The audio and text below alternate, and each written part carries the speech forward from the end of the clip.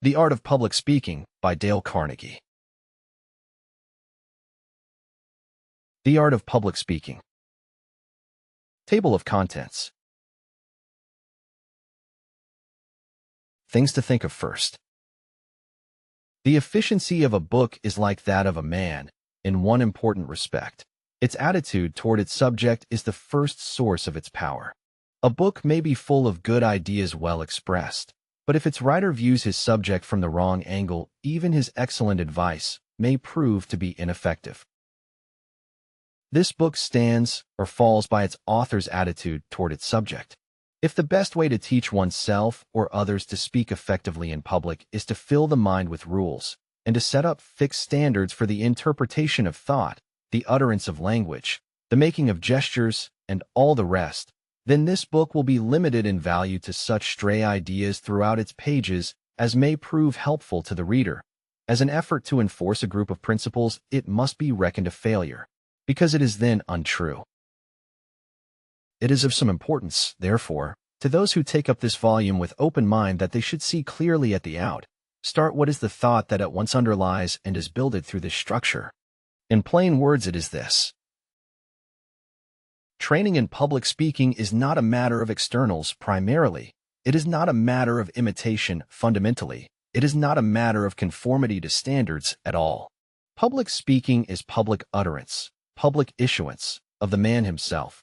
Therefore, the first thing both in time and in importance is that the man should be and think and feel things that are worthy of being given forth. Unless there be something of value within, no tricks of training can ever make of the talker anything more than a machine, albeit a highly perfected machine, for the delivery of other men's goods. So self-development is fundamental in our plan. The second principle lies close to the first. The man must enthrone his will to rule over his thought, his feelings, and all his physical powers, so that the outer self may give perfect, unhampered expression to the inner. It is futile, we assert, to lay down systems of rules for voice culture, intonation, gesture, and what-not, unless these two principles of having something to say and making the will sovereign have at least begun to make themselves felt in the life. The third principle will, we surmise, arouse no dispute. No one can learn how to speak who does not first speak as best he can. That may seem like a vicious circle in statement, but it will bear examination. Many teachers have begun with the how. Vain effort. It is an ancient truism that we learn to do by doing. The first thing for the beginner in public speaking is to speak, not to study voice and gesture and the rest. Once he has spoken, he can improve himself by self-observation or according to the criticisms of those who hear. But how shall he be able to criticize himself? Simply by finding out three things. What are the qualities which by common consent go to make up an effective speaker? By what means at least some of these qualities may be acquired? And what wrong habits of speech in himself work against his acquiring and using the qualities which he finds to be good? Experience, then, is not only the best teacher, but the first and the last. But experience must be a dual thing. The experience of others must be used to supplement, correct, and justify our own experience. In this way, we shall become our own best critics only after we have trained ourselves in self-knowledge, the knowledge of what other minds think, and in the ability to judge ourselves by the standards we have come to believe are right. If I ought, said Kant, I can. An examination of the contents of this volume will show how consistently these articles of faith have been declared, expounded, and illustrated. The student is urged to begin to speak at once of what he knows. Then he is given simple suggestions for self-control, with gradually increasing emphasis upon the power of the inner man over the outer. Next, the way to the rich storehouses of material is pointed out. And finally, all the while he is urged to speak as he is applying to his own methods, in his own personal way, the principles he has gathered from his own experience and observation and the recorded experiences of others. So now at the very first, let it be as clear as light that methods are secondary matters, that the full mind, the warm heart, the dominant will are primary, and not only primary but paramount. For unless it be a full being that uses the methods, it will be like dressing a wooden image in the clothes of a man. J. Berg Essenwein. Narberth, Pennsylvania, January 1, 1915. Epigraph. Sense never fails to give them that have it, words enough to make them understood.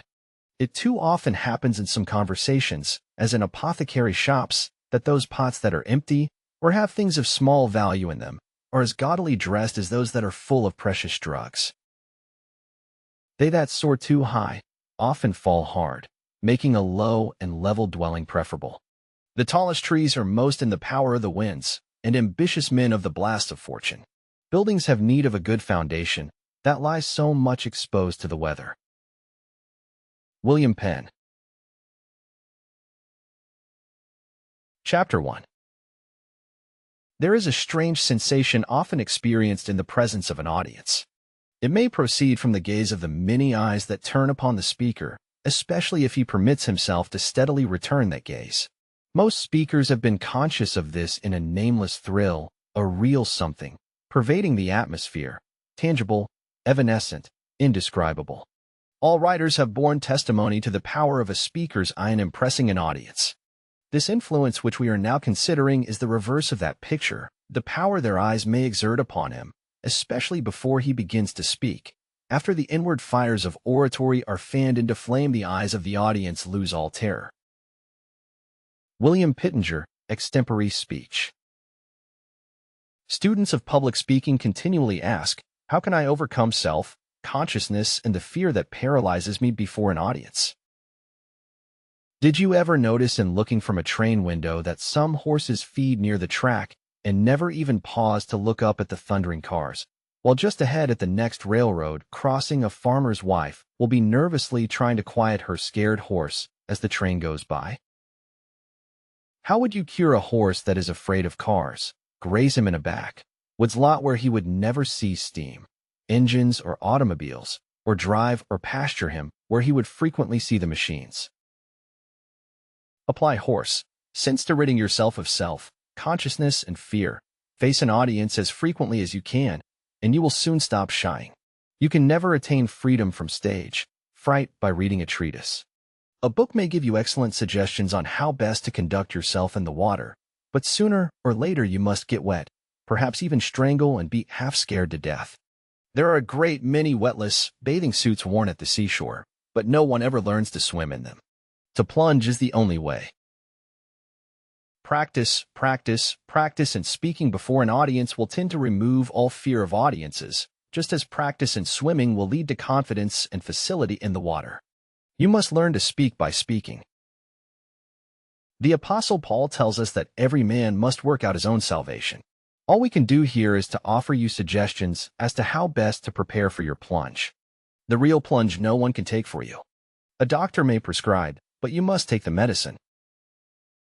Do not be disheartened if at first you suffer from stage fright. Dan Patch was more susceptible to suffering than a superannuated dray horse would be. It never hurts a fool to appear before an audience, for his capacity is not a capacity for feeling. A blow that would kill a civilized man soon heals on a savage. The higher we go in the scale of life, the greater is the capacity for suffering. For one reason or another, some speakers never entirely overcome stage fright, but it will pay you to spare no pains to conquer it. Daniel Webster failed in his first appearance and had to take his seat without finishing his speech because he was nervous. Gladstone was often troubled with self-consciousness in the beginning of an address. Beecher was always perturbed before talking in public. Blacksmiths sometimes twist a rope tight around the nose of a horse, and by thus inflicting a little pain, they distract his attention from the shoeing process. One way to get air out of a glass is to pour in water. Be absorbed by your subject. Apply the blacksmith's homely principle when you are speaking. If you feel deeply about your subject, you will be able to think of little else. Concentration is a process of distraction from less important matters. It is too late to think about the cut of your coat when once you are upon the platform. So center your interest on what you are about to say, fill your mind with your speech, material, and, like the infilling water in the glass, it will drive out your unsubstantial fears. Self-consciousness is undue consciousness of self, and for the purpose of delivery, self is secondary to your subject, not only in the opinion of the audience, but, if you are wise, in your own. To hold any other view is to regard yourself as an exhibit instead of as a messenger with a message worth delivering. Do you remember Elbert Hubbard's tremendous little tract, A Message to Garcia? The youth subordinated himself to the message he bore. So must you, by all the determination you can muster. It is sheer egotism to fill your mind with thoughts of self when a greater thing is their truth. Say this to yourself sternly, and shame yourself, consciousness into quiescence. If the theater caught fire, you could rush to the stage and shout directions to the audience without any self-consciousness, for the importance of what you were saying would drive all fear, thoughts out of your mind. Far worse than self-consciousness through fear of doing poorly is self-consciousness through assumption of doing well. The first sign of greatness is when a man does not attempt to look and act great. Before you can call yourself a man at all, Kipling assures us, you must not look too good nor talk too wise. Nothing advertises itself so thoroughly as conceit. One may be so full of self as to be empty. Voltaire said, we must conceal self-love. But that cannot be done. You know this to be true, for you have recognized overweening self-love in others. If you have it, others are seeing it in you. There are things in this world bigger than self, and in working for them self will be forgotten, or, what is better, remembered only so as to help us win toward higher things. Have something to say. The trouble with many speakers is that they go before an audience with their minds a blank. It is no wonder that nature, abhorring a vacuum, fills them with the nearest thing handy, which generally happens to be, I wonder if I am doing this right. How does my hair look? I know I shall fail. Their prophetic souls are sure to be right. It is not enough to be absorbed by your subject. To acquire self-confidence, you must have something in which to be confident. If you go before an audience without any preparation or previous knowledge of your subject, you ought to be self-conscious. You ought to be ashamed to steal the time of your audience. Prepare yourself. Know what you are going to talk about, and, in general, how you are going to say it. Have the first few sentences worked out completely so that you may not be troubled in the beginning to find words. Know your subject better than your hearers know it, and you have nothing to fear. After preparing for success, expect it. Let your bearing be modestly confident, but most of all be modestly confident within. Overconfidence is bad, but to tolerate premonitions of failure is worse, for a bold man may win attention by his very bearing, while a rabbit-hearted coward invites disaster. Humility is not the personal discount that we must offer in the presence of others. Against this old interpretation there has been a most healthy modern reaction. True humility any man who thoroughly knows himself must feel, but it is not a humility that assumes a worm. Like meekness, it is rather a strong, vibrant prayer for greater power for service, a prayer that Uriah Heep could never have uttered. Washington Irving once introduced Charles Dickens at a dinner given in the latter's honor. In the middle of his speech, Irving hesitated, became embarrassed, and sat down awkwardly. Turning to a friend beside him, he remarked, "There, I told you I would fail, and I did." If you believe you will fail, there is no hope for you. You will. Rid yourself of this I am poor worm in the dust idea. You are a god with infinite capabilities. All things are ready if the mind be so. The eagle looks the cloudless sun in the face. Assume mastery over your audience. In public speech, as in electricity, there is a positive and a negative force. Either you or your audience are going to possess the positive factor. If you assume it, you can almost invariably make it yours. If you assume the negative, you are sure to be negative. Assuming a virtue or a vice vitalizes it. Summon all your power of self-direction, and remember that though your audience is infinitely more important than you, the truth is more important than both of you, because it is eternal. If your mind falters in its leadership, the sword will drop from your hands. Your assumption of being able to instruct or lead or inspire a multitude or even a small group of people may appall you as being colossal impudence, as indeed it may be. But having once essayed to speak, be courageous. Be courageous. It lies within you to be what you will. Make yourself be calm and confident. Reflect that your audience will not hurt you. If Beecher in Liverpool had spoken behind a wire screen, he would have invited the audience to throw the ripe missiles with which they were loaded. But he was a man, confronted his hostile hearers fearlessly, and won them. In facing your audience, pause a moment and look them over, 100 chances to 1 they want you to succeed. For what man is so foolish as to spend his time, perhaps his money, in the hope that you will waste his investment by talking dully? Concluding hints. Do not make haste to begin. Haste shows lack of control. Do not apologize. It ought not to be necessary, and if it is, it will not help. Go straight ahead. Take a deep breath, relax, and begin in a quiet conversational tone as though you were speaking to one large friend.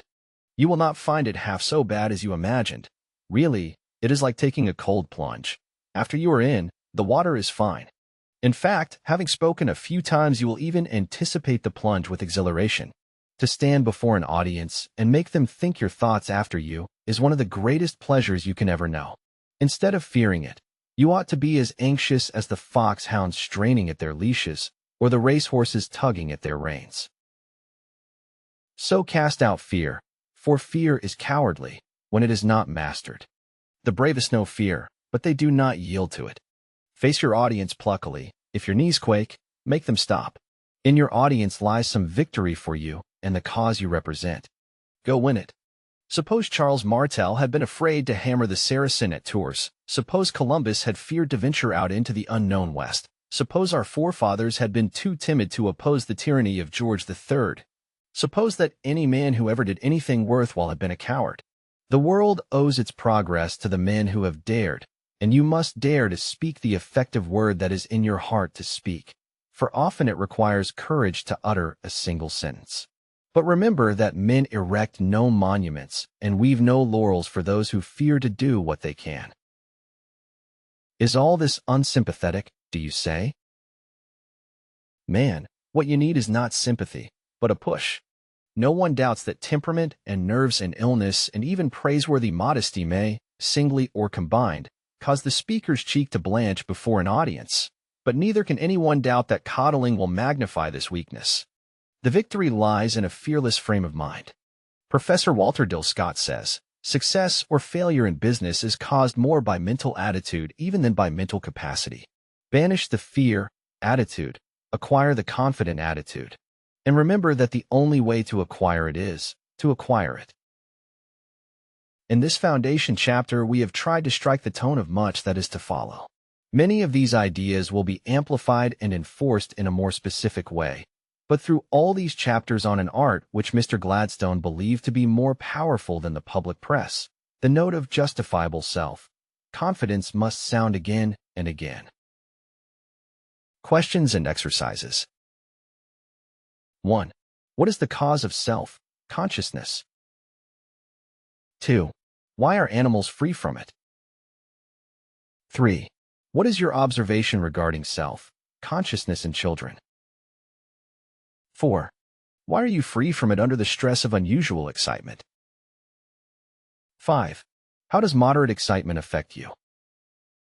6. What are the 2 fundamental requisites for the acquiring of self-confidence? Which is the more important? 7. What effect does confidence on the part of the speaker have on the audience? 8. Write out a 2-minute speech on confidence and cowardice. 9. What effect do habits of thought have on confidence? In this connection, read the chapter on right thinking and personality. 10. Write out very briefly any experience you may have had involving the teachings of this chapter. 11. Give a 3-minute talk on stage fright, including a kindly imitation of 2 or more victims.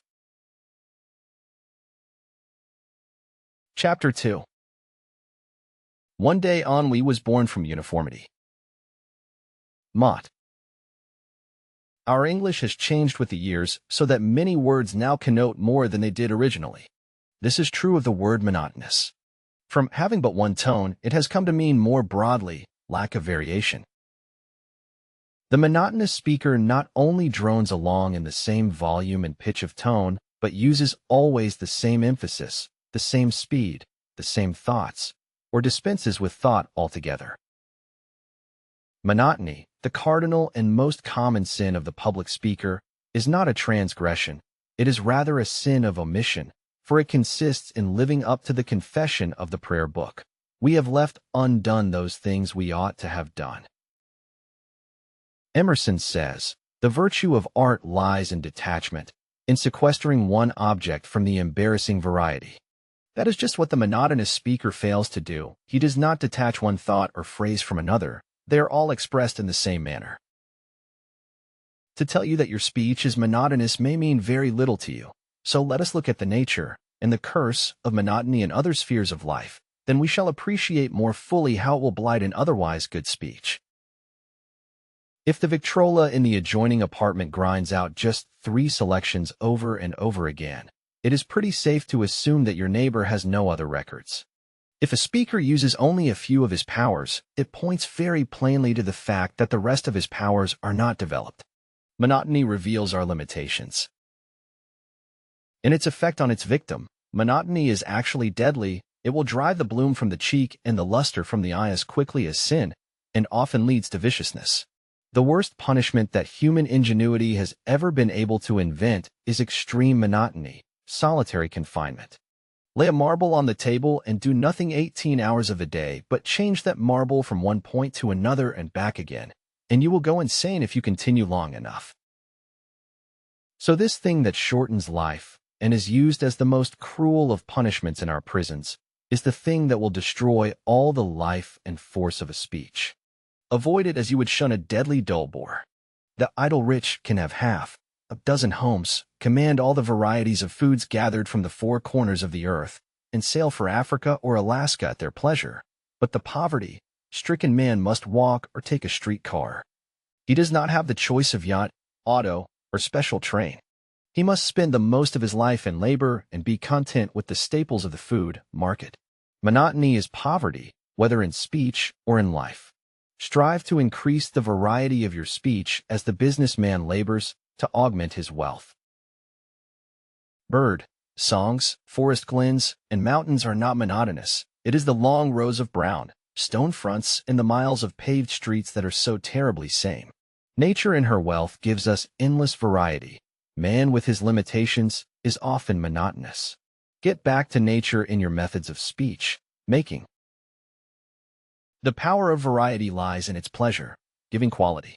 The great truths of the world have often been couched in fascinating stories. Les Miserables, for instance. If you wish to teach or influence men, you must please them, first or last.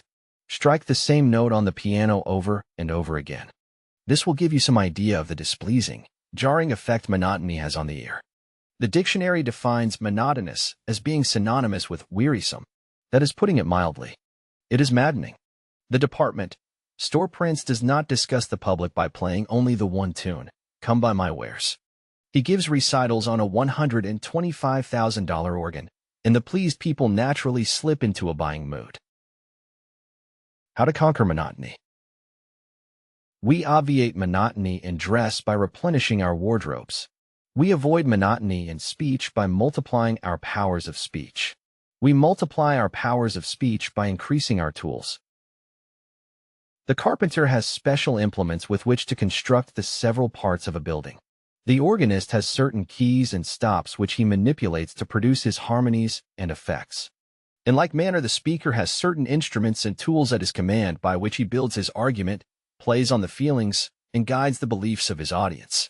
To give you a conception of these instruments, and practical help in learning to use them, are the purposes of the immediately following chapters. Why did not the children of Israel whirl through the desert in limousines? And why did not Noah have moving picture entertainments and talking machines on the ark? The laws that enable us to operate an automobile, produce moving pictures, or music on the Victrola would have worked just as well then as they do today. It was ignorance of law that for ages deprived humanity of our modern conveniences. Many speakers still use cart methods in their speech instead of employing automobile or overland express methods. They are ignorant of laws that make for efficiency in speaking. Just to the extent that you regard and use the laws that we are about to examine and learn how to use will you have efficiency and force in your speaking, and just to the extent that you disregard them will your speaking be feeble and ineffective. We cannot impress too thoroughly upon you the necessity for a real working mastery of these principles. They are the very foundations of successful speaking. Get your principles right, said Napoleon, and the rest is a matter of detail. It is useless to shoe a dead horse, and all the sound principles in Christendom will never make a live speech out of a dead one. So let it be understood that public speaking is not a matter of mastering a few dead rules. The most important law of public speech is the necessity for truth, force, feeling, and life. Forget all else, but not this. When you have mastered the mechanics of speech outlined in the next few chapters, you will no longer be troubled with monotony. The complete knowledge of these principles and the ability to apply them will give you great variety in your powers of expression. But they cannot be mastered and applied by thinking or reading about them. You must practice, practice, practice. If no one else will listen to you, listen to yourself. You must always be your own best critic and the severest one of all. The technical principles that we lay down in the following chapters are not arbitrary creations of our own. They are all founded on the practices that good speakers and actors adopt, either naturally and unconsciously or under instruction, in getting their effects. It is useless to warn the student that he must be natural. To be natural may be to be monotonous. The little strawberry up in the Arctics with a few tiny seeds and an acid tang is a natural berry, but it is not to be compared with the improved variety that we enjoy here. The dwarfed oak on the rocky hillside is natural, but a poor thing compared with the beautiful tree found in the rich, moist bottomlands. Be natural, but improve your natural gifts until you have approached the ideal, for we must strive after idealized nature in fruit, tree, and speech. Questions and exercises. 1. What are the causes of monotony? 2. Cite some instances in nature. 3. Cite instances in man's daily life. 4. Describe some of the effects of monotony in both cases. 5. Read aloud some speech without paying particular attention to its meaning or force. 6. Now repeat it after you have thoroughly assimilated its matter and spirit. What difference do you notice in its rendition? 7. Why is monotony one of the worst as well as one of the most common faults of speakers? Chapter 3. In a word, the principle of emphasis is followed best, not by remembering particular rules, but by being full of a particular feeling. C.S. Baldwin, Writing and Speaking. The gun that scatters too much does not bag the birds. The same principle applies to speech. The speaker that fires his force and emphasis at random into a sentence will not get results. Not every word is of special importance. Therefore, only certain words demand emphasis. You say Massachusetts and Minneapolis. You do not emphasize each syllable alike, but hit the accented syllable with force and hurry over the unimportant ones. Now, why do you not apply this principle in speaking a sentence?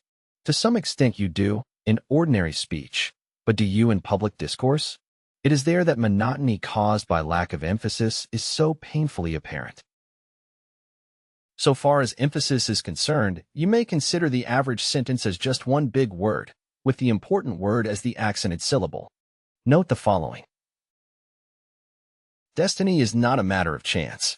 It is a matter of choice. You might as well say mass, A-C-H-U-S-E-T-S, emphasizing every syllable equally, as to lay equal stress on each word in the foregoing sentences. Speak it aloud and see. Of course, you will want to emphasize destiny, for it is the principal idea in your declaration, and you will put some emphasis on not, else your hearers may think you are affirming that destiny is a matter of chance. By all means, you must emphasize chance, for it is one of the two big ideas in the statement. Another reason why chance takes emphasis is that it is contrasted with choice in the next sentence. Obviously, the author has contrasted these ideas purposely, so that they might be more emphatic, and here we see that contrast is one of the very first devices to gain emphasis.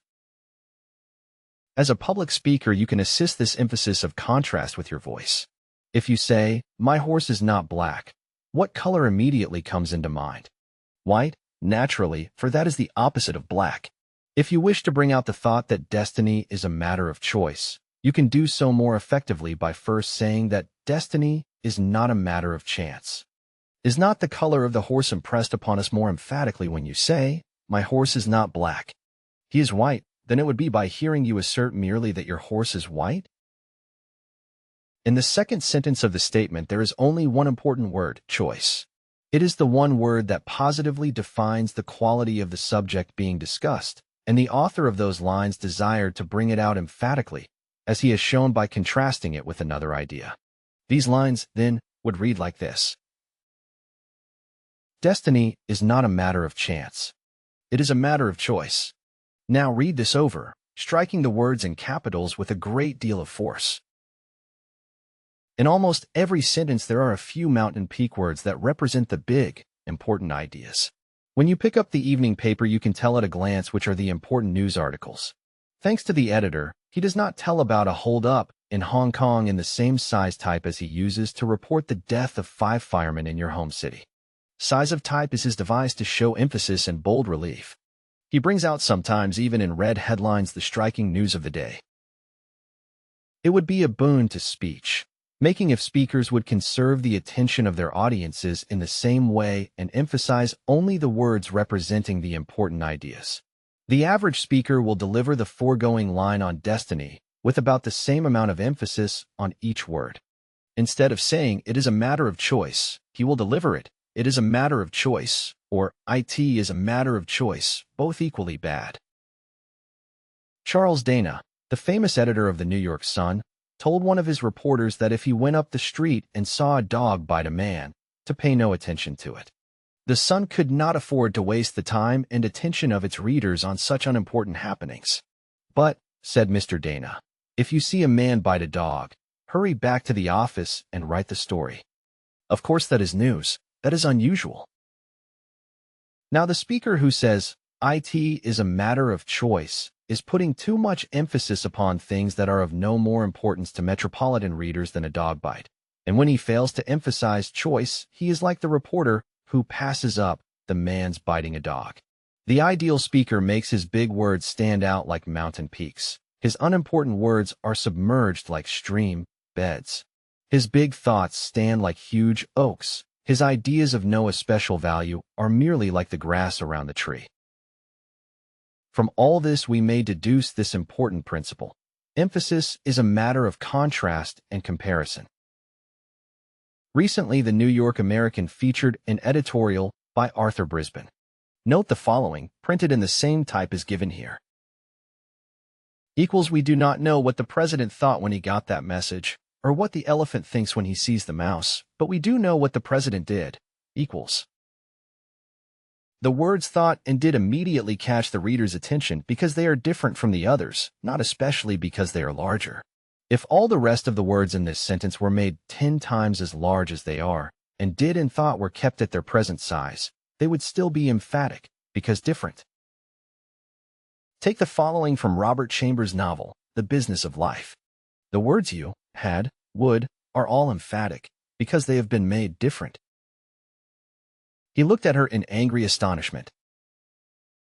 "Well, what do you call it if it isn't cowardice, to slink off and marry a defenseless girl like that? Did you expect me to give you a chance to destroy me and poison Jacqueline's mind? If I had been guilty of the thing with which you charge me, what I have done would have been cowardly. Otherwise, it is justified." A Fifth Avenue bus would attract attention up at Menacing Ford, New York, while one of the ox teams that frequently passed there would attract attention on Fifth Avenue. To make a word emphatic, deliver it differently from the manner in which the words surrounding it are delivered. If you have been talking loudly, utter the emphatic word in a concentrated whisper, and you have intense emphasis. If you have been going fast, go very slow on the emphatic word. If you have been talking on a low pitch, jump to a high one on the emphatic word. If you have been talking on a high pitch, take a low one on your emphatic ideas. Read the chapters on inflection, feeling, pause, change of pitch, change of tempo. Each of these will explain in detail how to get emphasis through the use of a certain principle. In this chapter, however, we are considering only one form of emphasis, that of applying force to the important word and subordinating the unimportant words. Do not forget, this is one of the main methods that you must continually employ in getting your effects. Let us not confound loudness with emphasis. To yell is not a sign of earnestness, intelligence, or feeling. The kind of force that we want applied to the emphatic word is not entirely physical. True, the emphatic word may be spoken more loudly, or it may be spoken more softly, but the real quality desired is intensity, earnestness. It must come from within, outward. Last night a speaker said, "The curse of this country is not a lack of education. It's politics." He emphasized curse, lack, education, politics. The other words were hurried over, and thus given no comparative importance at all. The word politics was flamed out with great feeling as he slapped his hands together indignantly. His emphasis was both correct and powerful. He concentrated all our attention on the words that meant something, instead of holding it up on such words as of this, of its. What would you think of a guide who agreed to show New York to a stranger and then took up his time by visiting Chinese laundries and blacking parlors on the side streets? There is only one excuse for a speaker's asking the attention of his audience. He must have either truth or entertainment for them. If he wearies their attention with trifles, they will have neither vivacity nor desire left when he reaches words of wall, street, and skyscraper importance. You do not dwell on these small words in your everyday conversation because you are not a conversational bore. Apply the correct method of everyday speech to the platform.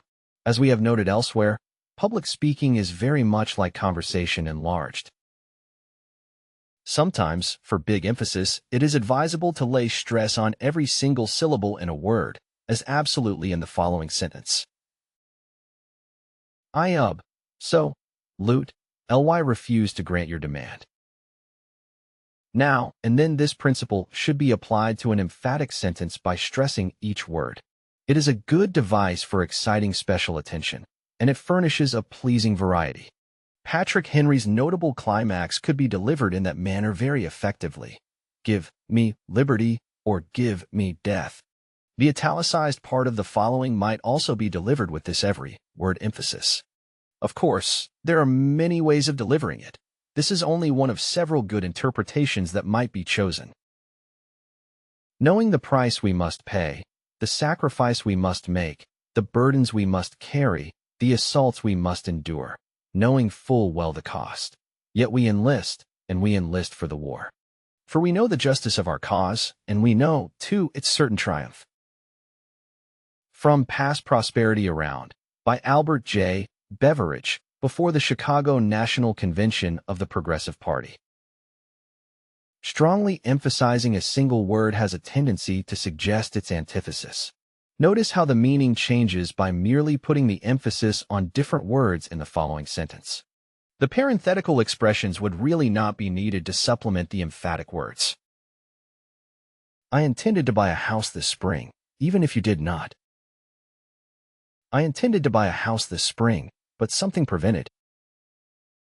I intended to buy a house this spring instead of renting as heretofore.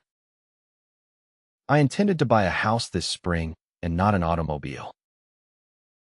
When a great battle is reported in the papers, they do not keep emphasizing the same facts over and over again. They try to get new information or a new slant. The news that takes an important place in the morning edition will be relegated to a small space in the late afternoon edition. We are interested in new ideas and new facts. This principle has a very important bearing in determining your emphasis. Do not emphasize the same idea over and over again unless you desire to lay extra stress on it. Senator Thurston desired to put the maximum amount of emphasis on force in his speech on page 50. Note how force is emphasized repeatedly. As a general rule, however, the new idea, the new slant, whether in a newspaper report of a battle or a speaker's enunciation of his ideas, is emphatic. In the following selection, larger is emphatic, for it is the new idea. All men have eyes, but this man asks for a larger eye. This man with the larger eye says he will discover not rivers or safety appliances for aeroplanes, but new stars and suns. New stars and suns are hardly as emphatic as the word larger. Why? Because we expect an astronomer to discover heavenly bodies rather than cooking recipes. The words Republic needs in the next sentence are emphatic. They introduce a new and important idea. Republics have always needed men, but the author says they need new men. New is emphatic because it introduces a new idea. In like manner, soil, grain, tools are also emphatic. The most emphatic words are italicized in this selection. Are there any others you would emphasize? Why? The old astronomer said, "Give me a larger eye, and I will discover new stars and suns." That is what the Republic needs today. New men. Men who are wise toward the soil, toward the grains, toward the tools. If God would only raise up for the people 2 or 3 men like what? Fulton and McCormick, they would be worth more to the state than that treasure box named California or Mexico. And the real supremacy of man is based upon his capacity for education. Man is unique in the length of his childhood, which means the period of plasticity and education.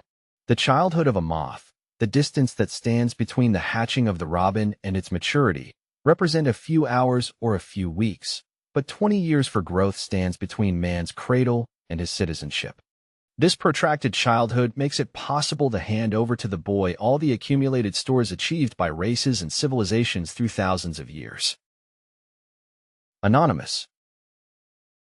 You must understand that there are no steel, riveted rules of emphasis. It is not always possible to designate which word must and which must not be emphasized. One speaker will put one interpretation on a speech. Another speaker will use different emphasis to bring out a different interpretation. No one can say that one interpretation is right and the other wrong.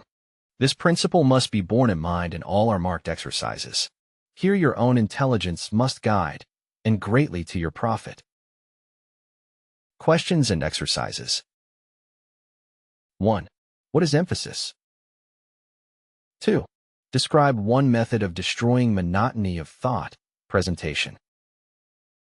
3. What relation does this have to the use of the voice? 4.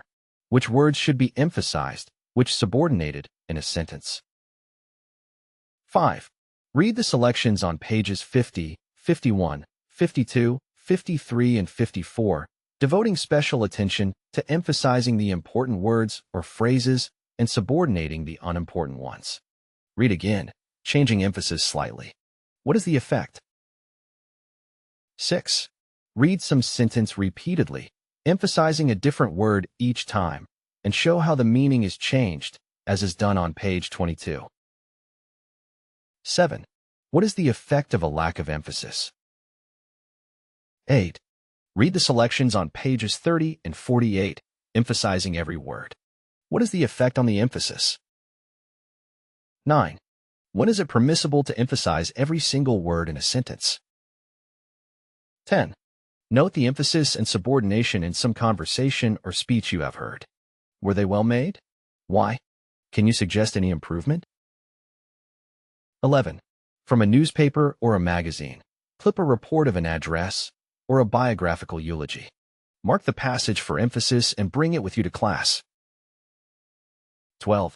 In the following passage, would you make any changes in the author's markings for emphasis? Where? Why?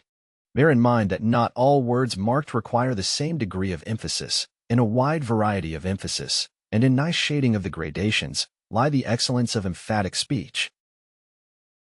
I would call him Napoleon, but Napoleon made his way to empire over broken oaths and through a sea of blood. This man never broke his word. No retaliation was his great motto and the rule of his life, and the last words uttered to his son in France were these: "My boy, you will one day go back to Santo Domingo. Forget that France murdered your father." I would call him Cromwell, but Cromwell was only a soldier, and the state he founded went down with him into his grave. I would call him Washington, but the great Virginian held slaves. This man risked his empire rather than permit the slave trade in the humblest village of his dominions. You think me a fanatic tonight, for you read history, not with your eyes, but with your prejudices. But 50 years hence, when truth gets a hearing, The muse of history will put Phocion for the Greek, and Brutus for the Roman, Hampden for England, Lafayette for France. Choose Washington as the bright, consummate flower of our earlier civilization, and John Brown the ripe fruit of our noonday. Then, dipping her pen in the sunlight, will write in the clear blue, above them all, the name of the soldier, the statesman, the martyr. Toussaint Louverture. Wendell Phillips, Toussaint Louverture. Practice on the following selections for emphasis. Beecher's Abraham Lincoln, page 76, Lincoln's Gettysburg Speech, page 50, Seward's Irrepressible Conflict, page 67, and Bryan's Prince of Peace, page 448. Chapter 4. Speech is simply a modified form of singing. The principal difference being in the fact that in singing the vowel sounds are prolonged and the intervals are short, whereas in speech the words are uttered in what may be called staccato tones, the vowels not being specially prolonged and the intervals between the words being more distinct. The fact that in singing we have a larger range of tones does not properly distinguish it from ordinary speech. In speech we have likewise a variation of tones, and even in ordinary conversation there is a difference of from 3 to 6 semi-tones, as I have found in my investigations, and in some persons the range is as high as 1 octave. William Skepigrel, Popular Science Monthly. By pitch, as everyone knows, we mean the relative position of a vocal tone, as high, medium, low, or any variation between. In public speech we apply it not only to a single utterance, as an exclamation or a monosyllable, o, or the, but to any group of syllables, words, and even sentences that may be spoken in a single tone. This distinction it is important to keep in mind, for the efficient speaker not only changes the pitch of successive syllables, see Chapter 7, Efficiency through Inflection, but gives a different pitch to different parts, or word, groups, of successive sentences. It is this phase of the subject which we are considering in this chapter. Every change in the thought demands a change in the voice pitch. Whether the speaker follows the rule consciously, unconsciously, or subconsciously, this is the logical basis upon which all good voice variation is made, yet this law is violated more often than any other by public speakers. A criminal may disregard a law of the state without detection and punishment, but the speaker who violates this regulation suffers its penalty at once in his loss of effectiveness, while his innocent hearers must endure the monotony. For monotony is not only a sin of the perpetrator, as we have shown, but a plague on the victims as well. Change of pitch is a stumbling block for almost all beginners, and for many experienced speakers also. This is especially true when the words of the speech have been memorized. If you wish to hear how pitch, monotony sounds, strike the same note on the piano over and over again. You have in your speaking voice a range of pitch from high to low, with a great many shades between the extremes. With all these notes available, there is no excuse for offending the ears and taste of your audience by continually using the one note. True, the reiteration of the same tone in music, as in pedal point on an organ composition, may be made the foundation of beauty, for the harmony weaving about that one basic tone produces a consistent, insistent quality not felt in pure variety of chord sequences. In like manner, the intoning voice in a ritual may, though it rarely does, possess a solemn beauty. But the public speaker should shun the monotone as he would a pestilence. Continual change of pitch is nature's highest method. In our search for the principles of efficiency, we must continually go back to nature. Listen, really listen, to the birds sing. Which of these feathered tribes are most pleasing in their vocal efforts? Those whose voices, though sweet, have little or no range, or those that, like the canary, the lark, and the nightingale, not only possess a considerable range but utter their notes in continual variety of combinations? Even a sweet, toned chirp, when reiterated without change, may grow maddening to the enforced listener. The little child seldom speaks in a monotonous pitch. Observe the conversations of little folk that you hear on the street or in the home, and note the continual changes of pitch. The unconscious speech of most adults is likewise full of pleasing variations. Imagine someone speaking the following, and consider if the effect would not be just about as indicated. Remember, we are not now discussing the inflection of single words, but the general pitch in which phrases are spoken. High pitch. I'd like to leave for my vacation tomorrow. Lower. Still, I have so much to do. Higher.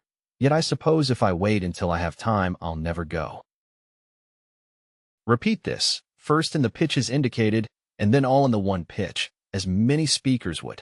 Observe the difference in naturalness of effect. The following exercise should be spoken in a purely conversational tone, with numerous changes of pitch. Practice it until your delivery would cause a stranger in the next room to think you were discussing an actual incident with a friend, instead of delivering a memorized monologue. If you are in doubt about the effect you have secured, repeat it to a friend and ask him if it sounds like memorized words. If it does, it is wrong. A similar case. Jack, I hear you've gone and done it. Yes, I know. Most fellows will. Went and tried it once myself, sir, though you see I'm single still. And you met her, did you tell me, down at Newport, last July, and resolved to ask the question at a soiree? So did I. I suppose you left the ball room with its music and its light, for they say love's flame is brightest in the darkness of the night. Well, you walked along together, overhead the starlit sky, and I'll bet, old man, confess it, you were frightened. So was I? So you strolled along the terrace, saw the summer moonlight pour all its radiance on the waters as they rippled on the shore, till at length you gathered courage. When you saw that none was nigh, did you draw her close and tell her that you loved her? So did I. Well, I needn't ask you further, and I'm sure I wish you joy. Think I'll wander down and see you when you're married. My boy? When the honeymoon is over and you're settled down, we'll try. What? The deuce you say? Rejected, you rejected? So was I? Anonymous. The necessity for changing pitch is so self-evident that it should be grasped and applied immediately. However, it requires patient drill to free yourself from monotony of pitch. In natural conversation, you think of an idea first, and then find words to express it. In memorized speeches, you are liable to speak the words, and then think what they mean, and many speakers seem to trouble very little even about that. Is it any wonder that reversing the process should reverse the result? Get back to nature in your methods of expression. Read the following selection in a nonchalant manner, never pausing to think what the words really mean. Try it again, carefully studying the thought you have assimilated. Believe the idea, desire to express it effectively, and imagine an audience before you. Look them earnestly in the face and repeat this truth. If you follow directions, you will note that you have made many changes of pitch after several readings. It is not work that kills men, it is worry. Work is healthy. You can hardly put more upon a man than he can bear. Worry is rust upon the blade. It is not the revolution that destroys the machinery, but the friction. Henry Ward Beecher. Change of pitch produces emphasis. This is a highly important statement. Variety in pitch maintains the hearer's interest, but one of the surest ways to compel attention, to secure unusual emphasis, is to change the pitch of your voice suddenly and in a marked degree. A great contrast always arouses attention. White shows whiter against black. A cannon roars louder in the Sahara silence than in the Chicago hurly-burly. These are simple illustrations of the power of contrast. By such sudden change of pitch during a sermon, Dr. Newell Dwight Hillis recently achieved great emphasis and suggested the gravity of the question he had raised. The foregoing order of pitch change might be reversed with equally good effect, though with a slight change in seriousness. Either method produces emphasis when used intelligently, that is, with a common sense appreciation of the sort of emphasis to be attained. In attempting these contrasts of pitch, it is important to avoid unpleasant extremes. Most speakers pitch their voices too high. One of the secrets of Mr. Bryan's eloquence is his low, bell-like voice. Shakespeare said that a soft, gentle, low voice was an excellent thing in woman. It is no less so in man, for a voice need not be blatant to be powerful and must not be, to be pleasing. In closing, let us emphasize anew the importance of using variety of pitch. You sing up and down the scale, first touching one note, and then another above or below it. Do likewise in speaking. Thought and individual taste must generally be your guide as to where to use a low, a moderate, or a high pitch. Questions and exercises. 1. Name 2 methods of destroying monotony and gaining force in speaking. 2. Why is a continual change of pitch necessary in speaking? 3. Notice your habitual tones in speaking. Are they too high to be pleasant? 4. Do we express the following thoughts and emotions in a low or a high pitch, which may be expressed in either high or low pitch? Excitement, victory, defeat, sorrow, love, earnestness, fear. 5. How would you naturally vary the pitch in introducing an explanatory or parenthetical expression like the following? 6. Speak the following lines with as marked variations in pitch as your interpretation of the sense may dictate. Try each line in 2 different ways. Which, in each instance, is the more effective and why? What have I to gain from you? Nothing. To engage our nation in such a compact would be an infamy. Note, in the foregoing sentence, experiment as to where the change in pitch would better be made. Once the flowers distilled their fragrance here, but now see the devastations of war. He had reckoned without one prime factor, his conscience. 7. Make a diagram of a conversation you have heard, showing where high and low pitches were used. Were these changes in pitch advisable? Why or why not? 8. Read the selections on pages 34, 35, 36, 37, and 38, paying careful attention to the changes in pitch. Reread, substituting low pitch for high, and vice versa. Selections for practice. Note, in the following selections, those passages that may best be delivered in a moderate pitch are printed in ordinary, Roman, type. Those which may be rendered in a high pitch, do not make the mistake of raising the voice too high, are printed in italics. Those which might well be spoken in a low pitch are printed in capitals. These arrangements, however, are merely suggestive. We cannot make it strong enough that you must use your own judgment in interpreting a selection. Before doing so, however, it is well to practice these passages as they are marked. Yes, all men labor. Rufus Choate and Daniel Webster labor, say the critics. But every man who reads of the labor question knows that it means the movement of the men that earn their living with their hands, that are employed and paid wages, are gathered under roofs of factories, sent out on farms, sent out on ships, gathered on the walls. In popular acceptation, the working class means the men that work with their hands, for wages, so many hours a day, employed by great capitalists, that work for everybody else. Why do we move for this class? Why? Asks a critic. Don't you move for all workingmen? Because, while Daniel Webster gets $40,000 for arguing the Mexican claims, there is no need of anybody's moving for him. Because, while Rufus Choate gets $5,000 for making one argument to a jury, there is no need of moving for him, or for the men that work with their brains, that do highly disciplined and skilled labor, invent, and write books. The reason why the labor movement confines itself to a single class is because that class of work does not get paid, does not get protection. Mental labor is adequately paid, and more than adequately protected. It can shift ITS channels. It can vary according to the supply and demand. If a man fails as a minister, why? He becomes a railway conductor. If that doesn't suit him, he goes west and becomes governor of a territory. And if he finds himself incapable of either of these positions, he comes home and gets to be a city editor.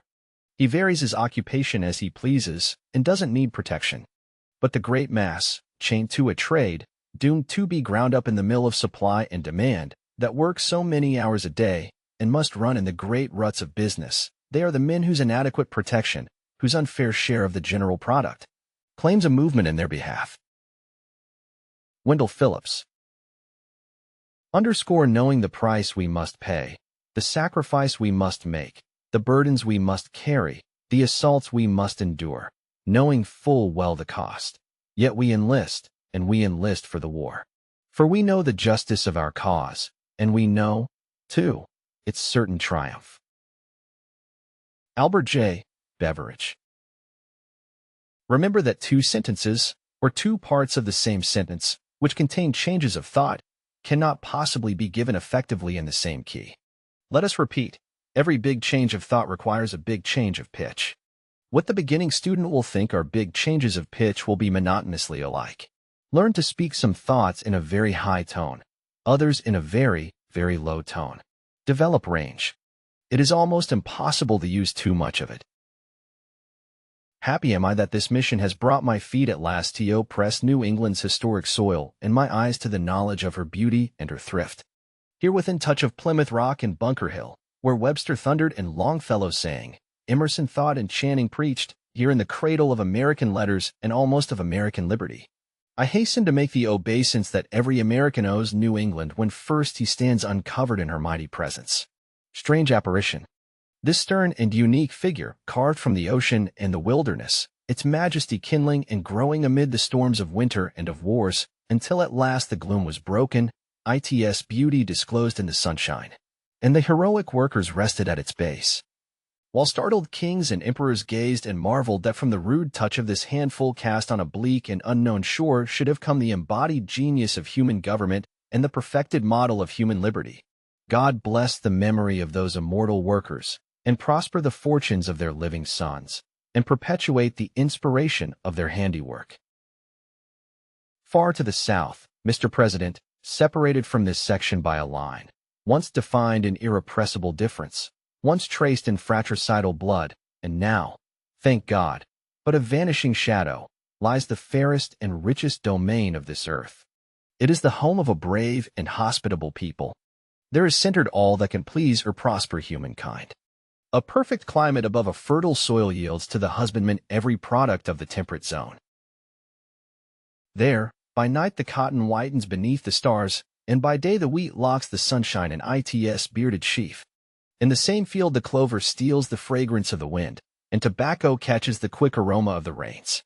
There are mountains stored with exhaustless treasures, forests vast and primeval, and rivers that, tumbling or loitering, run one into the sea. Of the three essential items of all industries, cotton, iron, and wood, that region has easy control. In cotton, a fixed monopoly. In iron, proven supremacy. In timber, the reserve supply of the Republic.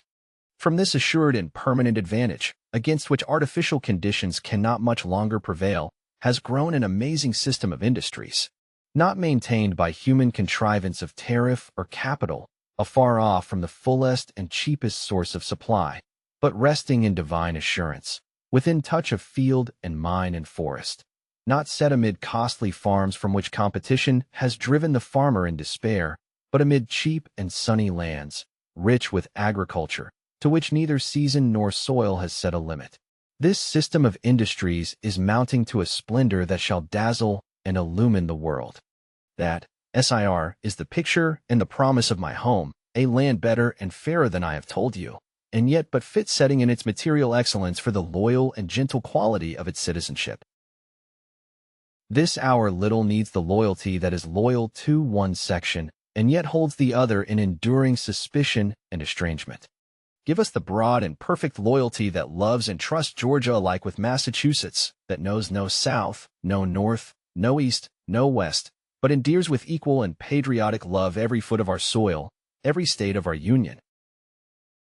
A mighty duty, SIR, and a mighty inspiration impels every one of us to night to lose in patriotic consecration whatever estranges, whatever divides.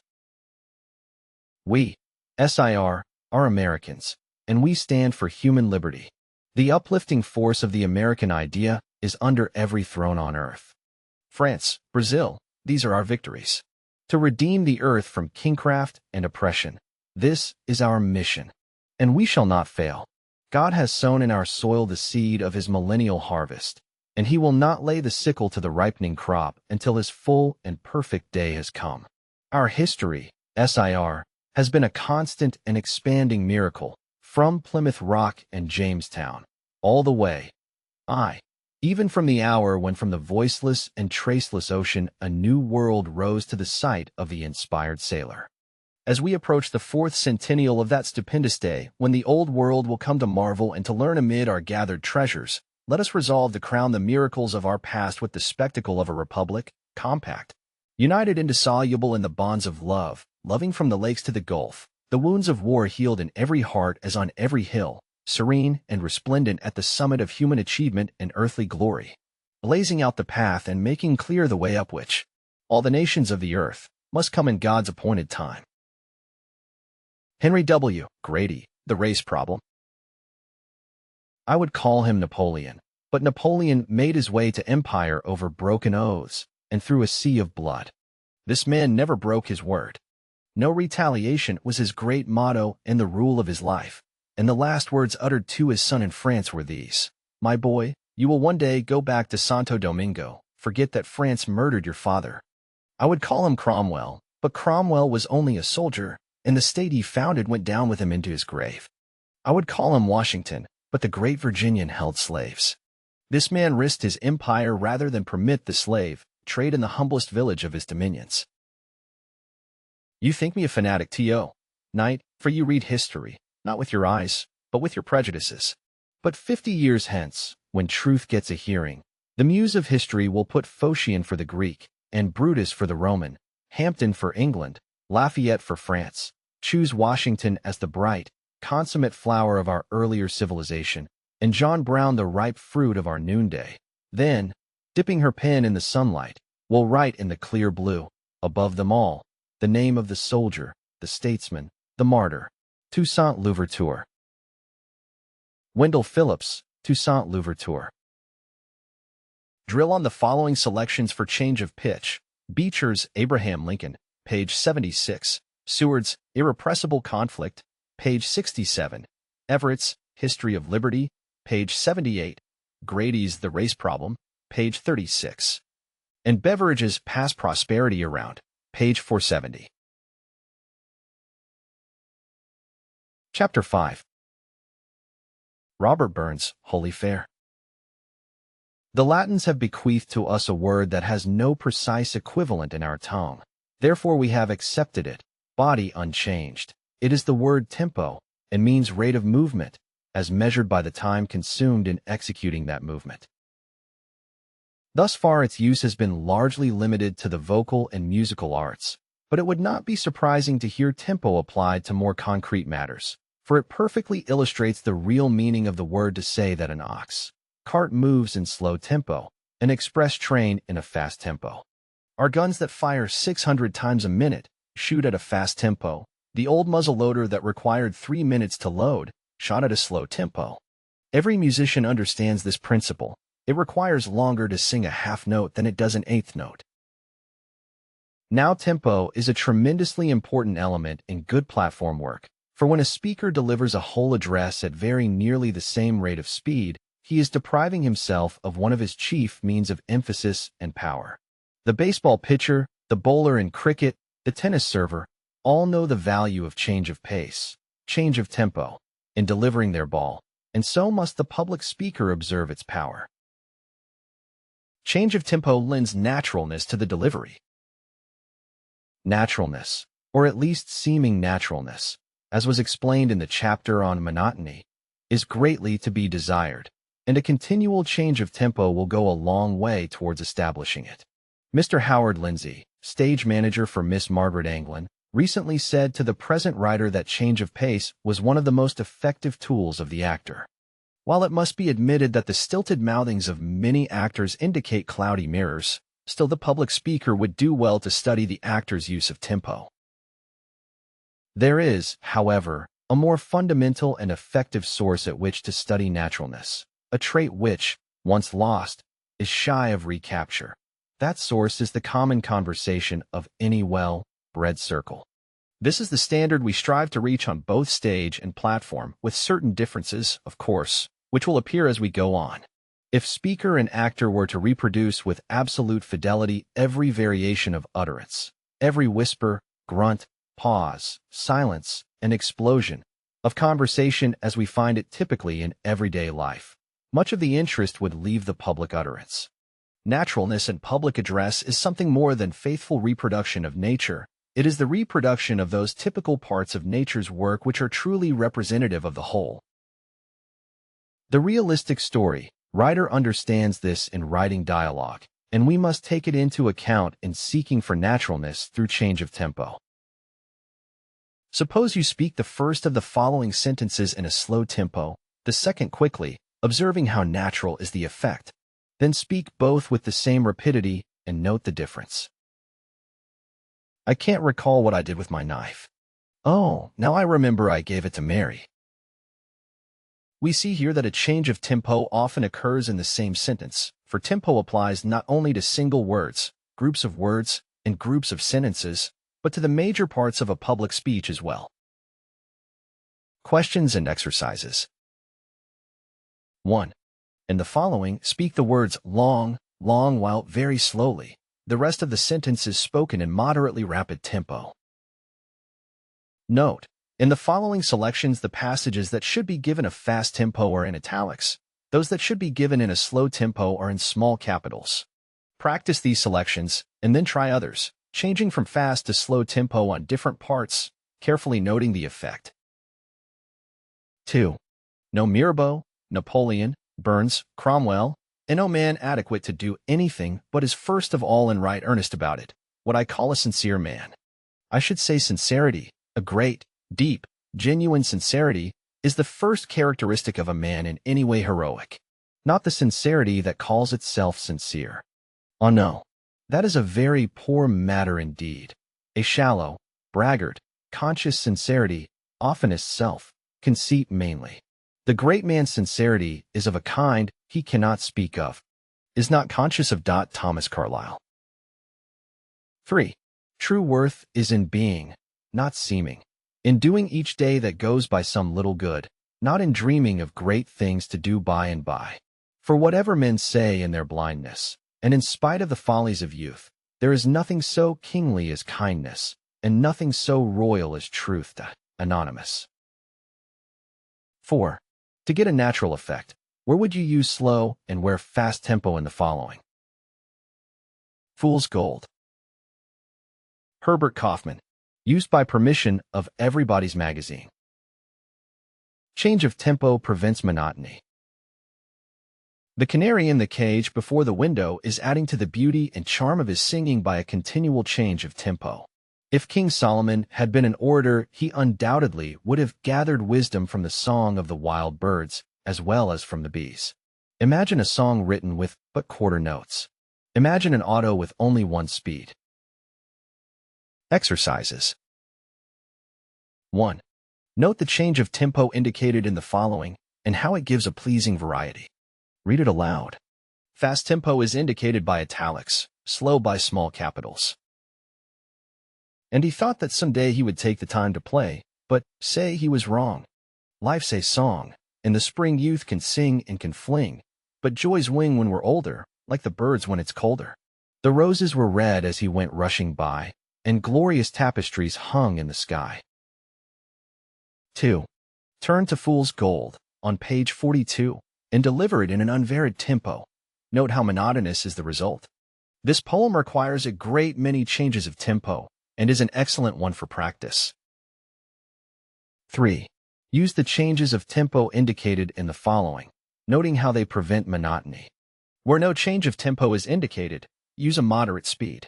Too much of variety would really be a return to monotony. The mob. A mob kills the wrong man was flashed in a newspaper headline lately. The mob is an irresponsible, unthinking mass. It always destroys but never constructs. It criticizes but never creates. Utter a great truth, and the mob will hate you. See how it condemned Dante to exile. Encounter the dangers of the unknown world for its benefit, and the mob will declare you crazy. It ridiculed Columbus, and for discovering a new world gave him prison and chains. Write a poem to thrill human hearts with pleasure, and the mob will allow you to go hungry. The blind Homer begged bread through the streets. Invent a machine to save labor, and the mob will declare you its enemy. Less than 100 years ago, a furious rabble smashed Theminier's invention, the sewing machine. Build a steamship to carry merchandise and accelerate travel, and the mob will call you a fool.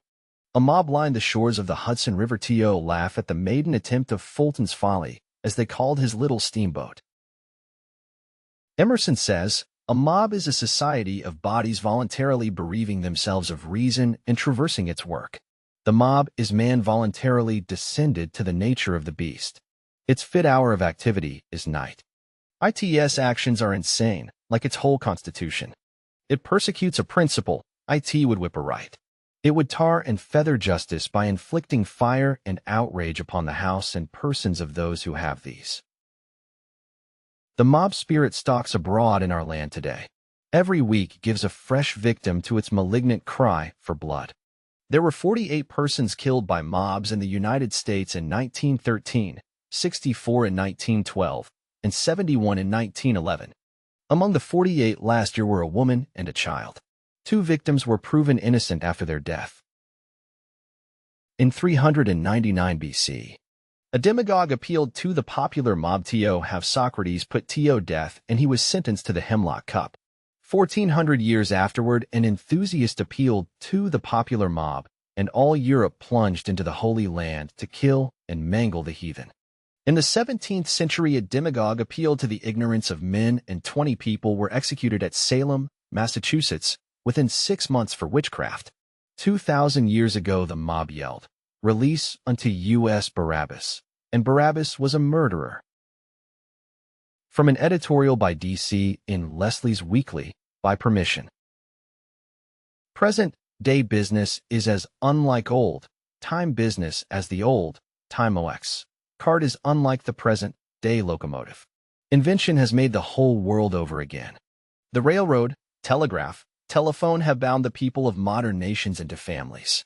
To do the business of these closely knit millions in every modern country, great business concerns came into being. What we call big business is the child of the economic progress of mankind. So warfare to destroy big business is foolish because it cannot succeed, and wicked because it ought not to succeed. Warfare to destroy big business does not hurt big business, which always comes out on top. So much as it hurts all other business which, in such a warfare, never come out on top. A.J. Beveridge. Change of tempo produces emphasis. Any big change of tempo is emphatic and will catch the attention. You may scarcely be conscious that a passenger train is moving when it is flying over the rails at 90 miles an hour, but if it slows down very suddenly to a 10-mile gait, your attention will be drawn to it very decidedly. You may forget that you are listening to music as you dine, but let the orchestra either increase or diminish its tempo in a very marked degree, and your attention will be arrested at once. This same principle will procure emphasis in a speech. If you have a point that you want to bring home to your audience forcefully, make a sudden and great change of tempo, and they will be powerless to keep from paying attention to that point. Recently, the present writer saw a play in which these lines were spoken. I don't want you to forget what I said. I want you to remember it the longest day you. I don't care if you've got 6 guns. The part up to the dash was delivered in a very slow tempo. The remainder was named out at lightning speed, as the character who was spoken to drew a revolver. The effect was so emphatic that the lines are remembered 6 months afterwards, while most of the play has faded from memory. The student who has powers of observation will see this principle applied by all our best actors in their efforts to get emphasis where emphasis is due. But remember that the emotion in the matter must warrant the intensity in the manner, or the effect will be ridiculous. Too many public speakers are impressive over nothing. Thought rather than rules must govern you while practicing change of pace. It is often a matter of no consequence which part of a sentence is spoken slowly and which is given in fast tempo. The main thing to be desired is the change itself.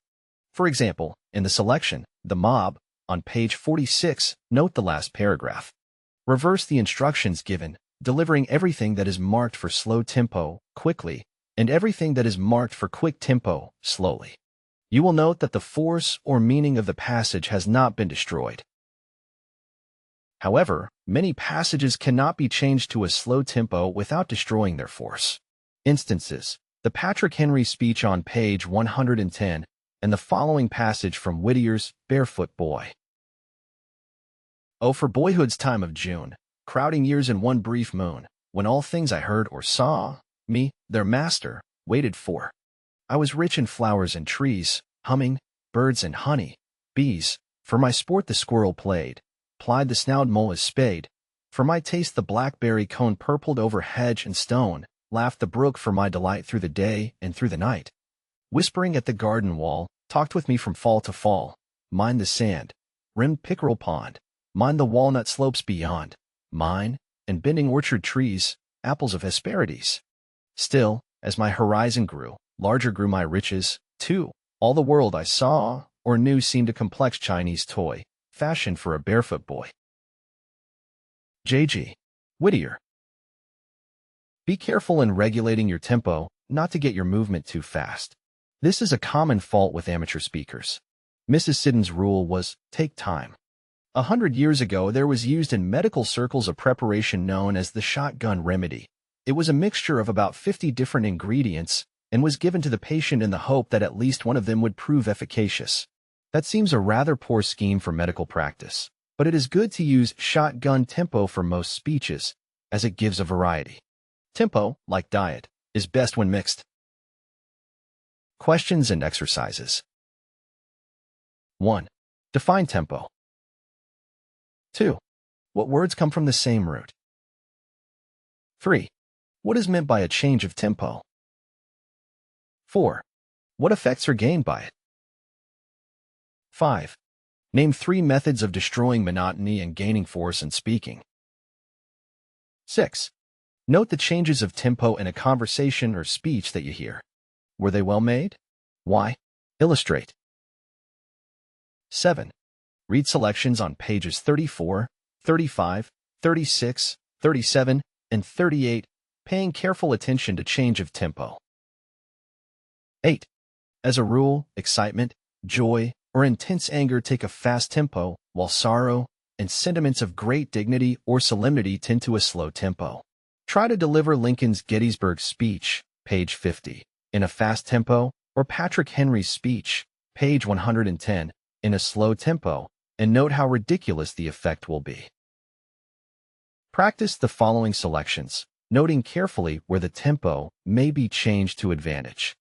Experiment, making numerous changes. Which one do you like best? Dedication of Gettysburg Cemetery. 77 years ago, our fathers brought forth upon this continent a new nation, conceived in liberty and dedicated to the proposition that all men are created equal. Now we are engaged in a great civil war, testing whether that nation, or any nation so conceived and so dedicated, can long endure. We are met on a great battlefield of that war. We are met to dedicate a portion of it as the final resting place of those who have given their lives that that nation might live. It is altogether fitting and proper that we should do this. But, in a larger sense, we cannot dedicate, we cannot consecrate, we cannot hallow this ground. The brave men, living and dead, who struggled here, have consecrated it, far above our power to add or to detract. The world will very little note nor long remember what we say here, but it can never forget what they did here. It is for us, the living, rather, to be dedicated here to the unfinished work they have thus far so nobly carried on. It is rather for us to be here dedicated to the great task remaining before us, that from these honored dead we take increased devotion to that cause for which they here gave the last full measure of devotion, that we here highly resolve that these dead shall not have died in vain, that the nation shall, under God, have a new birth of freedom, and that government of the people, by the people, for the people, shall not perish from the earth. Abraham Lincoln. A plea for Cuba. This deliberative oration was delivered by Senator Thurston in the United States Senate on March 24, 1898. It is recorded in full in the congressional record of that date. Mrs. Thurston died in Cuba. As a dying request, she urged her husband, who was investigating affairs in the island, to do his utmost to induce the United States to intervene, hence this oration. Mr. President, I am here by command of silent lips to speak once and for all upon the Cuban situation. I shall endeavor to be honest, conservative, and just. I have no purpose to stir the public passion to any action not necessary and imperative to meet the duties and necessities of American responsibility, Christian humanity, and national honor. I would shirk this task if I could, but I dare not. I cannot satisfy my conscience except by speaking and speaking now. I went to Cuba firmly believing that the condition of affairs there had been greatly exaggerated by the press, and my own efforts were directed in the first instance to the attempted exposure of these supposed exaggerations. There has undoubtedly been much sensationalism in the journalism of the time, but as to the condition of affairs in Cuba, there has been no exaggeration, because exaggeration has been impossible. Under the inhuman policy of Weyler, not less than 400,000 self-supporting, simple, peaceable, defenseless country people were driven from their homes in the agricultural portions of the Spanish provinces to the cities, and imprisoned upon the barren waste outside the residence portions of these cities and within the lines of entrenchment established a little way beyond. Their humble homes were burned, their fields laid waste, their implements of husbandry destroyed, their livestock and food supplies for the most part confiscated.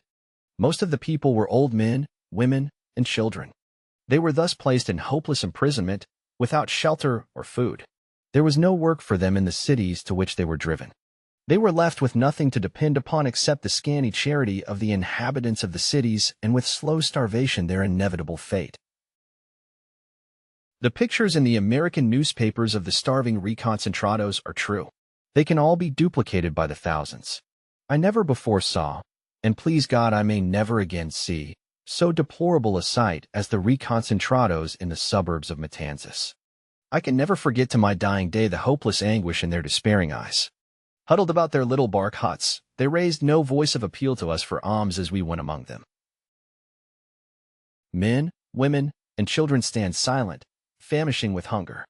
Their only appeal comes from their sad eyes, through which one looks as through an open window into their agonizing souls.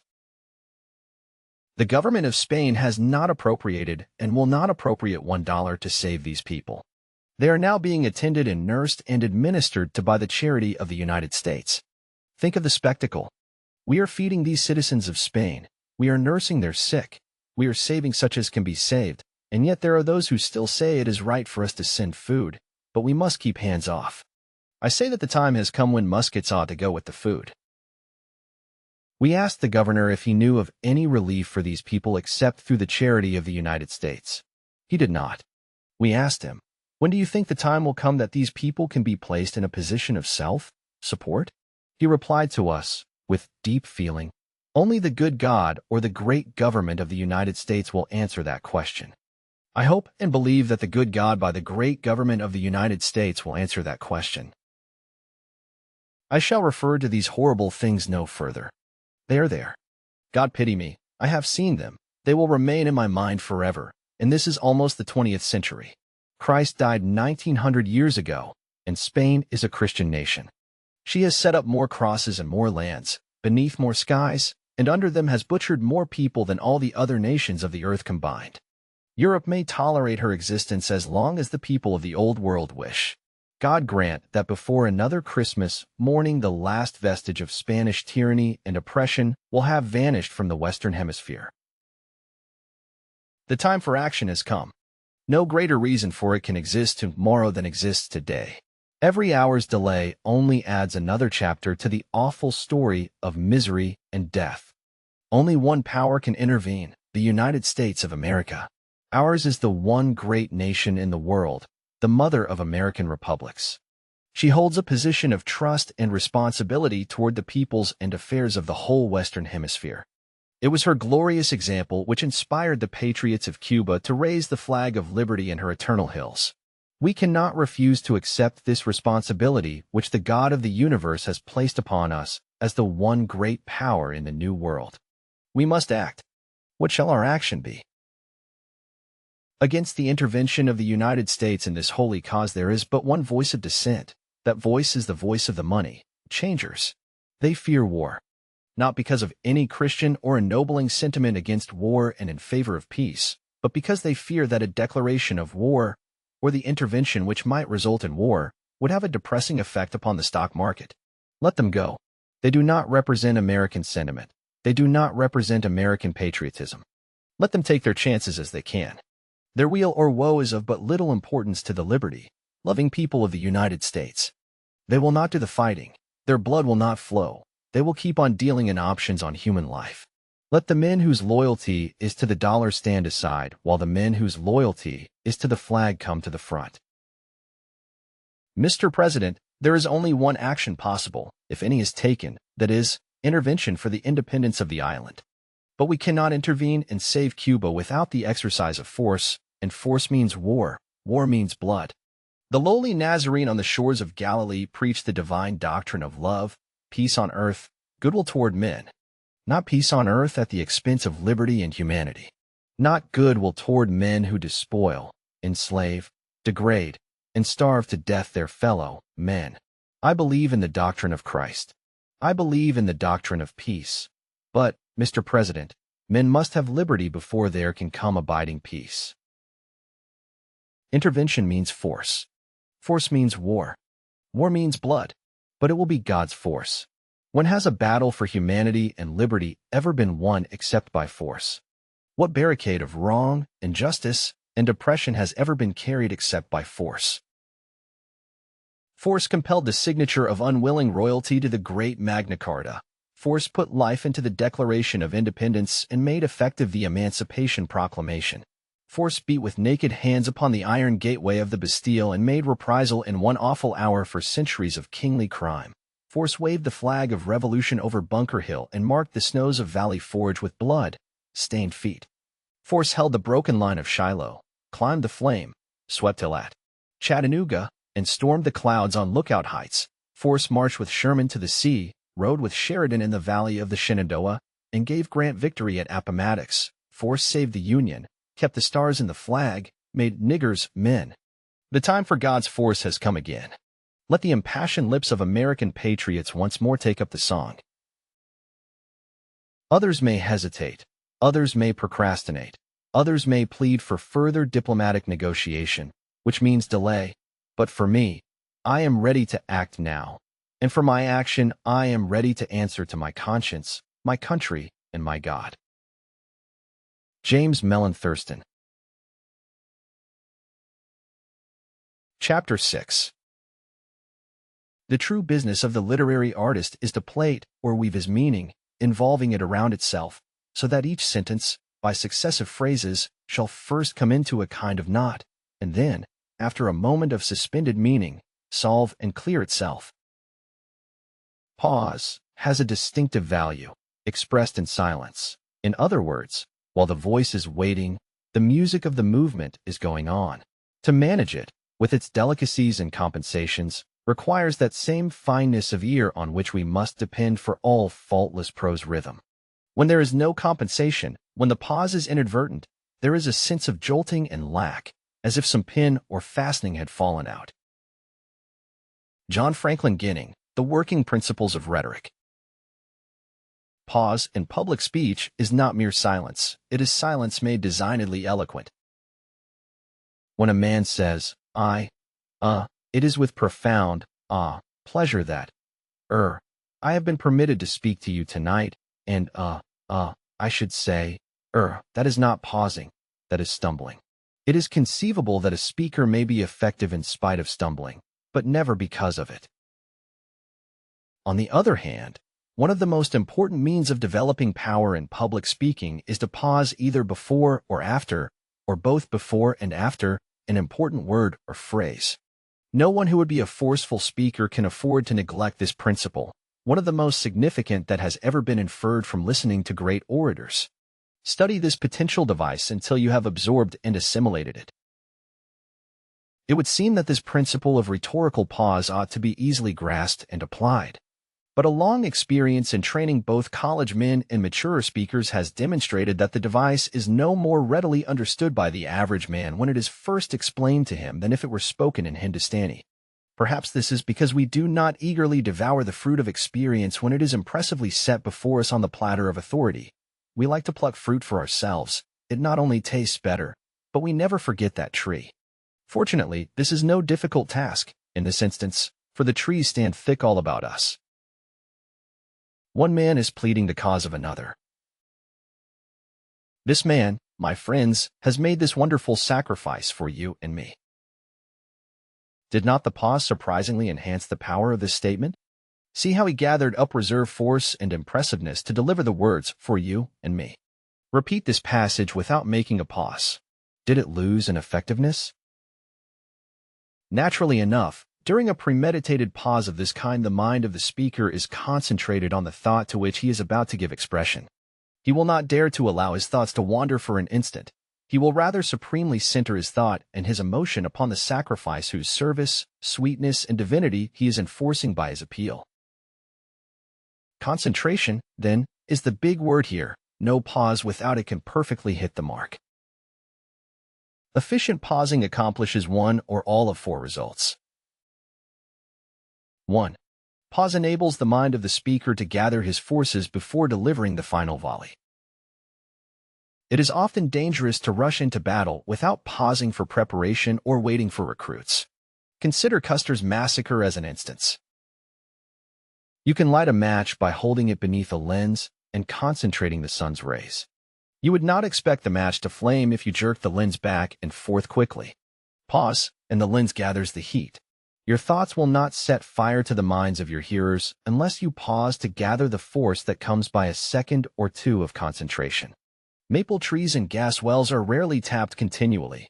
When a stronger flow is wanted, a pause is made, nature has time to gather her reserve forces, and when the tree or the well is reopened, a stronger flow is the result. Use the same common sense with your mind.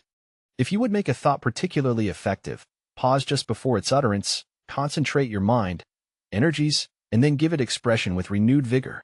Carlyle was right. Speak not. I passionately entreat thee, till thy thought has silently matured itself. Out of silence comes thy strength. Speech is silvern, silence is golden. Speech is human, silence is divine. Silence has been called the father of speech. It should be. Too many of our public speeches have no fathers. They ramble along without pause or break. Like Tennyson's brook, they run on forever. Listen to little children, the policeman on the corner, the family conversation around the table, and see how many pauses they naturally use, for they are unconscious of effects. When we get before an audience, we throw most of our natural methods of expression to the wind and strive after artificial effects. Get back to the methods of nature and pause. 2. Pause prepares the mind of the auditor to receive your message. Herbert Spencer said that all the universe is in motion. So it is, and all perfect motion is rhythm. Part of rhythm is rest.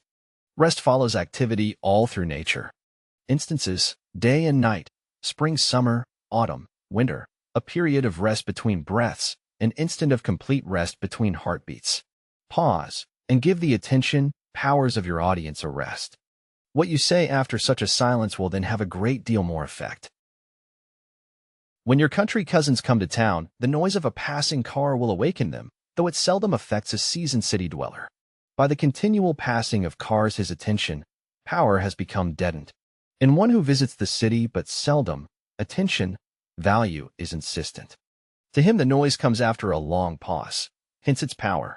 To you, dweller in the city, there is no pause, hence the low attention, value. After riding on a train several hours, you will become so accustomed to its roar that it will lose its attention, value, unless the train should stop for a while and start again. If you attempt to listen to a clock tick that is so far away that you can barely hear it, you will find that at times you are unable to distinguish it, but in a few moments the sound becomes distinct again. Your mind will pause for rest whether you desire it to do so or not. The attention of your audience will act in quite the same way. Recognize this law and prepare for it by pausing. Let it be repeated. The thought that follows a pause is much more dynamic than if no pause had occurred. What is said to you of a night will not have the same effect on your mind as if it had been uttered in the morning when your attention had been lately refreshed by the pause of sleep. We are told on the first page of the Bible that even the creative energy of God rested on the seventh day. You may be sure, then, that the frail finite mind of your audience will likewise demand rest. Observe nature, study her laws, and obey them in your speaking. 3. Pause creates effective suspense. Suspense is responsible for a great share of our interest in life. It will be the same with your speech. A play or a novel is often robbed of much of its interest if you know the plot beforehand. We like to keep guessing as to the outcome. The ability to create suspense is part of woman's power to hold the other sex. The circus acrobat employs this principle when he fails purposely in several attempts to perform a feat and then achieves it. Even the deliberate manner in which he arranges the preliminaries increases our expectation. We like to be kept waiting. In the last act of the play, Polly of the Circus, there is a circus scene in which a little dog turns a backward somersault on the back of a running pony. One night when he hesitated and had to be coaxed and worked with a long time before he would perform his feat, he got a great deal more applause than when he did his trick at once. We not only like to wait, but we appreciate what we wait for.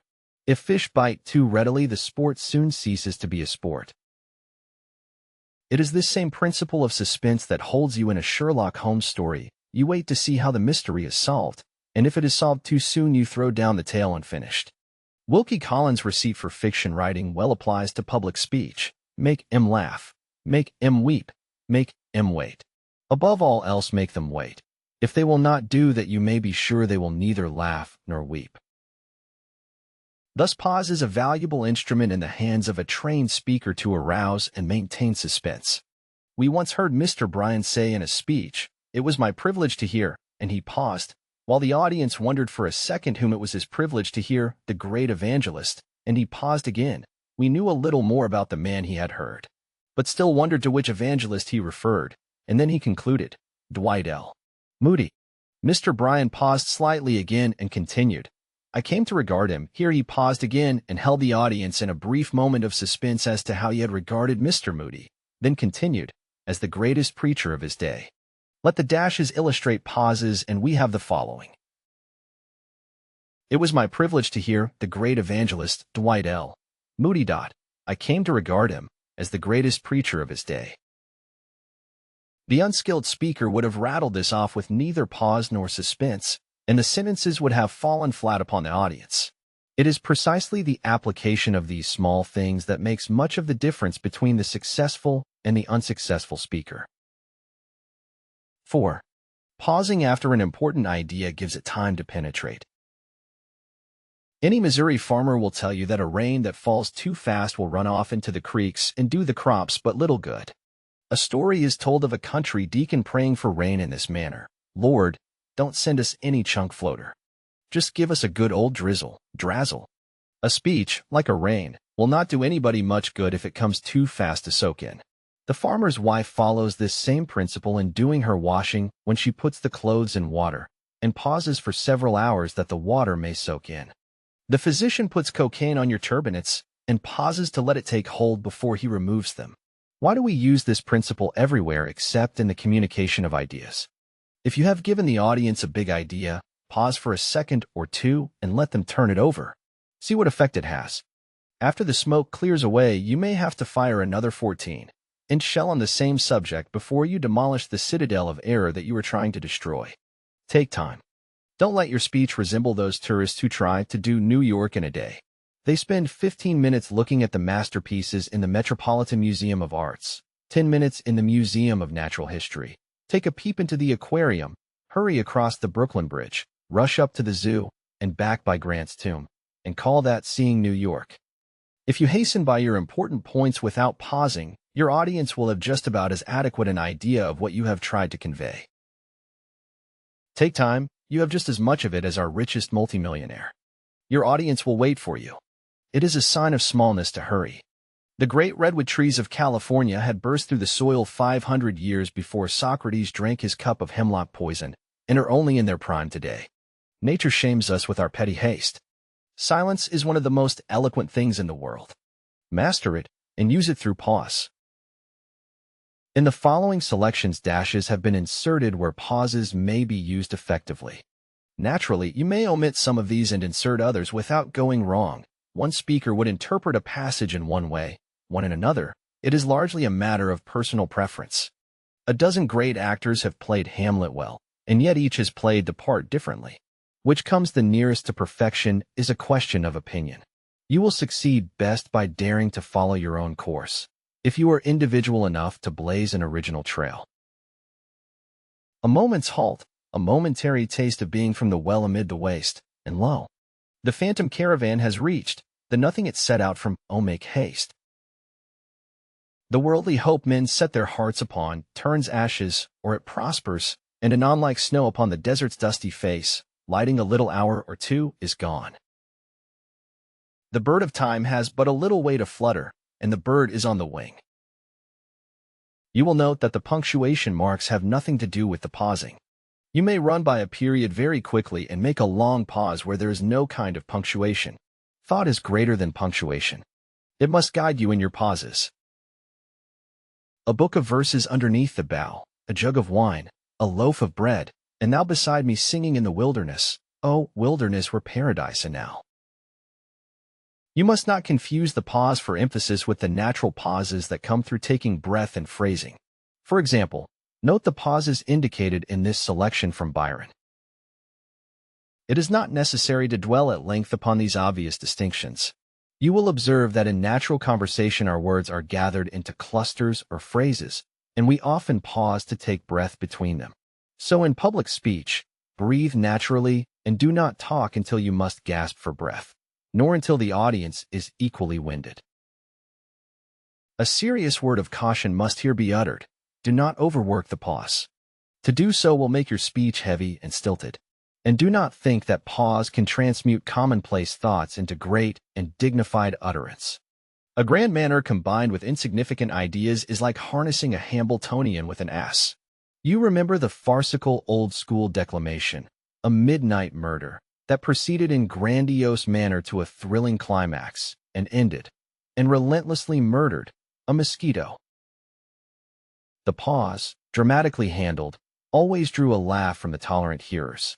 This is all very well in farce, but such anti-climax becomes painful when the speaker falls from the sublime to the ridiculous quite unintentionally. The pause, to be effective in some other manner than in that of the boomerang, must precede or follow a thought that is really worthwhile, or at least an idea whose bearing upon the rest of the speech is important. William Pittenger relates in his volume, Extempore Speech, an instance of the unconsciously farcical use of the pause by a really great American statesman and orator. He had visited Niagara Falls and was to make an oration at Buffalo the same day, but, unfortunately, he sat too long over the wine after dinner. When he arose to speak, the oratorical instinct struggled with difficulties as he declared, "Gentlemen, I have been to look upon your magnificent cataract, 147 feet high. Gentlemen, Greece and Rome in their palmiest days never had a cataract 147 feet high." Questions and exercises. 1. Name 4 methods for destroying monotony and gaining power in speaking. 2. What are the 4 special effects of pause? 3. Note the pauses in a conversation, play, or speech. Were they the best that could have been used? Illustrate. 4. Read aloud selections on pages 50 to 54, paying special attention to pause. 5. Read the following without making any pauses. Reread correctly and note the difference. Soon the night will pass, and when, of the sentinel on the ramparts of liberty the anxious ask, "Watchman, what of the night?" his answer will be, "Lo, the morn appeareth." Knowing the price we must pay, the sacrifice we must make, the burdens we must carry, the assaults we must endure, knowing full well the cost, yet we enlist, and we enlist for the war. For we know the justice of our cause, and we know, too, its certain triumph. Not reluctantly, then, but eagerly, not with faint hearts, but strong, do we now advance upon the enemies of the people. For the call that comes to us is the call that came to our fathers. As they responded, so shall we. 6. Bring out the contrasting ideas in the following by using the pause. Contrast now the circumstances of your life and mine, gently and with temper, Aeschines, and then ask these people whose fortune they would each of them prefer. You taught reading, I went to school. You performed initiations, I received them. You danced in the chorus, I furnished it. You were assembly, clerk, I was a speaker. You acted third parts, I heard you. You broke down, and I hissed. You have worked as a statesman for the enemy, I for my country. I pass by the rest, but this very day I am on my probation for a crown, and am acknowledged to be innocent of all offense, while you are already judged to be a pettifogger, and the question is, whether you shall continue that trade, or at once be silenced by not getting a fifth part of the votes. A happy fortune, do you see, you have enjoyed, that you should denounce mine as miserable. Demosthenes. 7. After careful study and practice, mark the pauses in the following. The past rises before me like a dream. Again, we are in the great struggle for national life. We hear the sounds of preparation, the music of the boisterous drums, the silver voices of heroic bugles.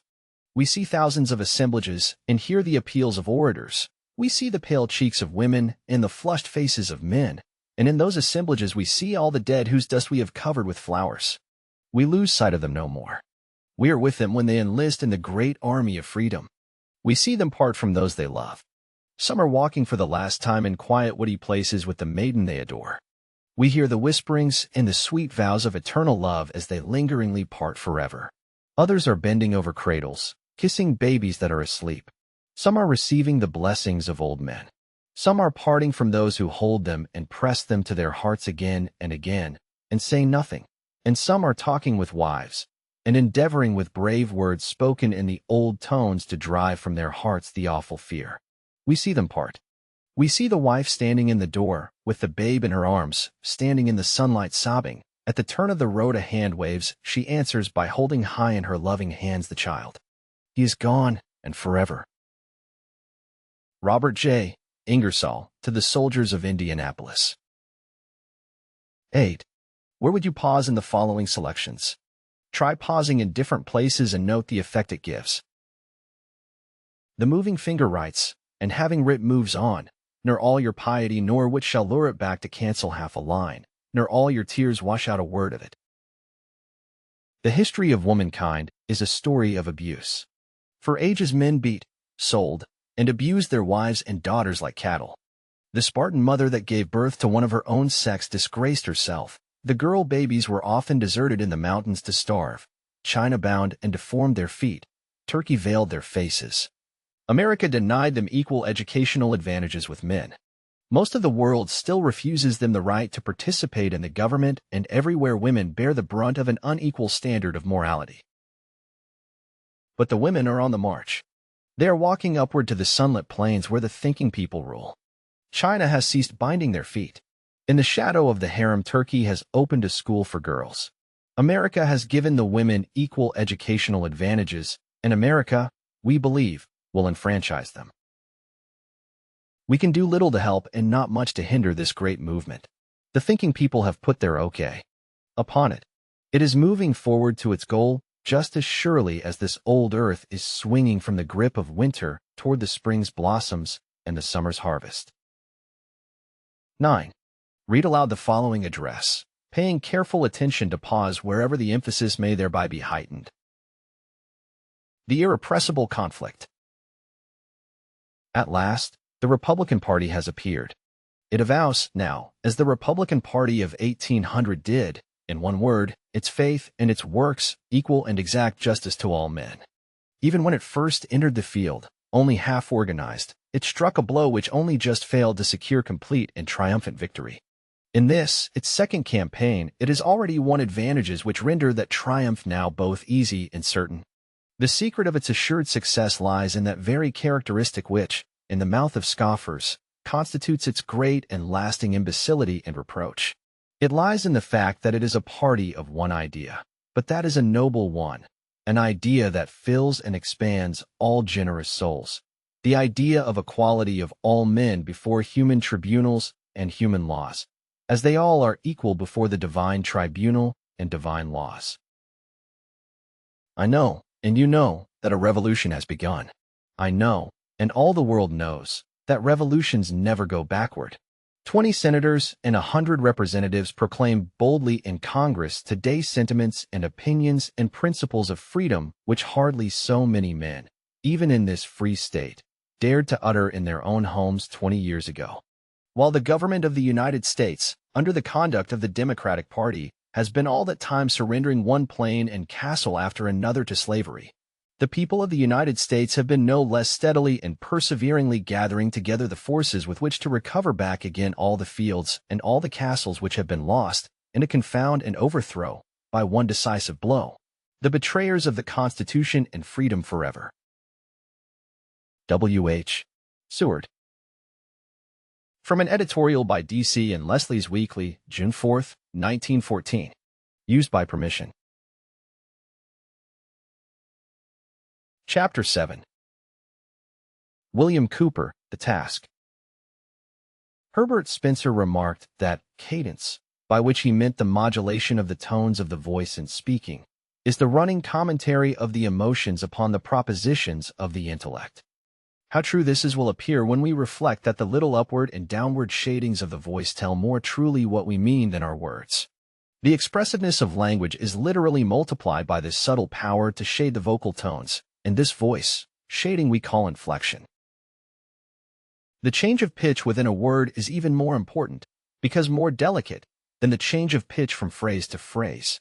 Indeed, one cannot be practiced without the other.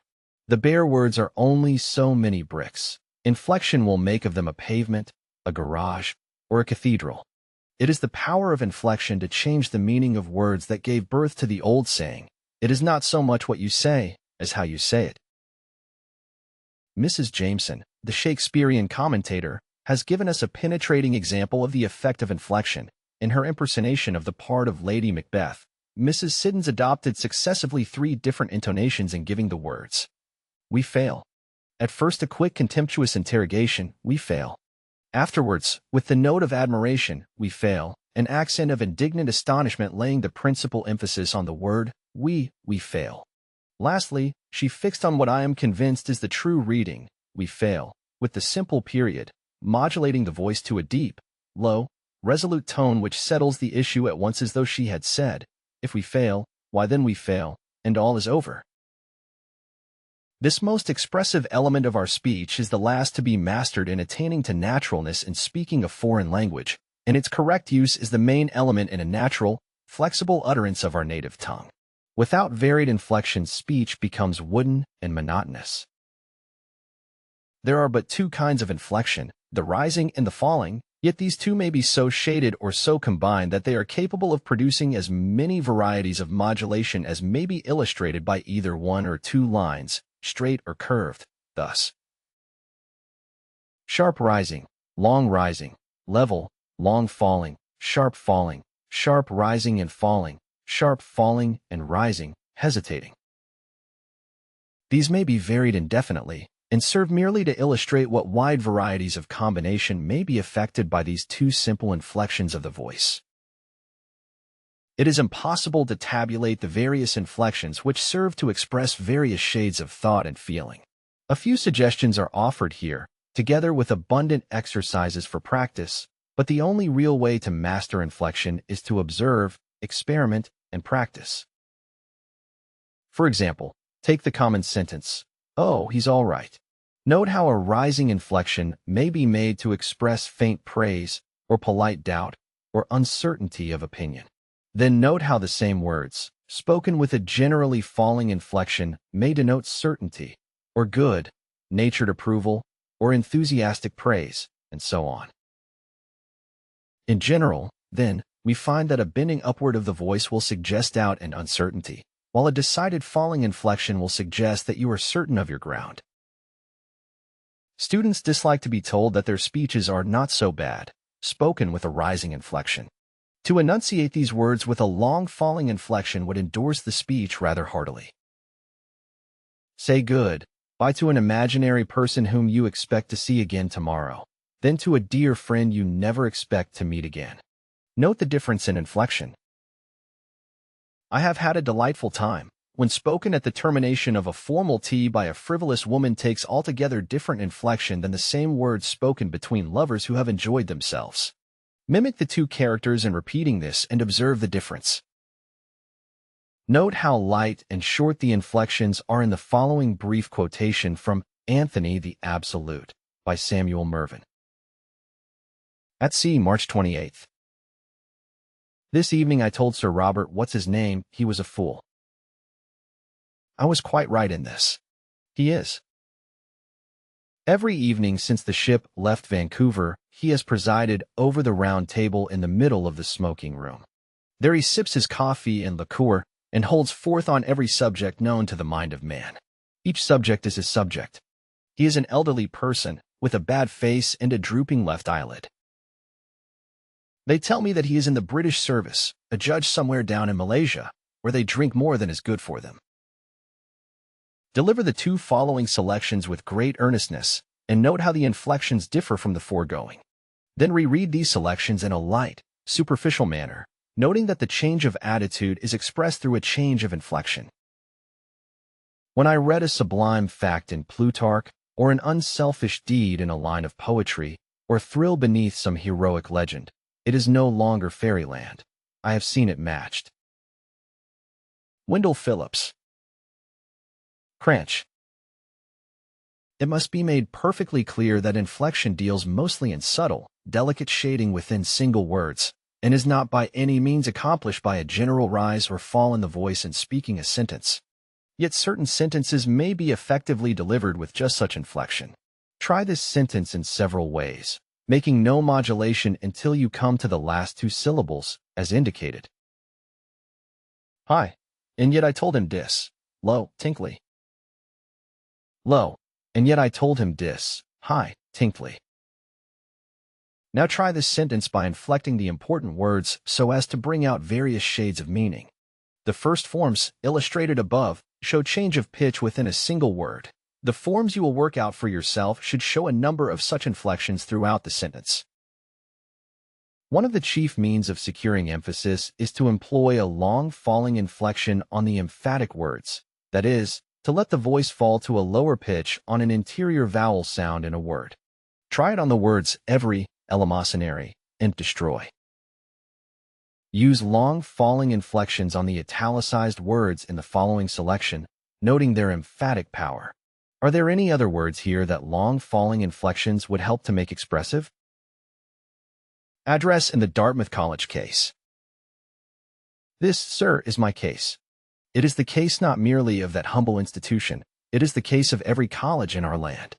It is more, it is the case of every eleemosynary institution throughout our country, of all those great charities founded by the piety of our ancestors to alleviate human misery and scatter blessings along the pathway of life. Sir, you may destroy this little institution. It is weak. It is in your hands. I know it is one of the lesser lights in the literary horizon of our country. You may put it out.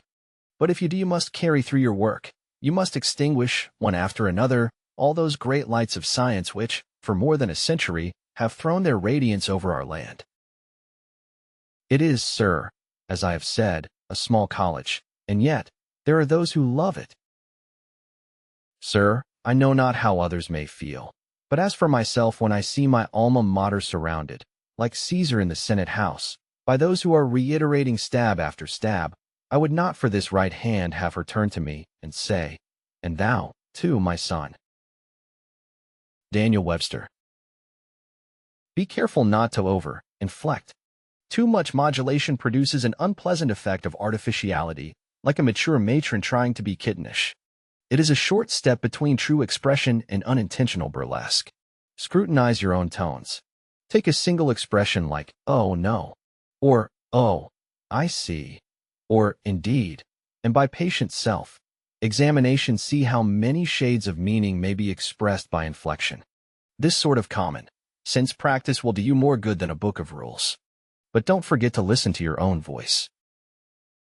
Questions and exercises. 1. In your own words, define A. Cadence, B. Modulation, C. Inflection, D. Emphasis. 2. Name 5 ways of destroying monotony and gaining effectiveness in speech. 3. What states of mind does falling inflection signify? Make as full a list as you can. 4. Do the same for the rising inflection. 5.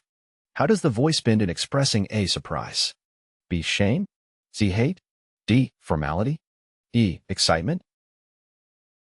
6. Reread some sentence several times, and by using different inflections, change the meaning with each reading. 7. Note the inflections employed in some speech or conversation. Were they the best that could be used to bring out the meaning? Criticize and illustrate. 8. Render the following passages. Has the gentleman done? Has he completely done?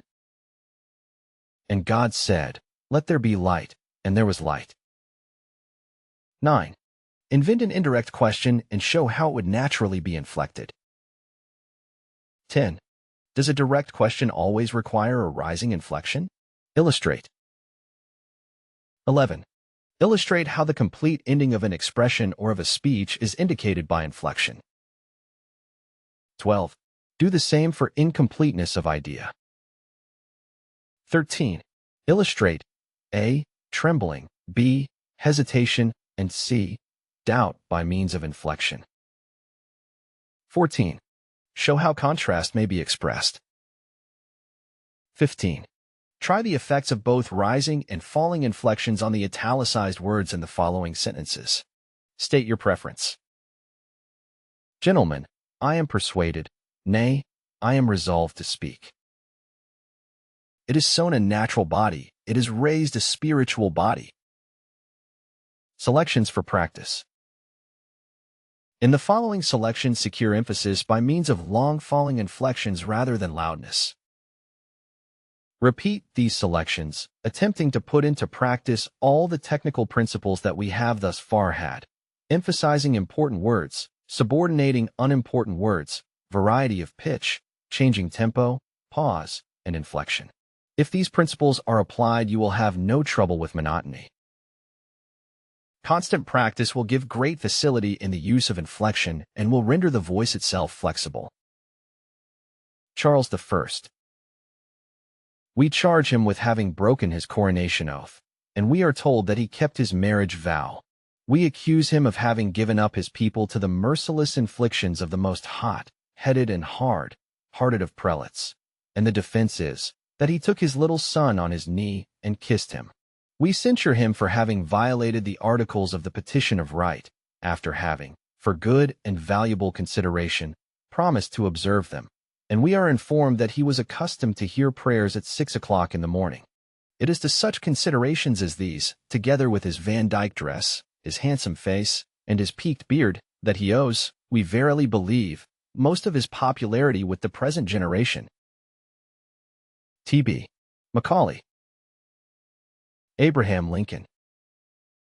We needed not that he should put on paper that he believed in slavery, who, with treason, with murder, with cruelty infernal, hovered around that majestic man to destroy his life. He was himself but the long sting with which slavery struck at liberty, and he carried the poison that belonged to slavery. As long as this nation lasts, it will never be forgotten that we have one martyred president. Never. Never, while time lasts, while heaven lasts, while hell rocks and groans, will it be forgotten that slavery, by its minions, slew him, and in slaying him made manifest its whole nature and tendency. But another thing for us to remember is that this blow was aimed at the life of the government and of the nation. Lincoln was slain. America was met. The man was cast down. The government was smitten at. It was the president who was killed. It was national life, breathing freedom and meaning beneficence, that was sought. He, the man of Illinois, the private man, divested of robes and the insignia of authority, representing nothing but his personal self, might have been hated, but that would not have called forth the murderer's blow. It was because he stood in the place of government, representing government and a government that represented right and liberty, that he was singled out. This, then, is a crime against universal government. It is not a blow at the foundations of our government, more than at the foundations of the English government, of the French government, of every compact and well-organized government. It was a crime against mankind.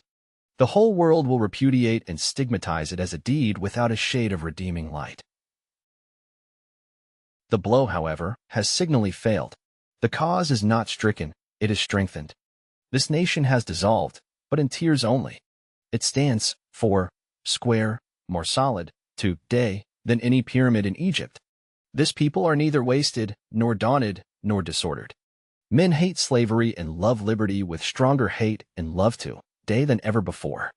The government is not weakened, it is made stronger. And now the martyr is moving in triumphal march, mightier than when alive. The nation rises up at every stage of his coming. Cities and states are his pall bearers, and the cannon beats the hours with solemn progression. Dead, dead, dead, he yet speaketh. Is Washington dead? Is Hampton dead? Is David dead? Is any man dead that ever was fit to live? Disenthralled of flesh, and risen to the unobstructed sphere where passion never comes, he begins his illimitable work. His life now is grafted upon the infinite, and will be fruitful as no earthly life can be. Pass on, thou that hast overcome. Your sorrows, O people, are his peace. Your bells and bands and muffled drums sound triumph in his ear. Wail and weep here, God makes it echo joy and triumph there. Pass on, victor.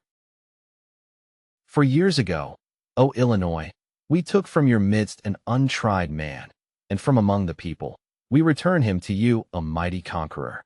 Not thine any more, but the nation's, not ours, but the world's. Give him place, ye prairies. In the midst of this great continent his dust shall rest, a sacred treasure to myriads who shall make pilgrimage to that shrine to kindle anew their zeal and patriotism. Ye winds that move over the mighty places of the West, chant his requiem. Ye people, behold a martyr, whose blood, as so many inarticulate words, pleads for fidelity, for law, for liberty. Henry Ward Beecher. The History of Liberty. The event which we commemorate is all-important, not merely in our own annals, but in those of the world. The sententious English poet has declared that the proper study of mankind is man, and of all inquiries of a temporal nature, the history of our fellow beings is unquestionably among the most interesting. But not all the chapters of human history are alike important. The annals of our race have been filled up with incidents which concern not, or at least ought not to concern, the great company of mankind. History, as it has often been written, is the genealogy of princes, the field book of conquerors, and the fortunes of our fellow men have been treated only so far as they have been affected by the influence of the great masters and destroyers of our race. Such history is, I will not say a worthless study, for it is necessary for us to know the dark side as well as the bright side of our condition. But it is a melancholy study which fills the bosom of the philanthropist and the friend of liberty with sorrow. But the history of liberty, the history of men struggling to be free, the history of men who have acquired and are exercising their freedom, the history of those great movements in the world by which liberty has been established and perpetuated, forms a subject which we cannot contemplate too closely. This is the real history of man, of the human family, of rational immortal beings. The trial of adversity was theirs. The trial of prosperity is ours. Let us meet it as men who know their duty and prize their blessings. Our position is the most enviable, the most responsible, which men can fill. If this generation does its duty, the cause of constitutional freedom is safe. If we fail, not only do we defraud our children of the inheritance which we received from our fathers, but we blast the hopes of the friends of liberty throughout our continent, throughout Europe, throughout the world, to the end of time. History is not without her examples of hard-fought fields, where the banner of liberty has floated triumphantly on the wildest storm of battle. She is without her examples of a people by whom the dear-bought treasure has been wisely employed and safely handed down. The eyes of the world are turned for that example to us. Let us, then, as we assemble on the birthday of the nation, as we gather upon the green turf, once what with precious blood, let us devote ourselves to the sacred cause of constitutional liberty. Let us abjure the interests and passions which divide the great family of American freemen. Let the rage of party spirit sleep today. Let us resolve that our children shall have cause to bless the memory of their fathers, as we have cause to bless the memory of ours. Edward Everett. Chapter 8. Attention is the microscope of the mental eye. Its power may be high or low, its field of view narrow or broad. When high power is used, attention is confined within very circumscribed limits, but its action is exceedingly intense and absorbing. It sees but few things, but these few are observed through and through. Mental energy and activity, whether of perception or of thought, thus concentrated, act like the sun's rays concentrated by the burning glass. The object is illumined, heated, set on fire. Impressions are so deep that they can never be effaced. Attention of this sort is the prime condition of the most productive mental labor. Daniel Putnam, Psychology. Try to rub the top of your head forward and backward at the same time that you are patting your chest. Unless your powers of coordination are well developed, you will find it confusing, if not impossible. The brain needs special training before it can do two or more things efficiently at the same instant. It may seem like splitting a hair between its north and northwest corner, but some psychologists argue that no brain can think two distinct thoughts absolutely simultaneously. That what seems to be simultaneous is really very rapid rotation from the first thought to the second and back again, just as in the above cited experiment. The attention must shift from one hand to the other until one or the other movement becomes partly or wholly automatic. Whatever is the psychological truth of this contention, it is undeniable that the mind measurably loses grip on one idea the moment the attention is projected decidedly ahead to a second or a third idea. A fault in public speakers that is as pernicious as it is common is that they try to think of the succeeding sentence while still uttering the former, and in this way their concentration trails off. In consequence, they start their sentences strongly and end them weakly. In a well-prepared written speech, the emphatic word usually comes at one end of the sentence. But an emphatic word needs emphatic expression, and this is precisely what it does not get when concentration flags by leaping too soon to that which is next to be uttered. Concentrate all your mental energies on the present sentence. Remember that the mind of your audience follows yours very closely, and if you withdraw your attention from what you are saying to what you are going to say, your audience will also withdraw theirs. They may not do so consciously and deliberately, but they will surely cease to give importance to the things that you yourself slight. It is fatal to either the actor or the speaker to cross his bridges too soon. Of course, all this is not to say that in the natural pauses of your speech you are not to take swift forward surveys. They are as important as the forward look in driving a motor car. The caution is of quite another sort. While speaking one sentence, do not think of the sentence to follow. Let it come from its proper source, within yourself. You cannot deliver a broadside without concentrated force. That is what produces the explosion. In preparation, you store and concentrate thought and feeling. In the pauses during delivery, you swiftly look ahead and gather yourself for effective attack. During the moments of actual speech, speak, don't anticipate. Divide your attention, and you divide your power. This matter of the effect of the inner man upon the outer needs a further word here, particularly as touching concentration. What do you read, my lord? Hamlet replied, words. Words. Words. That is a world, old trouble. The mechanical calling of words is not expression, by a long stretch. Did you ever notice how hollow a memorized speech usually sounds? You have listened to the ranting, mechanical cadence of inefficient actors, lawyers, and preachers. Their trouble is a mental one. They are not concentratedly thinking thoughts that cause words to issue with sincerity and conviction, but are merely enunciating sounds mechanically. Painful experience alike to audience and to speaker. A parrot is equally eloquent. Again, let Shakespeare instruct us. This tune in the insincere prayer of the king, Hamlet's uncle. He laments thus pointedly. The truth is that as a speaker your words must be born again every time they are spoken, then they will not suffer in their utterance, even though perforce committed to memory and repeated, like Dr. Russell Conwell's lecture, Acres of Diamonds, 5,000 times. Such speeches lose nothing by repetition for the perfectly patent reason that they arise from concentrated thought and feeling and not a mere necessity for saying something, which usually means anything, and that, in turn, is tantamount to nothing. If the thought beneath your words is warm, fresh, spontaneous, a part of yourself, your utterance will have breath and life. Words are only a result. Do not try to get the result without stimulating the cause. Do you ask how to concentrate? Think of the word itself, and of its philological brother, concentric. Think of how a lens gathers and concenters the rays of light within a given circle. It centers them by a process of withdrawal. It may seem like a harsh saying, but the man who cannot concentrate is either weak of will, a nervous wreck, or has never learned what will power is good for. You must concentrate by resolutely withdrawing your attention from everything else. If you concentrate your thought on a pain which may be afflicting you, that pain will grow more intense. Count your blessings, and they will multiply. Center your thought on your strokes, and your tennis play will gradually improve. To concentrate is simply to attend to one thing, and attend to nothing else. If you find that you cannot do that, there is something wrong. Attend to that first. Remove the cause, and the symptom will disappear. Read the chapter on willpower. Cultivate your will by willing and then doing at all costs. Concentrate, and you will win. Questions and exercises. 1. Select from any source several sentences suitable for speaking aloud. Deliver them first in the manner condemned in this chapter, and second with due regard for emphasis toward the close of each sentence.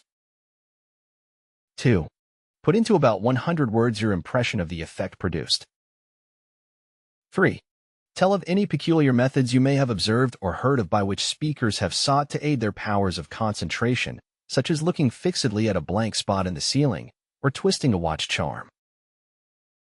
4. What effect do such habits have on the audience? 5. What relation does pause bear to concentration? 6. Tell why concentration naturally helps a speaker to change pitch, tempo, and emphasis. 7. Read the following selection through to get its meaning and spirit clearly in your mind. Then read it aloud, concentrating solely on the thought that you are expressing. Do not trouble about the sentence or thought that is coming. Half the troubles of mankind arise from anticipating trials that never occur. Avoid this in speaking. Make the end of your sentences just as strong as the beginning. Concentrate. War. The last of the savage instincts is war. The caveman's club made law and procured food. Might decreed right. Warriors were saviors. In Nazareth, a carpenter laid down the saw and preached the brotherhood of man. 12 centuries afterwards, his followers marched to the Holy Land to destroy all who differed with them in the worship of the God of love. Triumphantly they wrote, "In Solomon's porch and in his temple our men rode in the blood of the Saracens up to the knees of their horses." History is an appalling tale of war.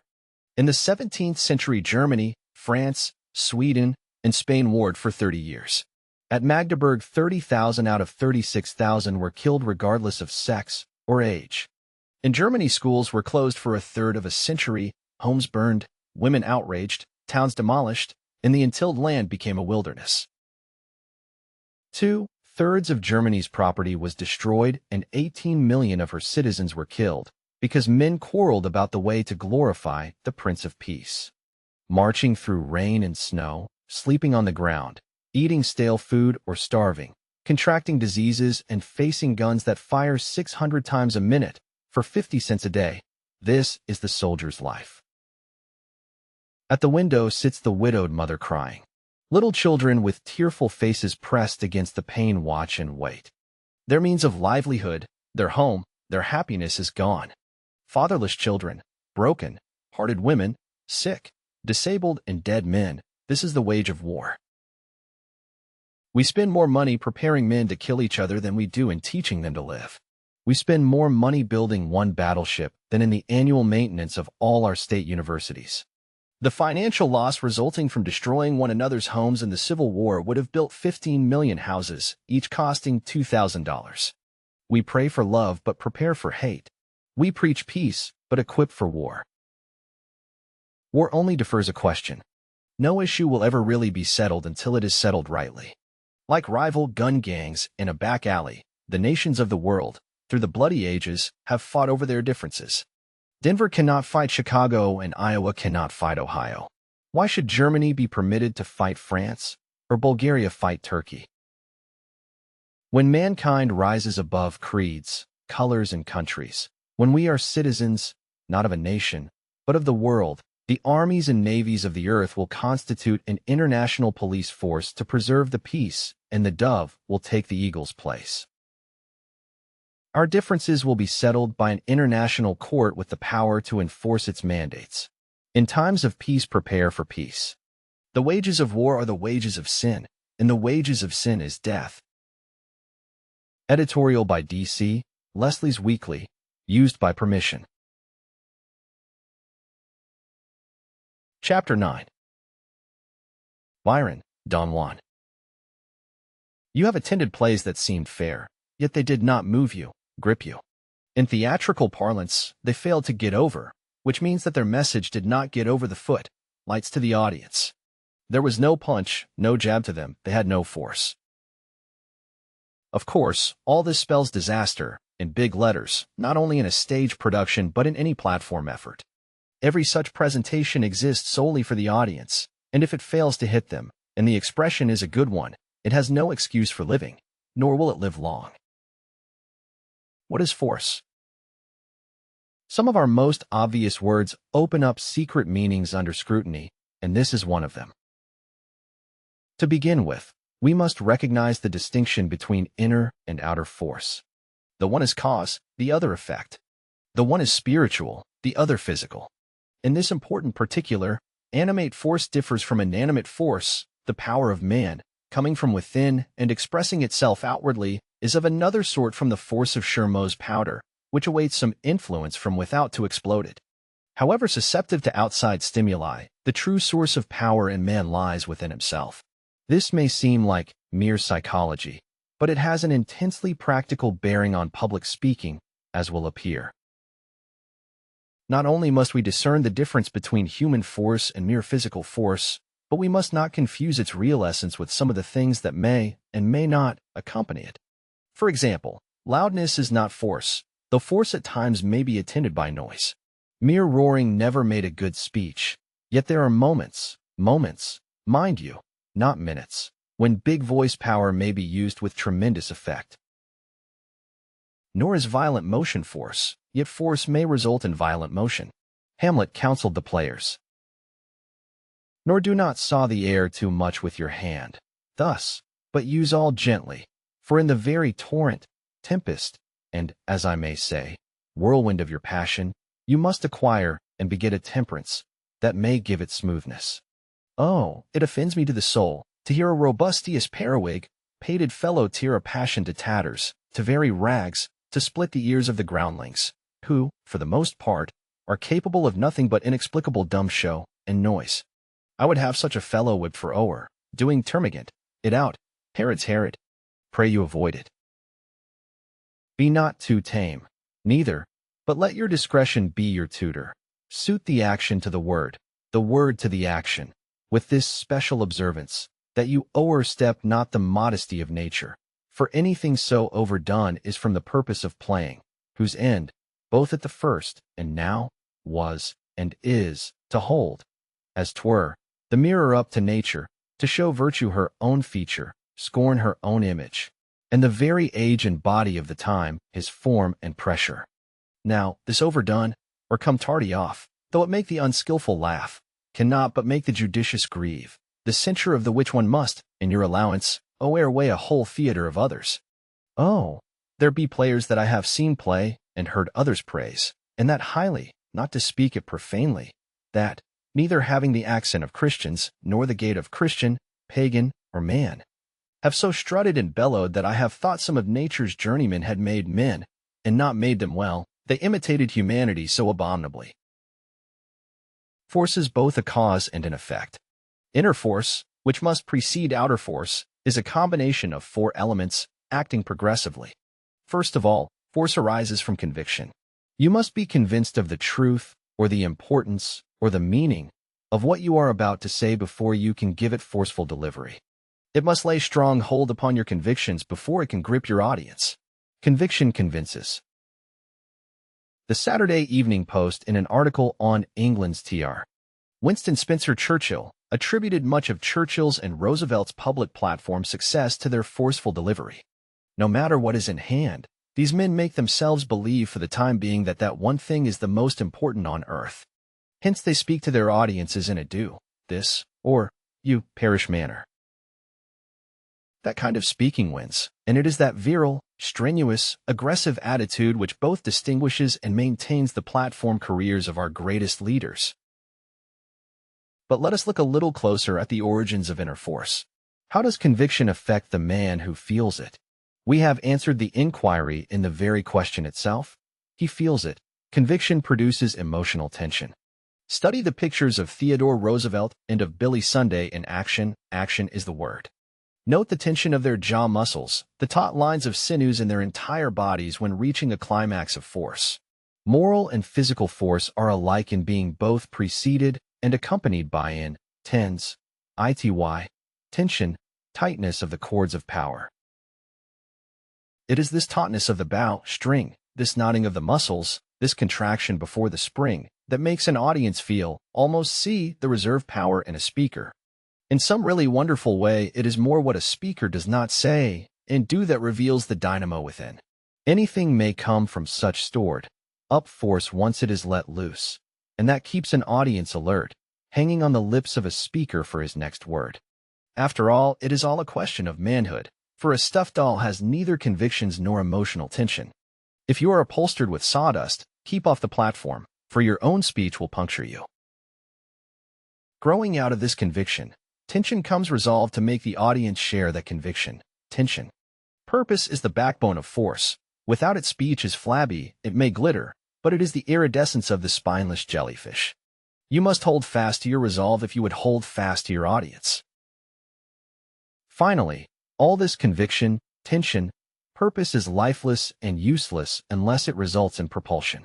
You remember how Jung, in his wonderful Night Thoughts, delineates the man who let not your force die of boring. Bring it to full life in its conviction, emotional tension, resolve, and propulsive power. Can force be acquired? Yes, if the acquirer has any such capacities as we have just outlined. How to acquire this vital factor is suggested in its very analysis. Live with your subject until you are convinced of its importance. If your message does not of itself arouse you to tension, pull yourself together. When a man faces the necessity of leaping across a crevasse, he does not wait for inspiration, he wills his muscles into tensity for the spring. It is not without purpose that our English language uses the same word to depict a mighty though delicate steel contrivance and a quick leap through the air. Then resolve and let it all end in actual punch. This truth is worth reiteration. The man within is the final factor. He must supply the fuel. The audience, or even the man himself, may add the match. It matters little which, only so that there be fire. However skillfully your engine is constructed, however well it works, you will have no force if the fire has gone out under the boiler. It matters little how well you have mastered poise, pause, modulation, and tempo. If your speech lacks fire, it is dead. Neither a dead engine nor a dead speech will move anybody. For factors of force are measurably within your control, and in that far may be acquired. Ideas, feeling about the subject, wording, and delivery. Each of these is more or less fully discussed in this volume, except wording, which really requires a fuller rhetorical study than can here be ventured. It is, however, of the utmost importance that you should be aware of precisely how wording bears upon force in a sentence. Study The Working Principles of Rhetoric by John Franklin Ginning, or the rhetorical treatises of Adam Sherman Hill, of Charles Sears Baldwin, or any others whose names may easily be learned from any teacher. Here are a few suggestions on the use of words to attain force. Choice of words. Plain words are more forceful than words less commonly used. Juggle has more vigor than prestidigitate. Short words are stronger than long words, and has more directness than terminate. Saxon words are usually more forceful than Latinistic words. For force, use wars against rather than militate against. Specific words are stronger than general words. Pressman is more definite than printer. Connotative words, those that suggest more than they say, have more power than ordinary words. She let herself be married expresses more than she married. Epithets, figuratively descriptive words, are more effective than direct names. Go tell that old fox has more punch than go tell that sly fellow. Onomatopoetic words, words that convey the sense by the sound, are more powerful than other words. Crash is more effective than cataclysm. Arrangement of words. Cut out modifiers. Cut out connectives. Begin with words that demand attention. End with words that deserve distinction, says Professor Barrett Wendell. Set strong ideas over against weaker ones, so as to gain strength by the contrast. Avoid elaborate sentence structure. Short sentences are stronger than long ones. Cut out every useless word so as to give prominence to the really important ones. Let each sentence be a condensed battering ram, swinging to its final blow on the attention. A familiar, homely idiom, if not worn by much use, is more effective than a highly formal, scholarly expression. Consider well the relative value of different positions in the sentence so that you may give the prominent place to ideas you wish to emphasize. But, says someone, is it not more honest to depend the inherent interest in a subject, its native truth, clearness and sincerity of presentation, and beauty of utterance, to win your audience? Why not charm men instead of capturing them by assault? Why use force? There is much truth in such an appeal, but not all the truth. Clearness, persuasion, beauty, simple statement of truth are all essential. Indeed, they are all definite parts of a forceful presentment of a subject, without being the only parts. Strong meat may not be as attractive as ices, but all depends on the appetite and the stage of the meal. You cannot deliver an aggressive message with caressing little strokes. No, jab it in with hard, swift solar plexus punches. You cannot strike fire from flint or from an audience with love taps. Say to a crowded theater in a lackadaisical manner, "It seems to me that the house is on fire," and your announcement may be greeted with a laugh. If you flash out the words, "The house is on fire," they will crush one another in getting to the exits. The spirit and the language of force are definite with conviction. No immortal speech in literature contains such expressions as "it seems to me," "I should judge," "in my opinion," "I suppose," "perhaps it is true." The speeches that will live have been delivered by men ablaze with the courage of their convictions, who uttered their words as eternal truth. Of Jesus it was said that the common people heard him gladly. Why? He taught them as one having authority. An audience will never be moved by what seems to you to be truth or what in your humble opinion may be so. If you honestly can, assert convictions as your conclusions. Be sure you are right before you speak your speech, then utter your thoughts as though they were a Gibraltar of unimpeachable truth. Deliver them with the iron hand and confidence of a Cromwell. Assert them with the fire of authority. Pronounce them as an ultimatum. If you cannot speak with conviction, be silent. What force did that young minister have who, fearing to be too dogmatic, thus exhorted his hearers, "My friends, as I assume that you are, it appears to be my duty to tell you that if you do not repent, so to speak, forsake your sins, as it were, and turn to righteousness, if I may so express it, you will be lost, in a measure." Effective speech must reflect the era. This is not a rose-water age, and a tepid, half-hearted speech will not win. This is the century of trip hammers, of overland expresses that dash under cities and through mountain tunnels, and you must instill this spirit into your speech if you would move a popular audience. From a front seat, listen to a first-class company present a modern Broadway drama, not a comedy, but a gripping, thrilling drama. Do not become absorbed in the story. Reserve all your attention for the technique and the force of the acting. There is a kick and a crash as well as an infinitely subtle intensity in the big, climax, speeches that suggest this lesson. The same calculated, restrained, delicately shaded force would simply rivet your ideas in the minds of your audience. An air gun will rattle bird, shot against a window pane. It takes a rifle to wing a bullet through plate glass and the oaken walls beyond. When to use force. An audience is unlike the kingdom of heaven. The violent do not always take it by force. There are times when beauty and serenity should be the only bells in your chime. Force is only one of the great extremes of contrast. Use neither it nor quiet utterance to the exclusion of other tones. Be various, and in variety find even greater force than you could attain by attempting its constant use.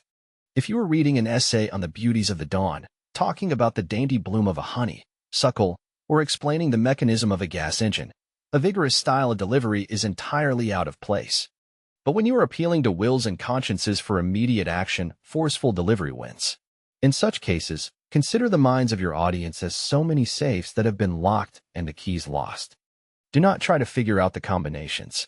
Pour a little nitroglycerin into the cracks and light the fuse. As these lines are being written, a contractor down the street is clearing away the rocks with dynamite to lay the foundations for a great building. When you want to get action, do not fear to use dynamite. The final argument for the effectiveness of force in public speech is the fact that everything must be enlarged for the purposes of the platform. That is why so few speeches read well in the reports on the morning after. Statements appear crude and exaggerated because they are unaccompanied by the forceful delivery of a glowing speaker before an audience heated to attentive enthusiasm. So in preparing your speech, you must not err on the side of mild statement. Your audience will inevitably tone down your words in the cold gray of afterthought. When Phidias was criticized for the rough, bold outlines of a figure he had submitted in competition, he smiled and asked that his statue and the one wrought by his rival should be set upon the column for which the sculpture was destined. When this was done, all the exaggerations and crudities, toned by distances, melted into exquisite grace of line and form. Each speech must be a special study in suitability and proportion. Omit the thunder of delivery, if you will, but like Wendell Phillips, put silent lightning into your speech. Make your thoughts breathe and your words burn. Birrell said. Emerson writes like an electrical cat emitting sparks and shocks in every sentence. Go thou and speak likewise. Get the big stick into your delivery. Be forceful. Questions and exercises. 1. Illustrate, by repeating a sentence from memory, what is meant by employing force in speaking. 2. Which, in your opinion, is the most important of the technical principles of speaking that you have studied so far? Why? 3. What is the effect of too much force in a speech? Too little? 4. Note some uninteresting conversation or ineffective speech and tell why it failed. 5. Suggest how it might be improved. 6. Why do speeches have to be spoken with more force than do conversations? 7. Read aloud the selection on page 84, using the technical principles outlined in chapters 3 to 8, but neglect to put any force behind the interpretation. What is the result? 8. Reread several times, doing your best to achieve force. 9. Which parts of the selection on page 84 require the most force? 10. Write a 5-minute speech not only discussing the errors of those who exaggerate and those who minimize the use of force, but by imitation show their weaknesses. Do not burlesque, but closely imitate. 11. Give a list of 10 themes for public addresses, saying which seem most likely to require the frequent use of force in delivery. 12. In your own opinion, do speakers usually err from the use of too much or too little force? 13. Define A. Bombast, B. Bathos, C. Sentimentality, D. Squeamish. 14. Say how the foregoing words describe weaknesses in public speech. 15. Recast in 20th century English Hamlet's directions to the players, page 88. 16. Memorize the following extracts from Wendell Phillips' speeches and deliver them with the of Wendell Phillips' silent lightning delivery. We are for a revolution. We say in behalf of these hunted lyings, whom God created, and who law, abiding Webster and Winthrop have sworn shall not find shelter in Massachusetts, we say that they may make their little motions and pass their little laws in Washington, but that Faneuil Hall repeals them in the name of humanity and the Old Bay State. My advice to workingmen is this. If you want power in this country, if you want to make yourselves felt, if you do not want your children to wait long years before they have the bread on the table they ought to have, the leisure in their lives they ought to have, the opportunities in life they ought to have, if you don't want to wait yourselves, write on your banner, so that every political trimmer can read it, so that every politician, no matter how short-sighted he may be, can read it, we never forget. If you launch the arrow of sarcasm at labor, we never forget. If there is a division in Congress, and you throw your vote in the wrong scale, we never forget. You may go down on your knees and say, I am sorry I did the act, but we will say, it will avail you in heaven to be sorry, but on this side of the grave, never. So that a man in taking up the labor question will know he is dealing with a hair-trigger pistol, and will say, I am to be true to justice and to man, Otherwise, I am a dead duck. In Russia, there is no press, no debate, no explanation of what government does, no remonstrance allowed, no agitation of public issues. Dead silence, like that which reigns at the summit of Mont Blanc, freezes the whole empire, long ago described as a despotism tempered by assassination. Meanwhile, such despotism has unsettled the brains of the ruling family, as unbridled power doubtless made some of the 12 Caesars insane, a madman, sporting with the lives and comfort of 100 millions of men. The young girl whispers in her mother's ear, under a sealed roof, her pity for a brother knouted and dragged half-dead into exile for his opinions. The next week she is stripped naked and flogged to death in the public square. No inquiry, no explanation, no trial, no protest, one dead uniform silence, the law of the tyrant. Where is there ground for any hope of peaceful change? No. In such a land, dynamite and the dagger are the necessary and proper substitutes for Faneuil Hall. Anything that will make the madman quake in his bedchamber and rouse his victims into reckless and desperate resistance. This is the only view an American, the child of 1620 and 1776, can take of nihilism. Any other unsettles and perplexes the ethics of our civilization. Born within sight of Bunker Hill, son of Harvard, whose first pledge was truth, citizen of a republic based on the claim that no government is rightful unless resting on the consent of the people, and which assumes to lead in asserting the rights of humanity. I at least can say nothing else and nothing less. No, not if every tile on Cambridge roofs were a devil hooting my words. For practice on forceful selections, use the irrepressible conflict, page 67. Abraham Lincoln, page 76. Pass prosperity around, page 470. A plea for Cuba, page 50. Those who sat in the pit or the parquet. Hamlet, Act 3, Scene 2.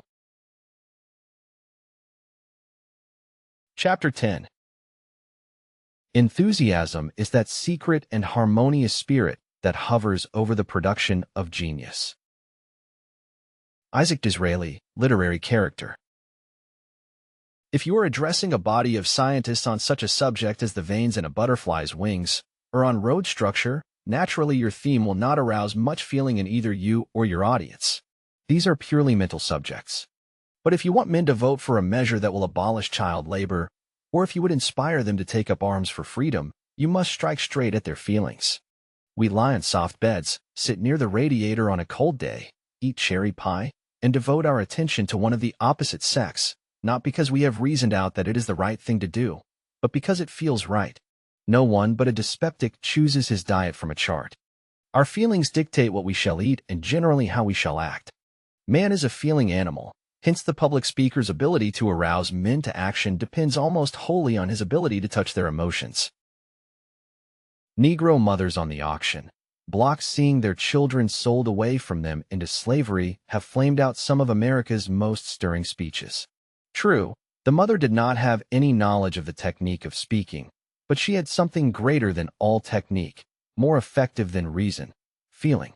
The great speeches of the world have not been delivered on tariff reductions or post-office appropriations.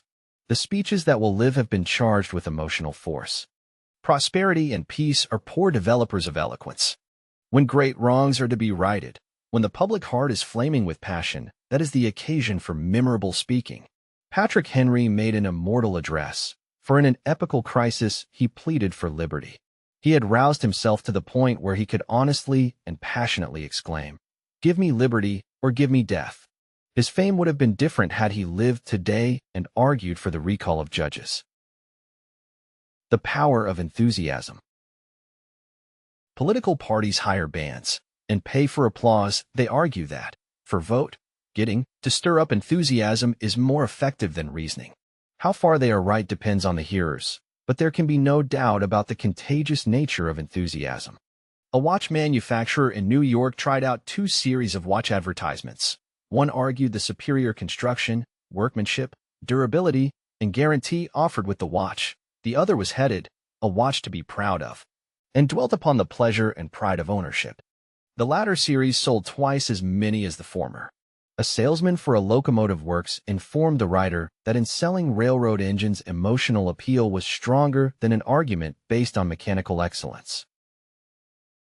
Illustrations without number might be cited to show that in all our actions we are emotional beings. The speaker who would speak efficiently must develop the power to arouse feeling. Webster, great debater that he was, knew that the real secret of a speaker's power was an emotional one. He eloquently says of eloquence: affected passion, intense expression, the pomp of declamation, all may aspire after it, they cannot reach it. It comes, if it come at all, like the outbreak of a fountain from the earth, or the bursting forth of volcanic fires, with spontaneous, original, native force. The graces taught in the schools, the costly ornaments and studied contrivances of speech, shock and disgust men, when their own lives, and the fate of their wives, their children, and their country hang on the decision of the hour. Then words have lost their power, rhetoric is in vain, and all elaborate oratory contemptible. Even genius itself then feels rebuked and subdued, as in the presence of higher qualities. Then patriotism is eloquent, then self-devotion is eloquent. The clear conception outrunning the deductions of logic, the high purpose, the firm resolve, the dauntless spirit, speaking on the tongue, beaming from the eye, informing every feature, and urging the whole man onward, right onward to his subject, this is eloquence, or rather, it is something greater and higher than all eloquence. It is action, noble, sublime, godlike action. When traveling through the Northwest some time ago, one of the present writers strolled up a village street after dinner and noticed a crowd listening to a faker speaking on a corner from a goods box. Remembering Emerson's advice about learning something from every man we meet, the observer stopped to listen to this speaker's appeal. He was selling a hair tonic, which he claimed to have discovered in Arizona.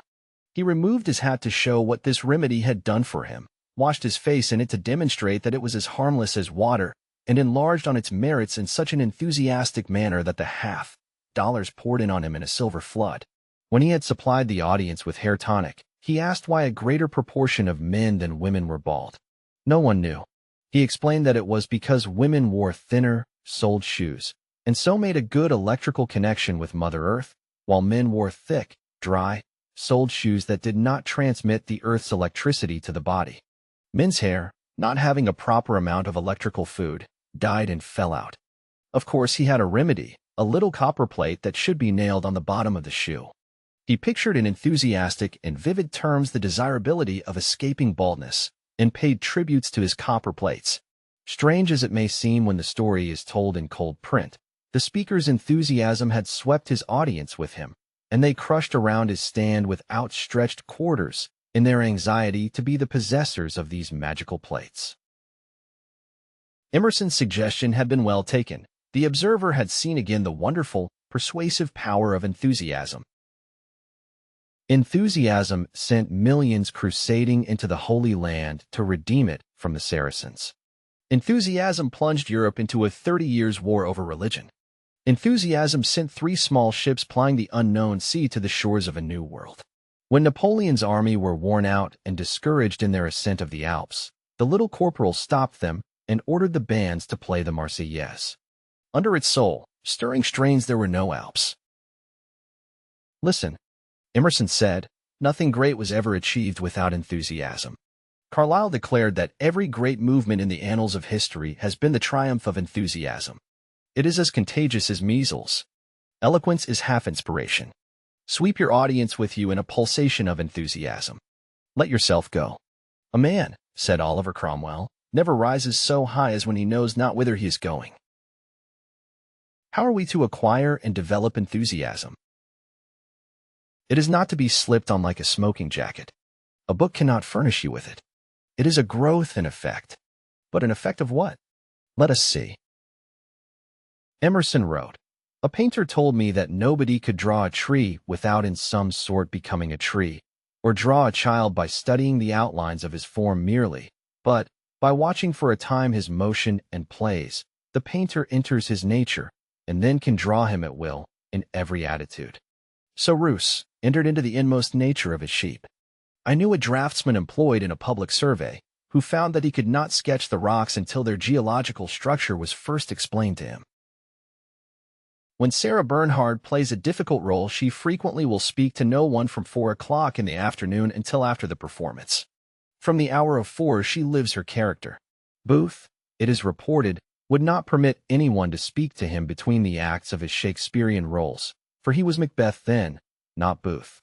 Dante, exiled from his beloved Florence, condemned to death, lived in caves, half-starved. Then Dante wrote out his heart in the Divine Comedy. Bunyan entered into the spirit of his Pilgrim's Progress so thoroughly that he fell down on the floor of Bedford jail and wept for joy. Turner, who lived in a garret, arose before daybreak and walked over the hills 9 miles to see the sun rise on the ocean, that he might catch the spirit of its wonderful beauty. Wendell Phillips' sentences were full of silent lightning because he bore in his heart the sorrow of 5 million slaves. There is only one way to get feeling into your speaking, and whatever else you forget not this.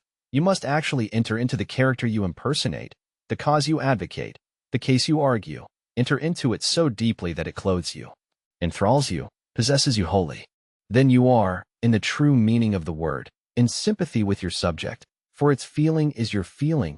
You feel with it, and therefore your enthusiasm is both genuine and contagious. The carpenter who spoke as never man spake, uttered words born out of a passion of love for humanity. He had entered into humanity, and thus became man.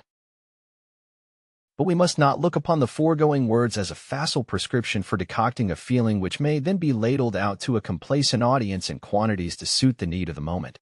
Genuine feeling in a speech is bone and blood of the speech itself, and not something that may be added to it or subtract at will.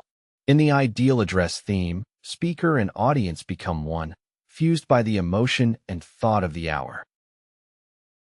The need of sympathy for humanity. It is impossible to lay too much stress on the necessity for the speakers having a broad and deep tenderness for human nature. One of Victor Hugo's biographers attributes his power as an orator and writer to his wide sympathies and profound religious feelings. Recently, we heard the editor of Collier's Weekly speak on short story writing, and he so often emphasized the necessity for this broad love for humanity, this truly religious feeling, that he apologized twice for delivering a sermon. Few, if any, of the immortal speeches were ever delivered for a selfish or a narrow cause. They were born out of a passionate desire to help humanity. Instances: Paul's address to the Athenians on Mars Hill, Lincoln's Gettysburg speech, the Sermon on the Mount, Henry's address before the Virginia Convention of Delegates. The seal and sign of greatness is a desire to serve others. Self-preservation is the first law of life, but self-abnegation is the first law of greatness and of art. Selfishness is the fundamental cause of all sin. It is the thing that all great religions, all worthy philosophies, have struck at. Out of a heart of real sympathy and love come the speeches that move humanity. Former United States Senator Albert J.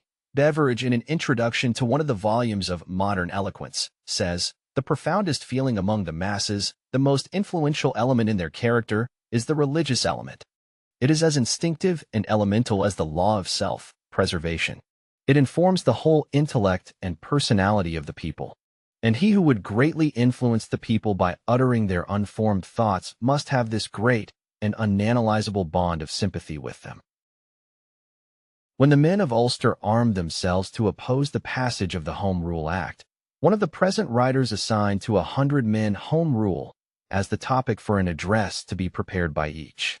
Among this group were some brilliant speakers, several of them experienced lawyers and political campaigners. Some of their addresses showed a remarkable knowledge and grasp of the subject. Others were clothed in the most attractive phrases. But a clerk, without a great deal of education and experience, arose and told how he spent his boyhood days in Ulster, how his mother, while holding him on her lap, had pictured to him Ulster's deeds of valor. He spoke of a picture in his uncle's home that showed the men of Ulster conquering a tyrant and marching on to victory.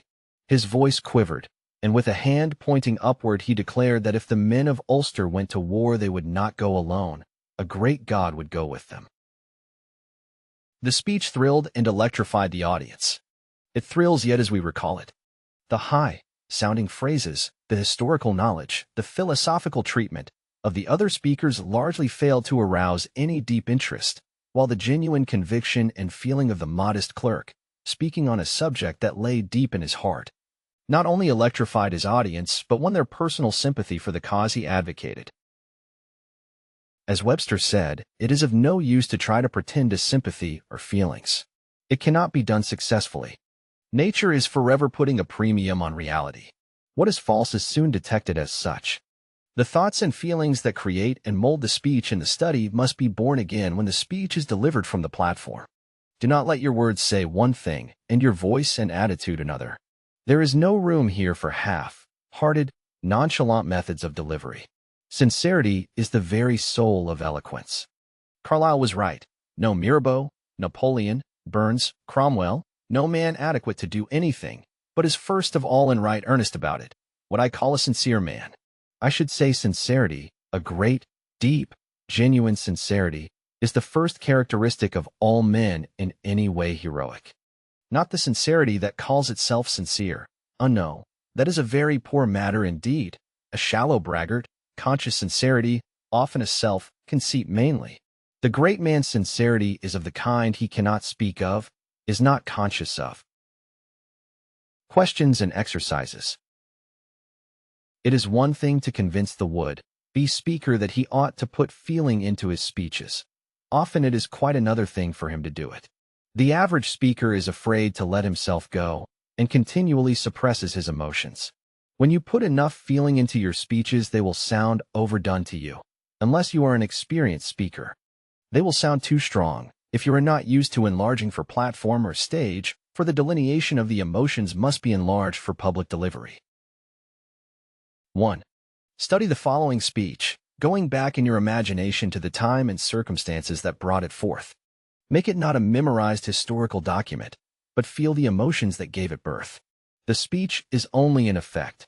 Live over in your own heart the causes that produced it, and try to deliver it at white heat. It is not possible for you to put too much real feeling into it, though of course it would be quite easy to rant and fill it with false emotion. This speech, according to Thomas Jefferson, started the ball of the revolution rolling. Men were then willing to go out and die for liberty. Patrick Henry's speech. Before the Virginia Convention of Delegates. Mr. President, it is natural to man to indulge in the illusions of hope. We are apt to shut our eyes against a painful truth and listen to the song of that siren, till she transforms us to beasts. Is this the part of wise men, engaged in a great and arduous struggle for liberty? Are we disposed to be of the number of those who, having eyes, see not, and having ears, hear not, the things which so nearly concern our temporal salvation? For my part, whatever anguish of spirit it may cost, I am willing to know the whole truth, to know the worst, and to provide for it. I have but one lamp by which my feet are guided, and that is the lamp of experience. I know of no way of judging of the future but by the past. In judging by the past, I wish to know what there has been in the conduct of the British ministry for the last 10 years to justify those hopes with which gentlemen have been pleased to solace themselves and the House. Is it that insidious smile with which our petition has been lately received? Trust it not, sir, it will prove a snare to your feet. Suffer not yourselves to be betrayed with a kiss. Ask yourselves how this gracious reception of our petition comports with those warlike preparations which cover our waters and darken our land.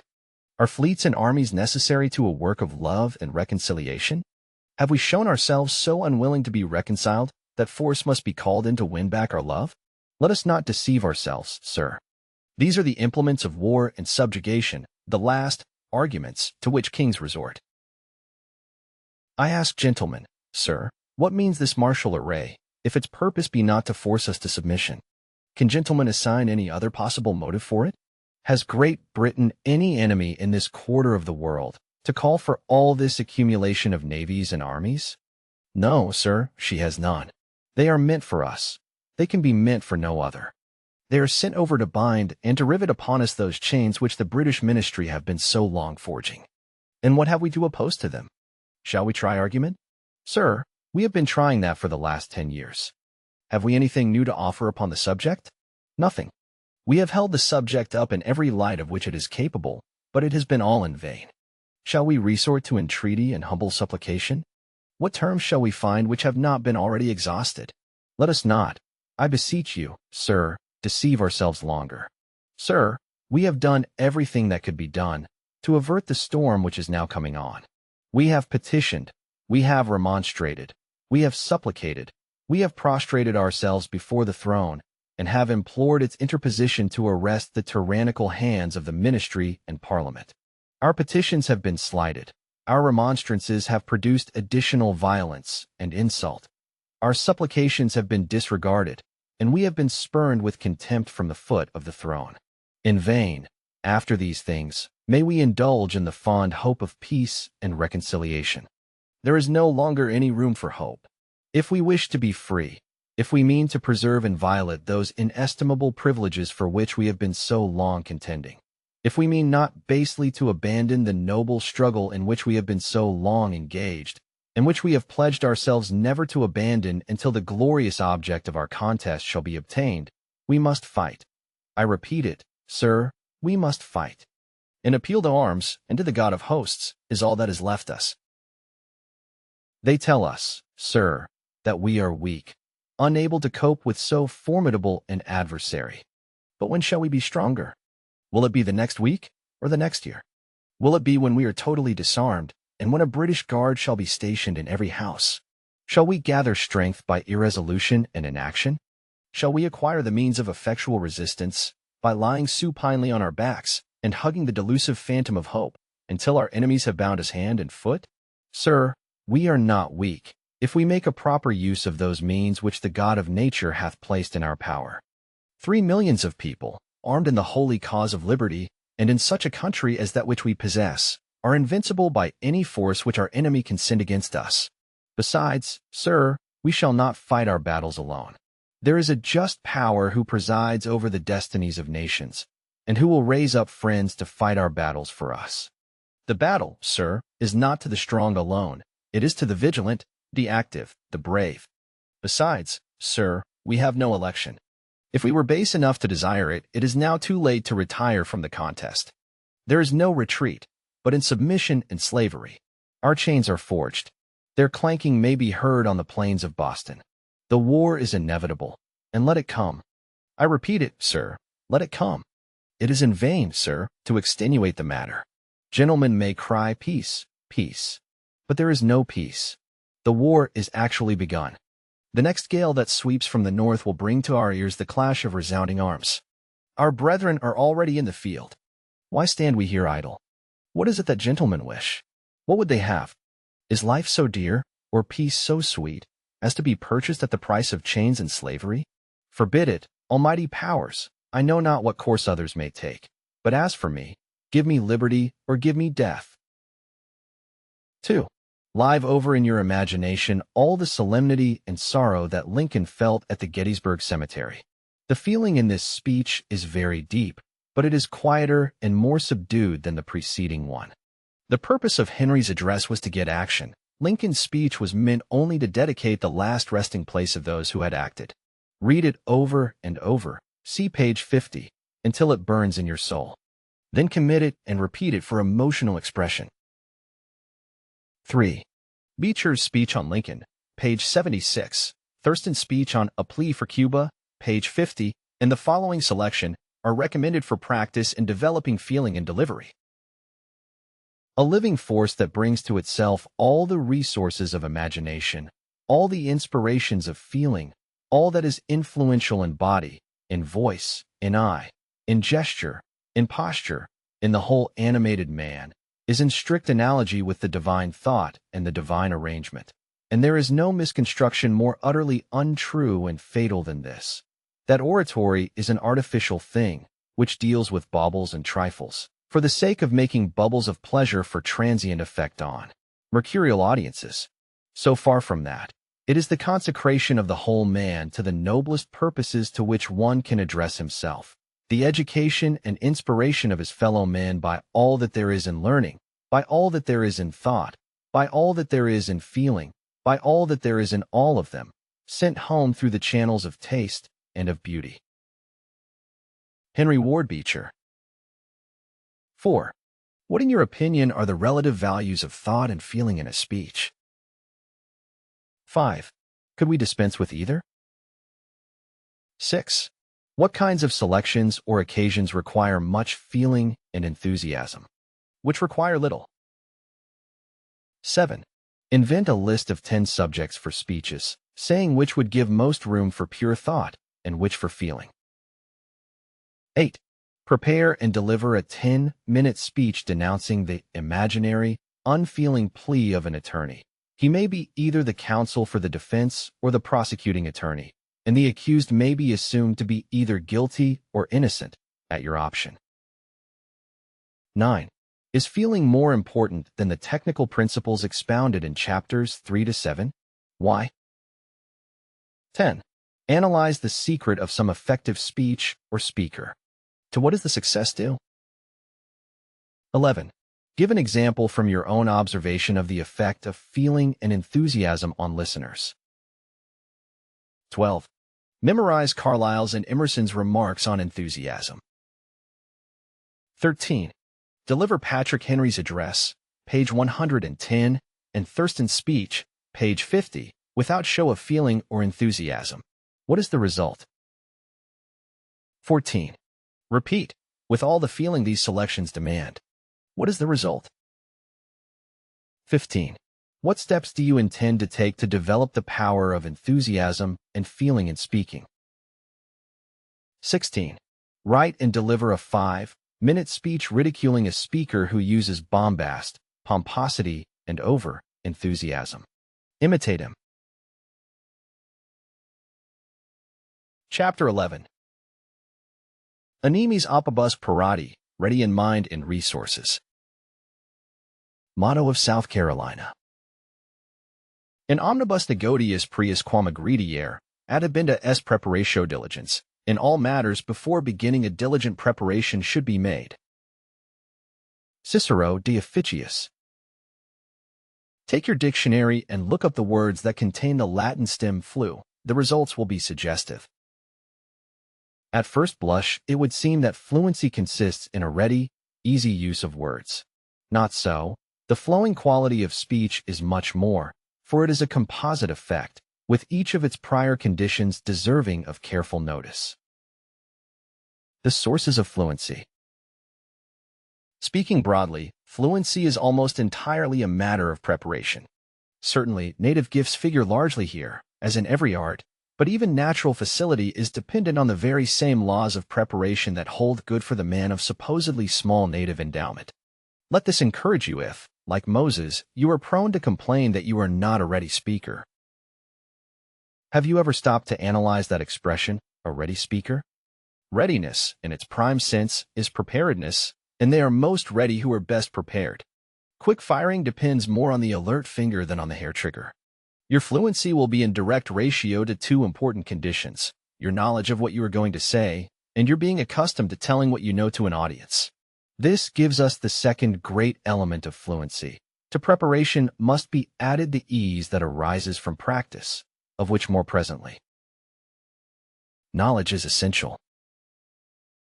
Mr. Bryan is a most fluent speaker when he speaks on political problems, tendencies of the time, and questions of morals.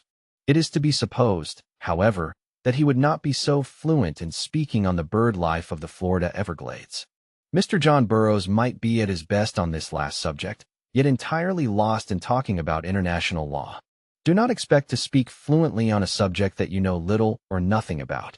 Ctesiphon boasted that he could speak all day, a sin in itself, on any subject that an audience would suggest. He was banished by the Spartans.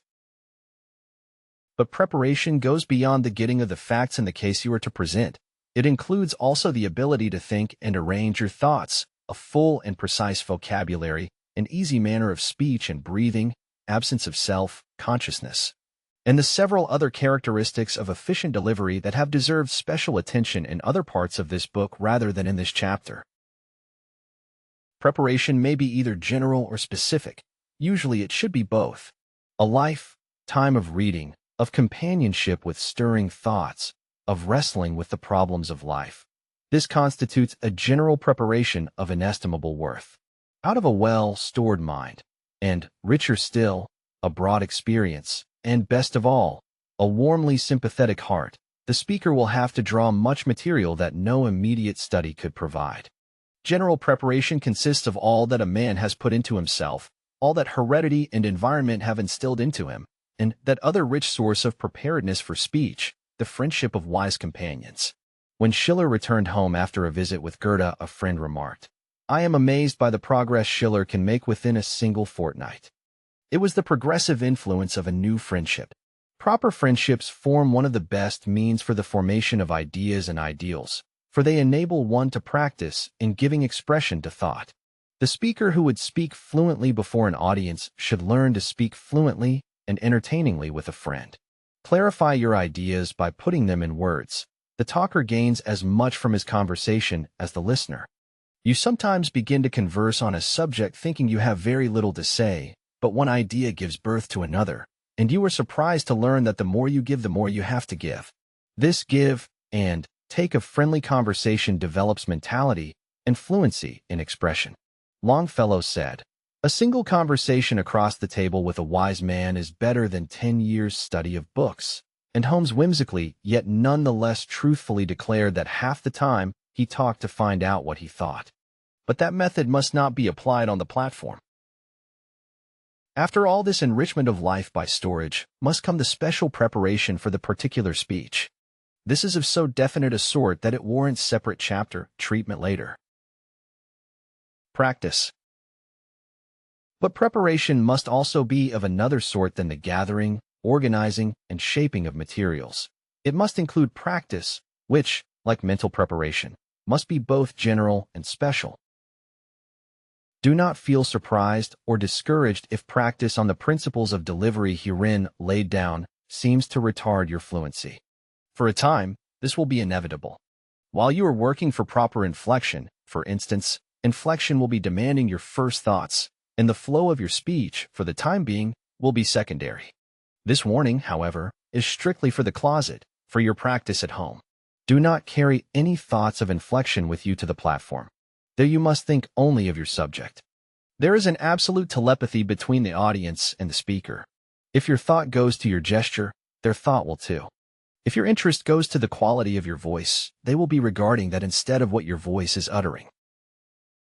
You have doubtless been adjured to forget everything but your subject. This advice says either too much or too little. The truth is that while on the platform you must not forget a great many things that are not in your subject, but you must not think of them.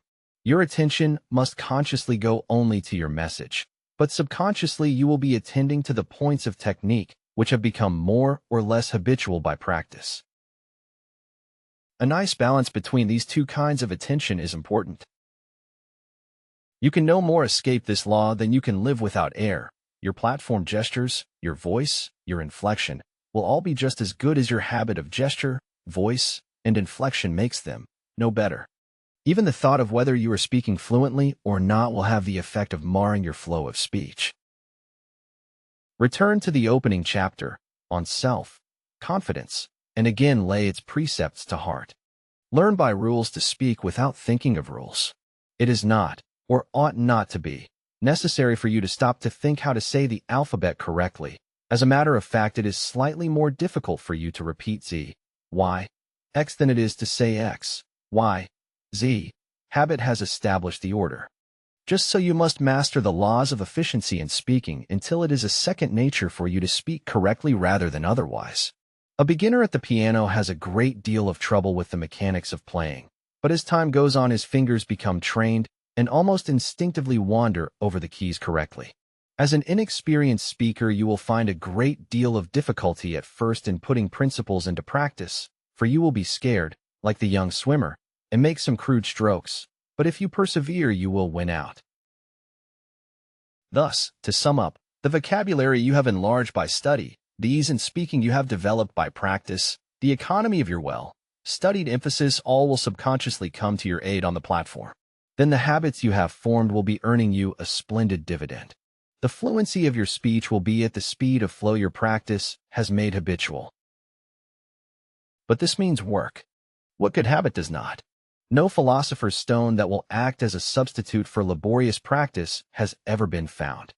If it were, it would be thrown away, because it would kill our greatest joy, the delight of acquisition.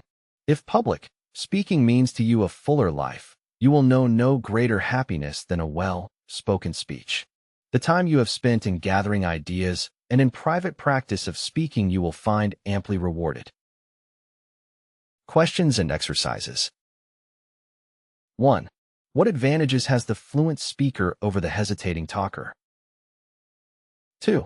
What influences, within and without the man himself, work against fluency? 3. Select from the daily paper some topic for an address and make a 3-minute address on it. Do your words come freely and your sentences flow out rhythmically? Practice on the same topic until they do. 4.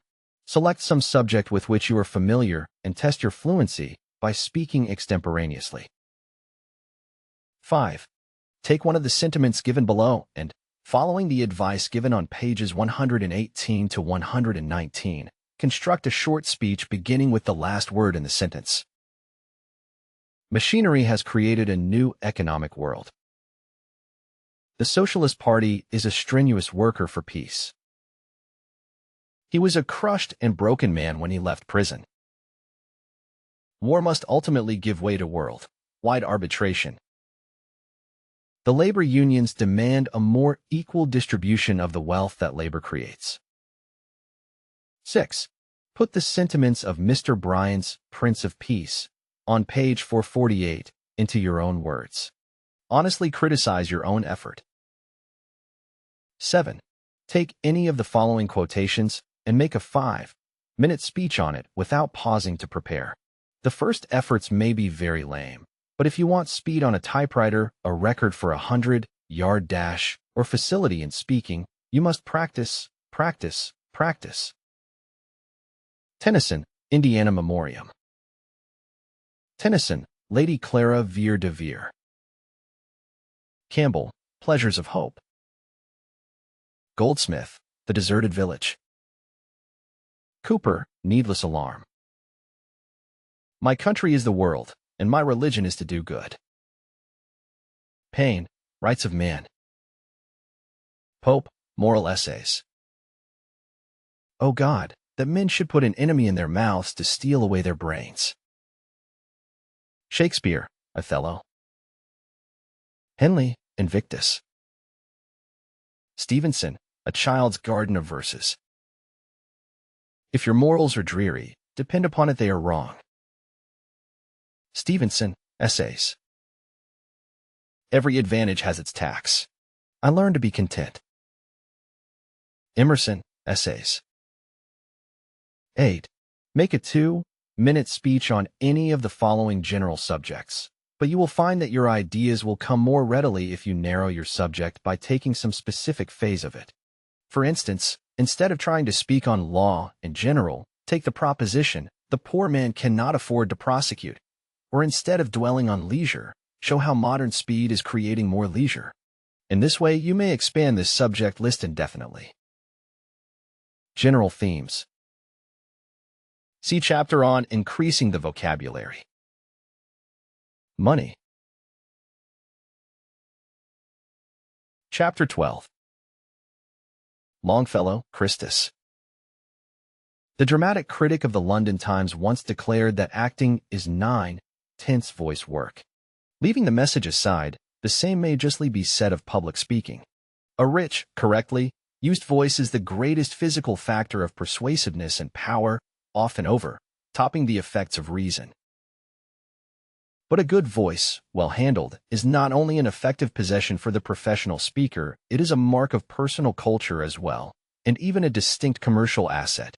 Gladstone, himself the possessor of a deep, musical voice, has said, 90 men in every 100 in the crowded professions will probably never rise above mediocrity because the training of the voice is entirely neglected and considered of no importance. These are words worth pondering. There are 3 fundamental requisites for a good voice. 1. Ease. Senior Bonsi of the Metropolitan Opera Company says that the secret of good voice is relaxation, and this is true, for relaxation is the basis of ease. The airwaves that produce voice result in a different kind of tone when striking against relaxed muscles than when striking constricted muscles. Try this for yourself. Contract the muscles of your face and throat as you do in hate, and flame out, I hate you.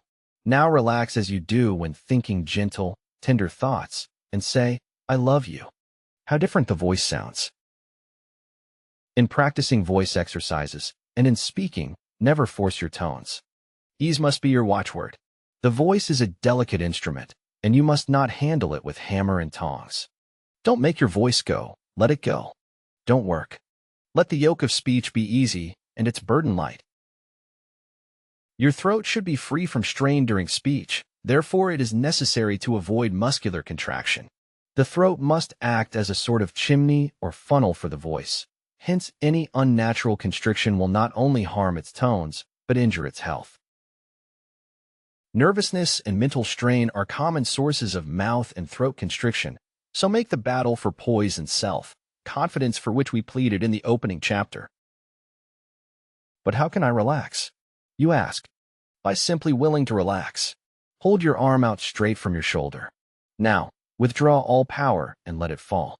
Practice relaxation of the muscles of the throat by letting your neck and head fall forward. Roll the upper part of your body around, with the waistline acting as a pivot. Let your head fall and roll around as you shift the torso to different positions. Do not force your head around. Simply relax your neck and let gravity pull it around as your body moves. Again, let your head fall forward on your breast. Raise your head, letting your jaw hang. Relax until your jaw feels heavy, as though it were a weight hung to your face. Remember, you must relax the jaw to obtain command of it. It must be free and flexible for the molding of tone, and to let the tone pass out unobstructed. The lips also must be made flexible, to aid in the molding of clear and beautiful tones. For flexibility of lips, repeat the syllables, mo-me. In saying mo, bring the lips up to resemble the shape of the letter O. In repeating me, draw them back, as you do in a grin. Repeat this exercise rapidly, giving the lips as much exercise as possible. Try the following exercise in the same manner. M-O-E, O-E, O-O, ah. After this exercise has been mastered, the following will also be found excellent for flexibility of lips. Memorize these sounds indicated, not the expressions, so that you can repeat them rapidly. A as in may. E as in met. U as in use. Ah. I ice. Oi oil. I at. I it. Oh our. Oh no. Oh no. Oh ooze. All. Oh foot. Ah. Eat. Oh ooze. Eat. All the activity of breathing must be centered, not in the throat, but in the middle of the body. You must breathe from the diaphragm. Note the way you breathe when lying flat on the back, undressed in bed. You will observe that all the activity then centers around the diaphragm. This is the natural and correct method of breathing.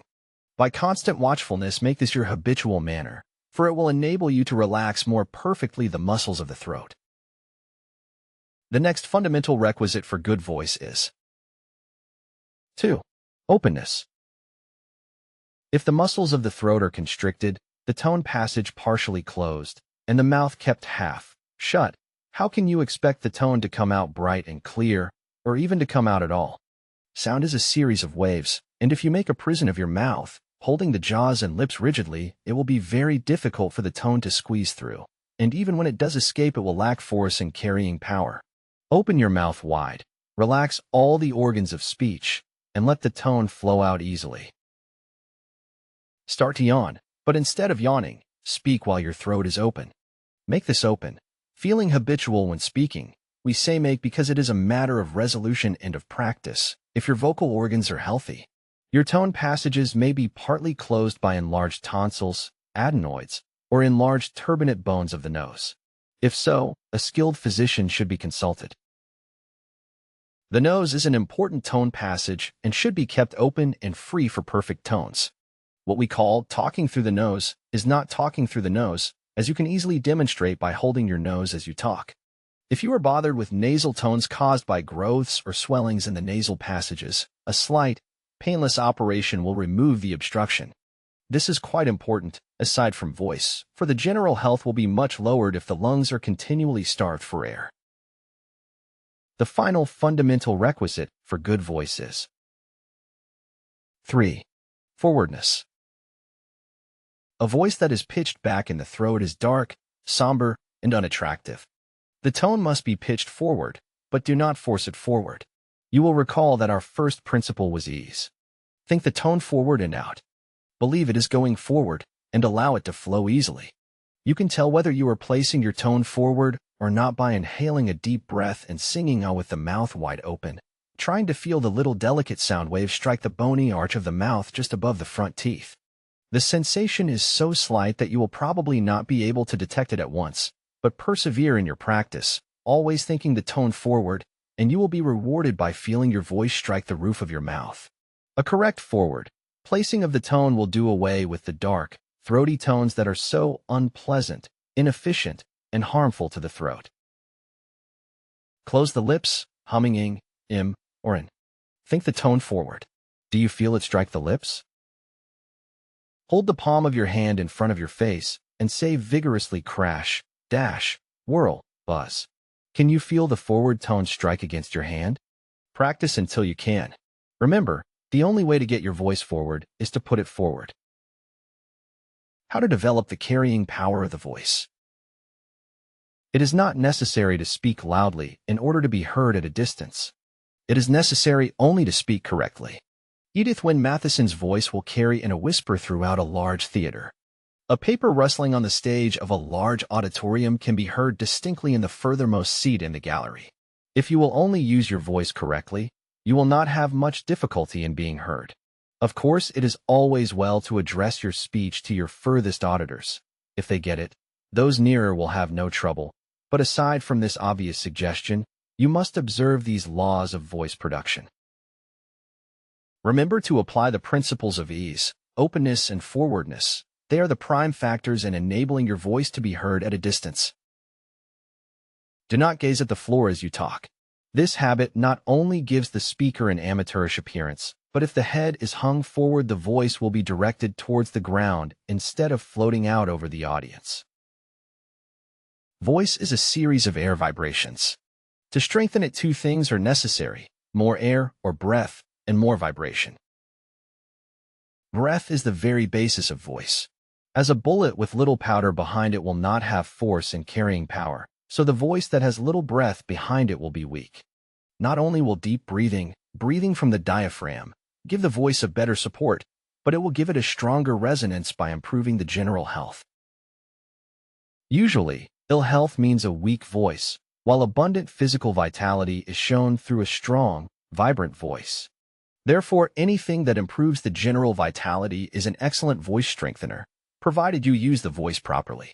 Authorities differ on most of the rules of hygiene, but on one point they all agree: vitality and longevity are increased by deep breathing. Practice this until it becomes second nature. Whenever you are speaking, take in deep breaths, but in such a manner that the inhalations will be silent. Do not try to speak too long without renewing your breath. Nature cares for this pretty well unconsciously in conversation, and she will do the same for you in platform speaking if you do not interfere with her premonitions. A certain very successful speaker developed voice-carrying power by running across country, practicing his speeches as he went. The vigorous exercise forced him to take deep breaths and developed lung power. A hard-fought basketball or tennis game is an efficient way of practicing deep breathing. When these methods are not convenient, we recommend the following. Place your hands at your sides, on the waistline. By trying to encompass your waist with your fingers and thumbs, force all the air out of the lungs. Take a deep breath. Remember, all the activity is to be centered in the middle of the body. Do not raise the shoulders. As the breath is taken, your hands will be forced out. Repeat the exercise, placing your hands on the small of the back and forcing them out as you inhale. Many methods for deep breathing have been given by various authorities. Get the air into your lungs. That is the important thing. The body acts as a sounding board for the voice, just as the body of the violin acts as a sounding board for its tones. You can increase its vibrations by practice. Place your finger on your lip and hum the musical scale, thinking and placing the voice forward on the lips. Do you feel the lips vibrate? After a little practice, they will vibrate, giving a tickling sensation. Repeat this exercise, throwing the humming sound into the nose. Hold the upper part of the nose between the thumb and forefinger. Can you feel the nose vibrate? Placing the palm of your hand on top of your head, repeat this humming exercise. Think the voice there as you hum in head tones. Can you feel the vibration there? Now place the palm of your hand on the back of your head, repeating the foregoing process. Then try it on the chest. Always remember to think your tone where you desire to feel the vibrations. The mere act of thinking about any portion of your body will tend to make it vibrate. Repeat the following after a deep inhalation, endeavoring to feel all portions of your body vibrate at the same time. When you have attained this, you will find that it is a pleasant sensation. What ho, my jovial mates! Come on, we will frolic it like fairies, frisking in the merry moonshine. Purity of voice. This quality is sometimes destroyed by wasting the breath. Carefully control the breath, using only as much as is necessary for the production of tone. Utilize all that you give out. Failure to do this results in a breathy tone. Take in breath like a prodigal, and speaking, give it out like a miser. Voice suggestions. Never attempt to force your voice when hoarse. Do not drink cold water when speaking. The sudden shock to the heated organs of speech will injure the voice. Avoid pitching your voice too high. It will make it raspy. This is a common fault. When you find your voice in too high a range, lower it. Do not wait until you get to the platform to try this. Practice it in your daily conversation. Repeat the alphabet, beginning A on the lowest scale possible and going up a note on each succeeding letter for the development of range. A wide range will give you facility in making numerous changes of pitch. Do not form the habit of listening to your voice when speaking. You will need your brain to think of what you are saying. Reserve your observation for private practice. Questions and exercises. 1. What are the prime requisites for good voice? 2. Tell why each one is necessary for good voice production. 3. Give some exercises for development of these conditions. 4. Why is range of voice desirable? 5. Tell how range of voice may be cultivated. 6. How much daily practice do you consider necessary for the proper development of your voice? 7. How can resonance and carrying power be developed? 8. What are your voice faults? 9. How are you trying to correct them? Chapter 13. A cheerful temper joined with innocence will make beauty attractive, knowledge delightful, and wit good-natured. Joseph Addison, The Tattler. Poe said that the tone of beauty is sadness, but he was evidently thinking from cause to effect, not contrariwise, for sadness is rarely a producer of beauty, that is peculiarly the province of joy. The exquisite beauty of a sunset is not exhilarating, but tends to a sort of melancholy that is not far from delight. The haunting beauty of deep, quiet music holds more than a tinge of sadness. The lovely minor cadences of birdsong at twilight are almost depressing. The reason we are affected to sadness by certain forms of placid beauty is twofold. Movement is stimulating and joy producing, while quietude leads to reflection, and reflection in turn often brings out the tone of regretful longing for that which is past. Secondly, quiet beauty produces a vague aspiration for the relatively unattainable, yet does not stimulate to the tremendous effort necessary to make the dimly desired state or object ours. We must distinguish, for these reasons, between the sadness of beauty and the joy of beauty.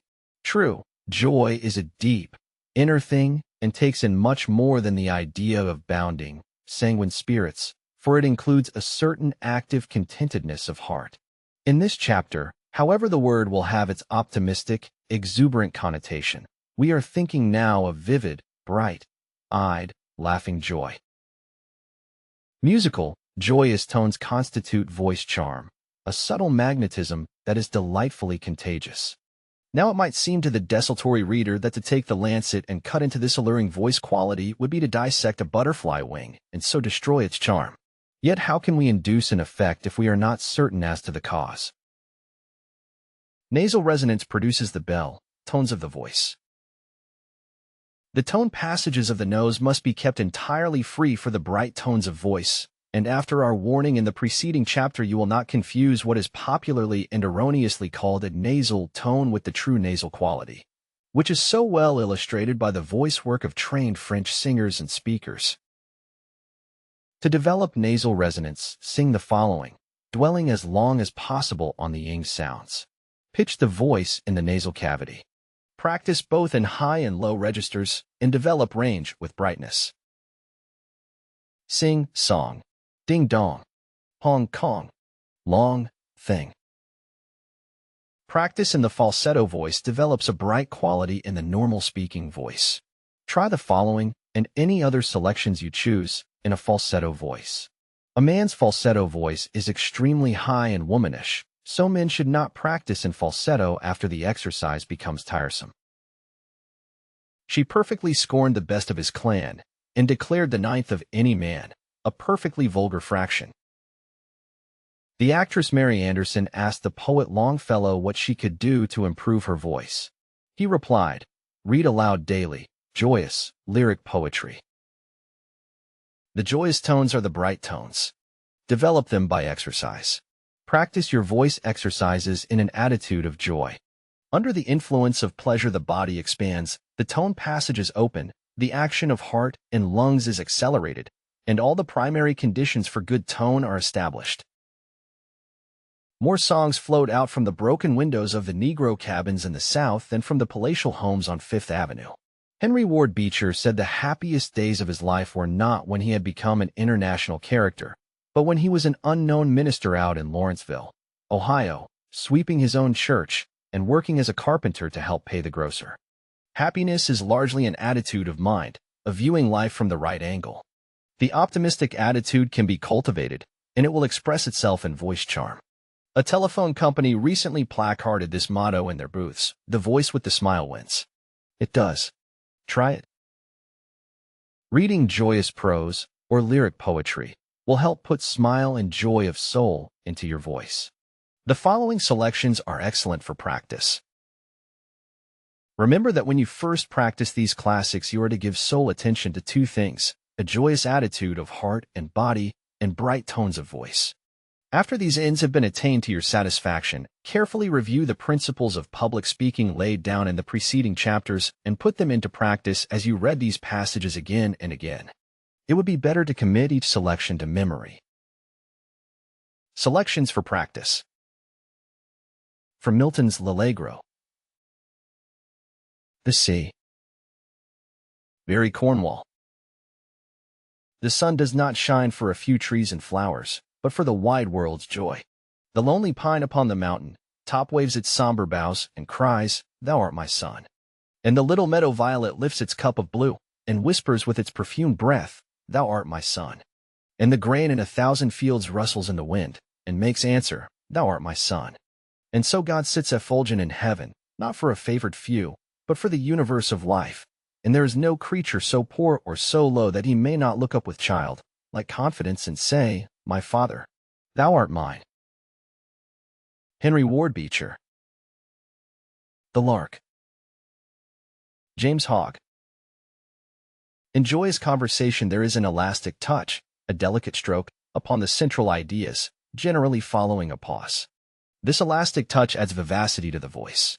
If you try repeatedly, it can be sensed by feeling the tongue strike the teeth.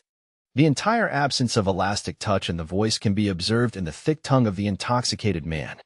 Try to talk with the tongue lying still in the bottom of the mouth, and you will obtain largely the same effect. Vivacity of utterance is gained by using the tongue to strike off the emphatic idea with a decisive, elastic touch. Deliver the following with decisive strokes on the emphatic ideas. Deliver it in a vivacious manner, noting the elastic touch, action of the tongue. A flexible, responsive tongue is absolutely essential to good voice work. From Napoleon's address to the Directory on his return from Egypt. What have you done with that brilliant France which I left you? I left you at peace, and I find you at war. I left you victorious, and I find you defeated.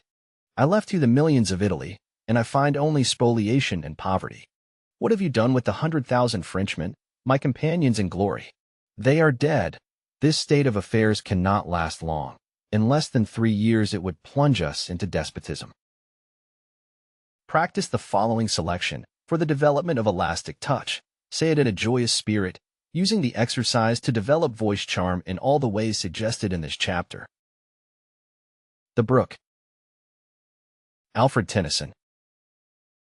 The children at play on the street, glad from sheer physical vitality, display a resonance and charm in their voices quite different from the voices that float through the silent halls of the hospitals. A skilled physician can tell much about his patient's condition from the mere sound of the voice. Failing health, or even physical weariness, tells through the voice. It is always well to rest and be entirely refreshed before attempting to deliver a public address. As to health, neither scope nor space permits us to discuss here the laws of hygiene. There are many excellent books on this subject. In the reign of the Roman Emperor Tiberius, one senator wrote to another, "To the wise, a word is sufficient." The apparel oft proclaims the man, the voice always does. It is one of the greatest revealers of character. The superficial woman, the brutish man, the reprobate, the person of culture, often discloses inner nature in the voice, for even the cleverest dissembler cannot entirely prevent its tones and qualities being affected by the slightest change of thought or emotion. In anger it becomes high, harsh, and unpleasant. In love low, soft, and melodious, the variations are as limitless as they are fascinating to observe. Visit a theatrical hotel in a large city and listen to the buzz, saw voices of the chorus girls from some burlesque attraction. The explanation is simple: buzz, saw lives. Emerson said, "When a man lives with God, his voice shall be as sweet as the murmur of the brook or the rustle of the corn." It is impossible to think selfish thoughts and have either an attractive personality, a lovely character, or a charming voice. If you want to possess voice charm, cultivate a deep, sincere sympathy for mankind. Love will shine out through your eyes and proclaim itself in your tones. One secret of the sweetness of the canary's song may be his freedom from tainted thoughts. Your character beautifies or mars your voice. As a man thinketh in his heart, so is his voice. Questions and exercises. 1. Define A, charm, B, joy, C, beauty. 2. Make a list of all the words related to joy. 3. Write a 3-minute eulogy of the joyful man. 4. Deliver it without the use of notes. Have you carefully considered all the qualities that go to make up voice, charm in its delivery? 5. Tell briefly in your own words what means may be employed to develop a charming voice. 6. Discuss the effect of voice on character. 7. Discuss the effect of character on voice. 8. Analyze the voice charm of any speaker or singer you choose. 9. Analyze the defects of any given voice. 10. Make a short humorous speech imitating certain voice defects, pointing out reasons. 11. Commit the following stanza and interpret each phase of delight suggested or expressed by the poet. Byron, Don Juan. Chapter 14. In Man Speaks God. Hesiod, Words and Days. Homer, Iliad. In popular usage, the terms pronunciation, enunciation, and articulation are synonymous, but real pronunciation includes 3 distinct processes and may therefore be defined as the utterance of a syllable or a group of syllables with regard to articulation, accentuation, and enunciation. Distinct and precise utterance is one of the most important considerations of public speech. How preposterous it is to hear a speaker making sounds of inarticulate earnestness under the contented delusion that he is telling something to his audience. Telling? Telling means communicating, and how can he actually communicate without making every word distinct? Slovenly pronunciation results from either physical deformity or habit. A surgeon or a surgeon-dentist may correct a deformity, but your own will, working by self-observation and resolution in drill, will break a habit. All depends upon whether you think it worthwhile. Defective speech is so widespread that freedom from it is the exception. It is painfully common to hear public speakers mutilate the King's English. If they do not actually murder it, as Curran once said, they often knock an eye out. A Canadian clergyman, writing in the Homiletic Review, relates that in his student days, a classmate who was an Englishman supplied a country church for a Sunday. On the following Monday, he conducted a missionary meeting. In the course of his address, he said some farmers thought they were doing their duty toward missions when they gave their hods and hens to the work, but the Lord required more. At the close of the meeting, a young woman seriously said to a friend, "I am sure the farmers do well if they give their hogs and hens to missions. It is more than most people can afford." It is insufferable effrontery for any man to appear before an audience who persists in driving the H out of happiness, home, and heaven, and, to paraphrase Waldo Masaros, will not let it rest in hell. He who does not show enough self-knowledge to see in himself such glaring faults, nor enough self-mastery to correct them, has no business to instruct others. If he can do no better, he should be silent. If he will do no better, he should also be silent. Barring incurable physical defects, and few are incurable nowadays, the whole matter is one of will. The catalogue of those who have done the impossible by faithful work is as inspiring as a roll call of warriors. The less there is of you, says Nathan Shepard, the more need for you to make the most of what there is of you. Articulation. Articulation is the forming and joining of the elementary sounds of speech.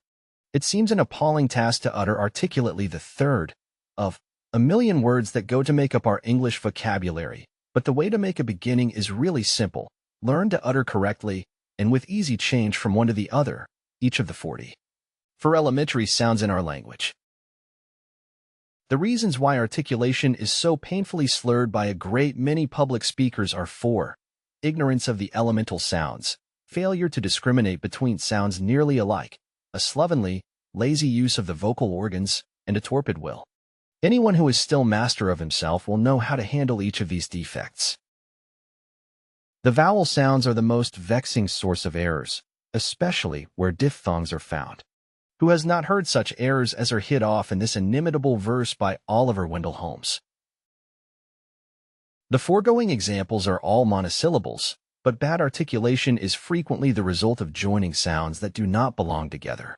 For example, no one finds it difficult to say beauty, but many persist in pronouncing duty as though it were spelled either duty or Judy.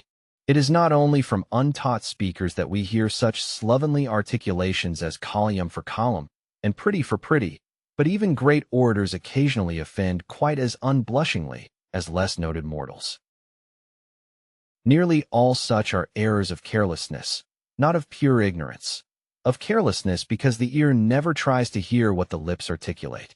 It must be exasperating to a foreigner to find that the elemental sound OU gives him no hint for the pronunciation of bow, cough, rough, thorough, and through.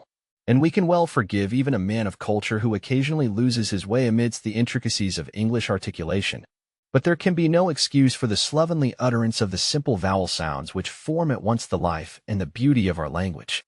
He who is too lazy to speak distinctly should hold his tongue. The consonant sounds occasion serious trouble only for those who do not look with care at the spelling of words about to be pronounced. Nothing but carelessness can account for saying Jacob, Baptist, Sevum, Alwis, or satisfy. He that hath yaws to yaw, let him yaw, is the rendering which an Anglophobiac clergyman gave of the familiar scripture. He that hath ears to hear, let him hear. After hearing the name of Sir Humphrey Davy pronounced, a Frenchman who wished to write to the eminent Englishman thus addressed the letter, Serum for Davy. Accentuation. Accentuation is the stressing of the proper syllables in words. This it is that is popularly called pronunciation. For instance, we properly say that a word is mispronounced when it is accented in vite instead of in vite, though it is really an offense against only one form of pronunciation, accentuation. It is the work of a lifetime to learn the accents of a large vocabulary and to keep pace with changing usage, but an alert ear, the study of word, origins, and the dictionary habit, will prove to be mighty helpers in a task that can never be finally completed. Enunciation. Correct enunciation is the complete utterance of all the sounds of a syllable or a word.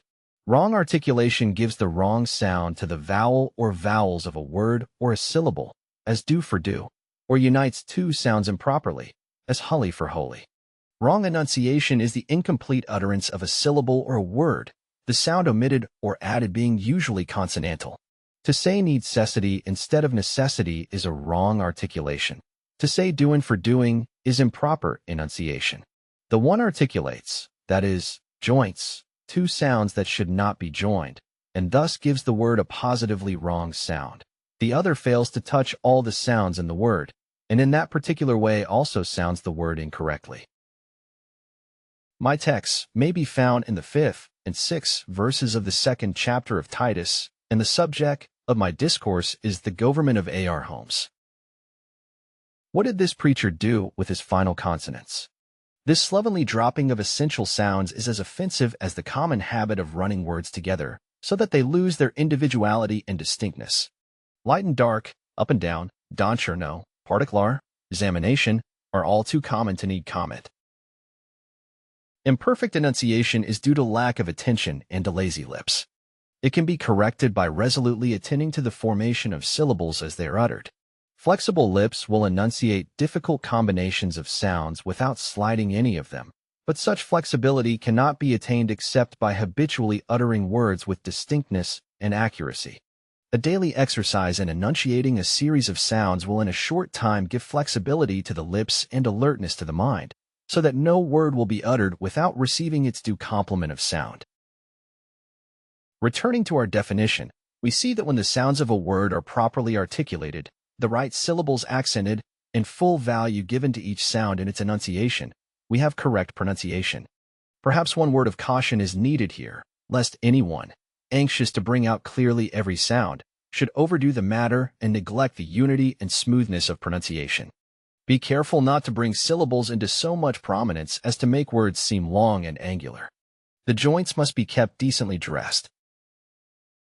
Before delivery, do not fail to go over your manuscript and note every sound that may possibly be mispronounced. Consult the dictionary and make assurance doubly sure. If the arrangement of words is unfavorable to clear enunciation, change either words or order and do not rest until you can follow Hamlet's directions to the players.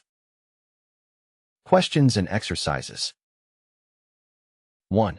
Practice repeating the following rapidly, paying particular attention to the consonants. Mary's matchless mimicry makes much mischief. Seated on shining shale, she sells seashells. You youngsters yielded your youthful Yule-tide yearnings yesterday. 2. Sound the L in each of the following words, repeated in sequence. Blue-black blinkers blocked black blondine's eyes. 3. Do you say a blue sky or a blue sky? 4. Compare the U sound in few and in new. Say each aloud, and decide which is correct, New York, New York, or New York. 5. Pay careful heed to the directions of this chapter in reading the following from Hamlet. After the interview with the ghost of his father, Hamlet tells his friends Horatio and Marcellus that he intends to act a part. Horatio. Oh, day and night, but this is wondrous strange. Act 1. Scene V. 6. Make a list of common errors of pronunciation, saying which are due to faulty articulation, wrong accentuation, and incomplete enunciation. In each case, make the correction. 7. Criticize any speech you may have heard which displayed these faults. 8. Explain how the false shame of seeming to be too precise may hinder us from cultivating perfect verbal utterance. 9. Over-precision is likewise a fault. To bring out any syllable unduly is to caricature the word. Be moderate in reading the following. The last speech of Maximilien de Robespierre. The enemies of the Republic call me tyrant. Were I such, they would grovel at my feet. I should gorge them with gold. I should grant them immunity for their crimes, and they would be grateful. Were I such, the kings we have vanquished, far from denouncing Robespierre, would lend me their guilty support. There would be a covenant between them and me. Tyranny must have tools. But the enemies of tyranny, whither does their path tend? To the tomb and to immortality. What tyrant is my protector? To what faction do I belong? Yourselves. What faction, since the beginning of the revolution, has crushed and annihilated so many detected traitors? You, the people, our principles, are that faction, a faction to which I am devoted, and against which all the scoundrelism of the day is banded. The confirmation of the Republic has been my object, and I know that the Republic can be established only on the eternal basis of morality. Against me, and against those who hold kindred principles, the League is formed. My life. Oh, my life I abandon without a regret. I have seen the past, and I foresee the future. What friend of this country would wish to survive the moment when he could no longer serve it, when he could no longer defend innocence against oppression? Wherefore should I continue in an order of things, where intrigue eternally triumphs over truth, where justice is mocked, where passions the most abject, where fears the most absurd, ride the sacred interests of humanity? In witnessing the multitude of vices which the torrent of the revolution has rolled in turbid communion with its civic virtues, I confess that I have sometimes feared that I should be sullied, in the eyes of posterity, by the impure neighborhood of unprincipled men who had thrust themselves into association with the sincere friends of humanity. And I rejoice that these conspirators against my country have now, by their reckless rage, traced deep the line of demarcation between themselves and all true men. Question history, and learn how all the defenders of liberty, in all times, have been overwhelmed by calumny. But their traducers died also. The good and the bad disappear alike from the earth, but in very different conditions. O Frenchmen! O my countrymen! Let not your enemies, with their desolating doctrines, degrade your souls and enervate your virtues. No, Chalmette, no. Death is not an eternal sleep. Citizens, efface from the tomb that motto, graven by sacrilegious hands, which spreads over all nature a funereal crape, takes from oppressed innocence its support, and affronts the beneficent dispensation of death. Inscribe rather thereon these words: Death is the commencement of immortality. I leave to the oppressors of the people a terrible testament, which I proclaim with the independence befitting one whose career is so nearly ended. It is the awful truth. Thou shalt die. School and College Speaker, Mitchell. School and College Speaker, Mitchell. Chapter 15. When Whitefield acted an old blind man advancing by slow steps toward the edge of the precipice, Lord Chesterfield started up and cried, "Good God, he is gone." Nathan Shepherd, before an audience. Gesture is really a simple matter that requires observation and common sense rather than a book of rules. Gesture is an outward expression of an inward condition. It is merely an effect, the effect of a mental or an emotional impulse struggling for expression through physical avenues. You must not, however, begin at the wrong end. If you are troubled by your gestures, or a lack of gestures, attend to the cause, not the effect. It will not in the least help matters to tack on to your delivery a few mechanical movements. If the tree in your front yard is not growing to suit you, fertilize and water the soil and let the tree have sunshine. Obviously, it will not help your tree to nail on a few branches. If your cistern is dry, wait until it rains, or bore a well. Why plunge a pump into a dry hole? The speaker whose thoughts and emotions are welling within him like a mountain spring will not have much trouble to make gestures. It will be merely a question of properly directing them. If his enthusiasm for his subject is not such as to give him a natural impulse for dramatic action, it will avail nothing to furnish him with a long list of rules. He may tack on some movements, but they will look like the wilted branches nailed to a tree to simulate life. Gestures must be born, not built. A wooden horse may amuse the children, but it takes a live one to go somewhere. It is not only impossible to lay down definite rules on this subject, but it would be silly to try, for everything depends on the speech, the occasion, the personality and feelings of the speaker, and the attitude of the audience. It is easy enough to forecast the result of multiplying 7 by 6, but it is impossible to tell any man what kind of gestures he will be impelled to use when he wishes to show his earnestness. We may tell him that many speakers close the hand, with the exception of the forefinger, and pointing that finger straight at the audience pour out their thoughts like a volley, or that others stamp one foot for emphasis, or that Mr. Bryan often slaps his hands together for great force, holding one palm upward in an easy manner, or that Gladstone would sometimes make a rush at the clerk's table in Parliament and smite it with his hand so forcefully that Disraeli once brought down the house by, grimly congratulating himself that such a barrier stood between himself and the honorable gentleman. All these things, and a bookful more, may we tell the speaker, but we cannot know whether he can use these gestures or not, any more than we can decide whether he could wear Mr. Bryan's clothes. The best that can be done on this subject is to offer a few practical suggestions and let personal good taste decide as to where effective dramatic action ends and extravagant motion begins. Any gesture that merely calls attention to itself is bad. The purpose of a gesture is to carry your thought and feeling into the minds and hearts of your hearers. This it does by emphasizing your message, by interpreting it, by expressing it in action, by striking its tone in either a physically descriptive, a suggestive, or a typical gesture. And let it be remembered all the time that gesture includes all physical movement, from facial expression and the tossing of the head to the expressive movements of hand and foot. A shifting of the pose may be a most effective gesture. What is true of gesture is true of all life. If the people on the street turn around and watch your walk is more important than you are, change it. If the attention of your audience is called to your gestures, they are not convincing, because they appear to be what they have a doubtful right to be in reality, studied. Have you ever seen a speaker use such grotesque gesticulations that you were fascinated by their frenzy of oddity, but could not follow his thought? Do not smother ideas with gymnastics. Savonarola would rush down from the high pulpit among the congregation in the Duomo at Florence and carry the fire of conviction to his hearers. Billy Sunday slides to base on the platform carpet in dramatizing one of his baseball illustrations.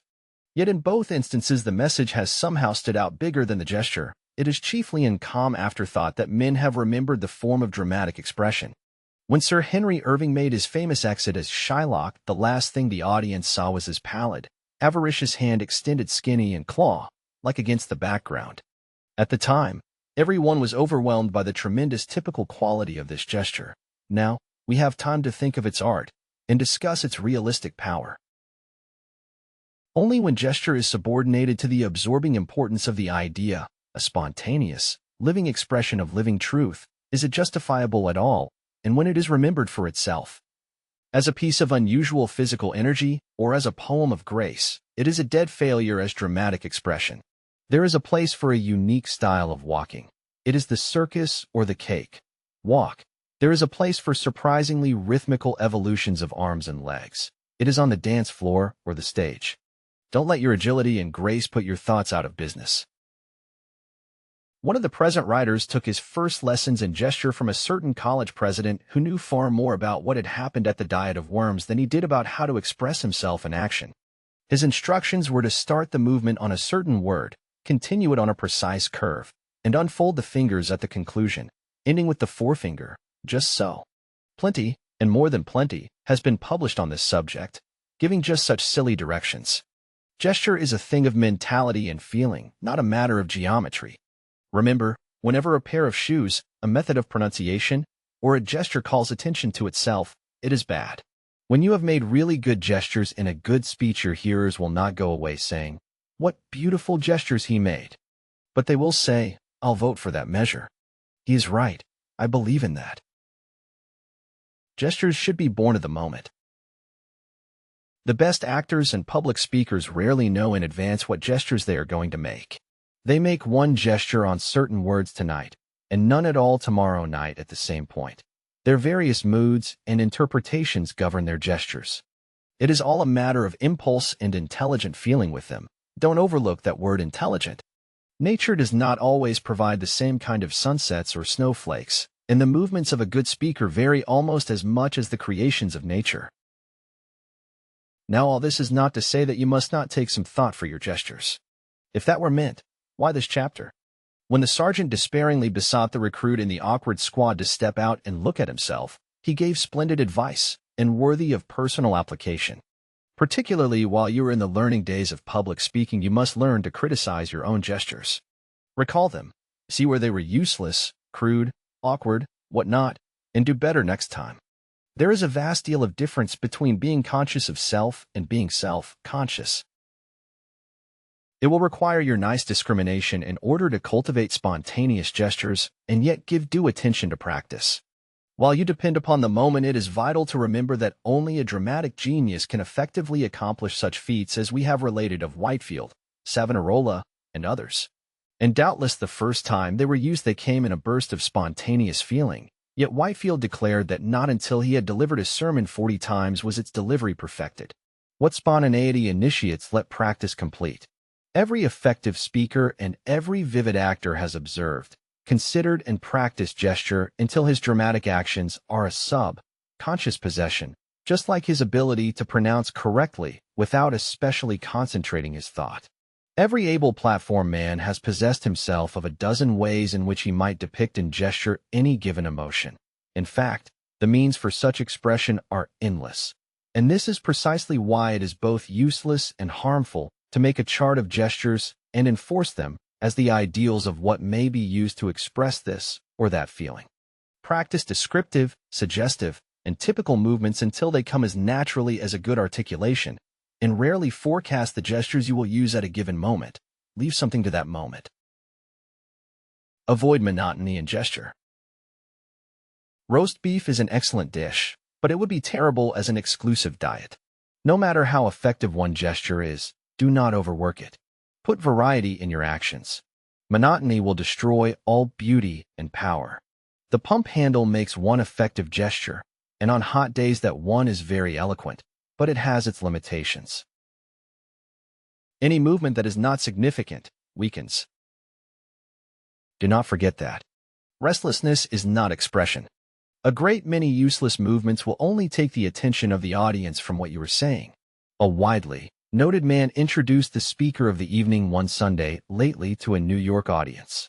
The only thing remembered about that introductory speech is that the speaker played nervously with the covering of the table as he talked. We naturally watch moving objects. A janitor putting down a window can take the attention of the hearers from Mr. Roosevelt. By making a few movements at one side of the stage, a chorus girl may draw the interest of the spectators from a big scene between the leads. When our forefathers lived in caves, they had to watch moving objects, for movements meant danger. We have not yet overcome the habit. Advertisers have taken advantage of it. Witness the moving electric light signs in any city. A shrewd speaker will respect this law and conserve the attention of his audience by eliminating all unnecessary movements. Gesture should either be simultaneous with or precede the words, not follow them. Lady Macbeth says, "Bear welcome in your eye, your hand, your tongue." Reverse this order and you get comedy. Say, "There he goes," pointing at him after you have finished your words, and see if the result is not comical. Do not make short, jerky movements. Some speakers seem to be imitating a waiter who has failed to get a tip. Let your movements be easy and from the shoulder, as a rule, rather than from the elbow. But do not go to the other extreme and make too many flowing motions. That savors of the lackadaisical. Put a little punch and life into your gestures. You cannot, however, do this mechanically. The audience will detect it if you do. They may not know just what is wrong, but the gesture will have a false appearance to them. Facial expression is important. Have you ever stopped in front of a Broadway theater and looked at the photographs of the cast? Notice the row of chorus girls who are supposed to be expressing fear. Their attitudes are so mechanical that the attempt is ridiculous. Notice the picture of the star expressing the same emotion. His muscles are drawn, his eyebrows lifted, he shrinks, and fear shines through his eyes. That actor felt fear when the photograph was taken. The chorus girls felt that it was time for a rare bit, and more nearly expressed that emotion than they did fear. Incidentally, that is one reason why they stay in the chorus. The movements of the facial muscles may mean a great deal more than the movements of the hand. The man who sits in a dejected heap with a look of despair on his face is expressing his thoughts and feelings just as effectively as the man who is waving his arms and shouting from the back of a dray wagon. The eye has been called the window of the soul. Through it shines the light of our thoughts and feelings. Do not use too much gesture. As a matter of fact, in the big crises of life, we do not go through many actions. When your closest friend dies, you do not throw up your hands and talk about your grief. You are more likely to sit and brood in dry-eyed silence. The Hudson River does not make much noise on its way to the sea. It is not half so loud as the little creek up in Bronx Park that a bullfrog could leap across. The barking dog never tears your trousers, at least they say he doesn't. Do not fear the man who waves his arms and shouts his anger, but the man who comes up quietly with eyes flaming and face burning may knock you down. Fuss is not force. Observe these principles in nature and practice them in your delivery. The writer of this chapter once observed an instructor drilling a class in gesture. They had come to the passage from Henry VIII in which the humbled cardinal says, "Farewell, a long farewell to all my greatness." It is one of the pathetic passages of literature. A man uttering such a sentiment would be crushed, and the last thing on earth he would do would be to make flamboyant movements. Yet this class had an elocutionary manual before them that gave an appropriate gesture for every occasion, from paying the gas bill to death-bed farewells. So they were instructed to throw their arms out at full length on each side and say, "Farewell, a long farewell to all my greatness." Such a gesture might possibly be used in an after-dinner speech at the convention of a telephone company whose lines extended from the Atlantic to the Pacific, but to think of Woolsey's using that movement would suggest that his fate was just. Posture. The physical attitude to be taken before the audience really is included in gesture. Just what that attitude should be depends, not on rules, but on the spirit of the speech and the occasion. Senator La Follette stood for 3 hours with his weight thrown on his forward foot as he leaned out over the footlights, ran his fingers through his hair, and flamed out a denunciation of the trusts. It was very effective. But imagine a speaker taking that kind of position to discourse on the development of road-making machinery. If you have a fiery, aggressive message and will let yourself go, nature will naturally pull your weight to your forward foot. A man in a hot political argument or a street brawl never has to stop to think upon which foot he should throw his weight. You may sometimes place your weight on your back foot if you have a restful and calm message, but don't worry about it. Just stand like a man who genuinely feels what he is saying. Do not stand with your heels close together, like a soldier or a butler. No more should you stand with them wide apart, like a traffic policeman. Use simple good manners and common sense. Here a word of caution is needed.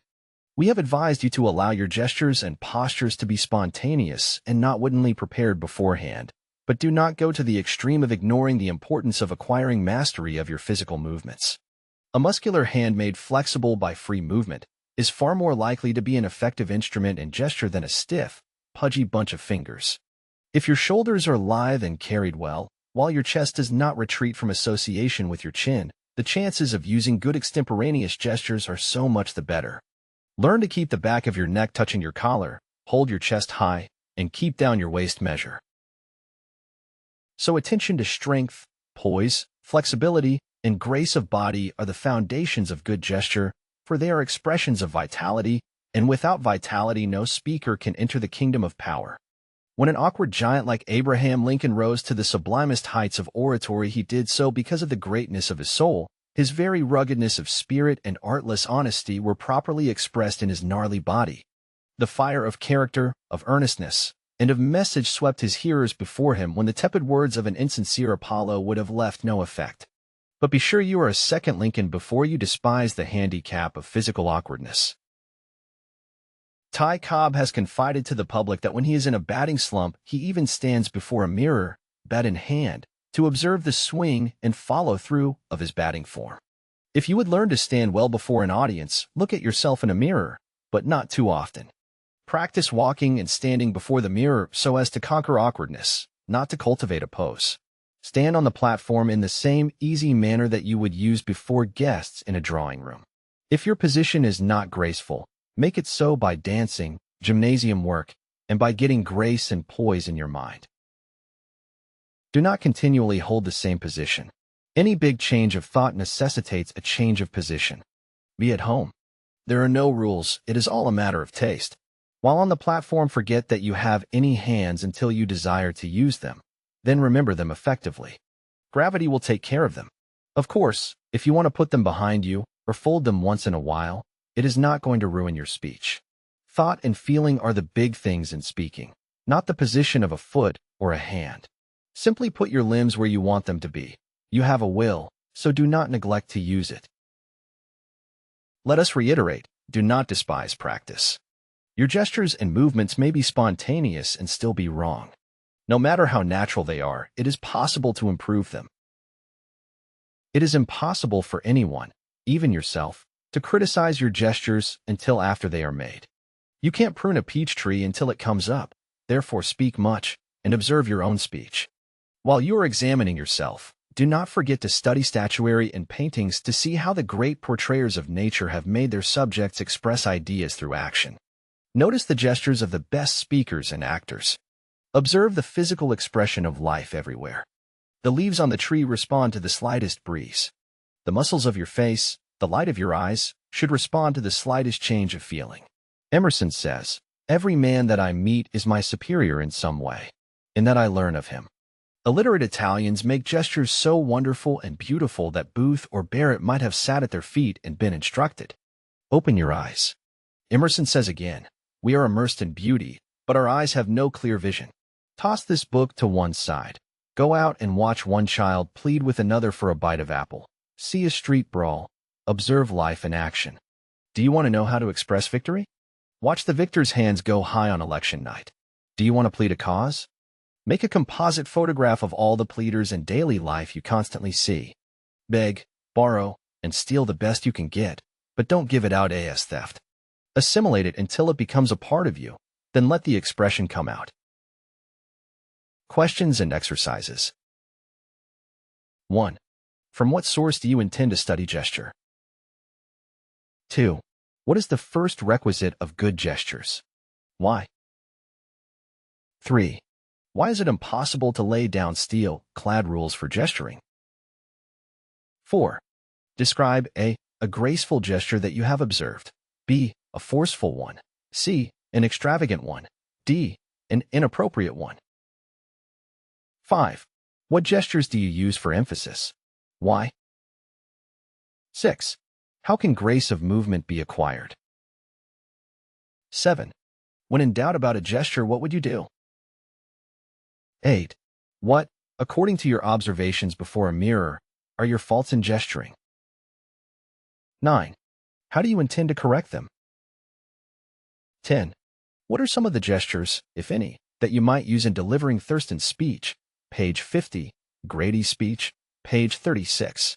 Be specific. 11. Describe some particularly appropriate gesture that you have observed. Why was it appropriate? 12. Cite at least 3 movements in nature that might well be imitated in gesture. 13. What would you gather from the expressions descriptive gesture, suggestive gesture, and typical gesture? 14. Select any elemental emotion, such as fear, and try, by picturing in your mind at least 5 different situations that might call forth this emotion, to express its several phases by gesture, including posture, movement, and facial expression. 15. Do the same thing for such other emotions as you may select. 16. Select 3 passages from any source, only being sure that they are suitable for public delivery, memorize each, and then devise gestures suitable for each. Say why. 17. Criticize the gestures in any speech you have heard recently. 18. Practice flexible movement of the hand. What exercises did you find useful? 19. Carefully observe some animal, then devise several typical gestures. 20. Write a brief dialogue between any 2 animals, read it aloud, and invent expressive gestures. 21. Deliver, with appropriate gestures, the quotation that heads this chapter. 22. Read aloud the following incident, using dramatic gestures. When Voltaire was preparing a young actress to appear in one of his tragedies, he tied her hands to her sides with packthread in order to check her tendency toward exuberant gesticulation. Under this condition of compulsory immobility, she commenced to rehearse, and for some time she bore herself calmly enough, but at last, completely carried away by her feelings, she burst her bonds and flung up her arms. Alarmed at her supposed neglect of his instructions, she began to apologize to the poet. He smilingly reassured her. However, the gesture was then admirable, because it was irrepressible. Redway, The Actor's Art. 23. Render the following with suitable gestures. One day, while preaching, Whitefield, suddenly assumed a nautical air and manner that were irresistible with him, and broke forth in these words: "Well, my boys, we have a clear sky, and are making fine headway over a smooth sea before a light breeze, and we shall soon lose sight of land. But what means this sudden lowering of the heavens, and that dark cloud arising from beneath the western horizon? Hark! Don't you hear distant thunder? Don't you see those flashes of lightning? There is a storm gathering. Every man to his duty. The air is dark, the tempest rages, our masts are gone, the ship is on her beam ends. What next?" At this a number of sailors in the congregation, utterly swept away by the dramatic description, leaped to their feet and cried, "The longboat! Take to the longboat!" Nathan Shepard, before an audience. Chapter 16. The crown, the consummation, of the discourse is its delivery. Toward it all preparation looks, for it the audience waits, by it the speaker is judged. All the forces of the orator's life converge in his oratory. The logical acuteness with which he marshals the facts around his theme, the rhetorical facility with which he orders his language, the control to which he has attained in the use of his body as a single organ of expression, whatever richness of acquisition and experience are his, these all are now incidents. The fact is the sending of his message home to his hearers. The hour of delivery is the supreme, inevitable hour for the orator. It is this fact that makes lack of adequate preparation such an impertinence. And it is this that sends such thrills of indescribable joy through the orator's whole being when he has achieved a success. It is like the mother forgetting her pangs for the joy of bringing a son into the world. J.B. How to attract and hold an audience. There are 4 fundamental methods of delivering an address. All others are modifications of one or more of these: reading from manuscript, committing the written speech and speaking from memory, speaking from notes, and extemporaneous speech. It is impossible to say which form of delivery is best for all speakers in all circumstances. In deciding for yourself, you should consider the occasion, the nature of the audience, the character of your subject, and your own limitations of time and ability. However, it is worthwhile warning you not to be lenient in self-exaction. Say to yourself courageously, "What others can do, I can attempt." A bold spirit conquers where others flinch, and a trying task challenges pluck. Reading from manuscript. This method really deserves short shrift in a book on public speaking, for, delude yourself as you may, public reading is not public speaking. Yet there are so many who grasp this broken reed for support that we must here discuss the reed speech, apologetic misnomer as it is. Certainly there are occasions, among them, the opening of Congress, the presentation of a sore question before a deliberative body, or a historical commemoration, when it may seem not alone to the orator, but to all those interested that the chief thing is to express certain thoughts in precise language, in language that must not be either misunderstood or misquoted. At such times oratory is unhappily elbowed to a back bench. The manuscript is solemnly withdrawn from the capacious inner pocket of the new frock coat, and everyone settles himself resignedly, with only a feeble flicker of hope that the so-called speech may not be as long as it is thick. The words may be golden, but the hearers' eyes are prone to be leaden, and in about 1 instance out of 100 does the perpetrator really deliver an impressive address. His excuse is his apology. He is not to be blamed, as a rule, for someone decreed that it would be dangerous to cut loose from manuscript moorings and take his audience with him on a really delightful sail. One great trouble on such great occasions is that the essayist, for such he is, has been chosen not because of his speaking ability, but because his grandfather fought in a certain battle, or his constituents sent him to Congress, or his gifts in some line of endeavor other than speaking have distinguished him. As well choose a surgeon from his ability to play golf. To be sure, it always interests an audience to see a great man. Because of his eminence, they are likely to listen to his words with respect, perhaps with interest, even when droned from a manuscript. But how much more effective such a deliverance would be if the papers were cast aside. Nowhere is the reed address so common as in the pulpit, that in these days least of all can afford to invite a handicap. Doubtless many clergymen prefer finish to fervor. Let them choose. They are rarely men who sway the masses to acceptance of their message. What they gain in precision and elegance of language, they lose in force. There are just 4 motives that can move a man to read his address or sermon.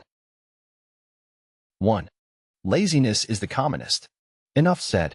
Even heaven cannot make a lazy man efficient. 2. A memory so defective that he really cannot speak without reading. Alas, he is not speaking when he is reading, so his dilemma is painful and not to himself alone. But no man has a right to assume that his memory is utterly bad until he has buckled down to memory culture and failed. A weak memory is oftener an excuse than a reason. 3. A genuine lack of time to do more than write the speech.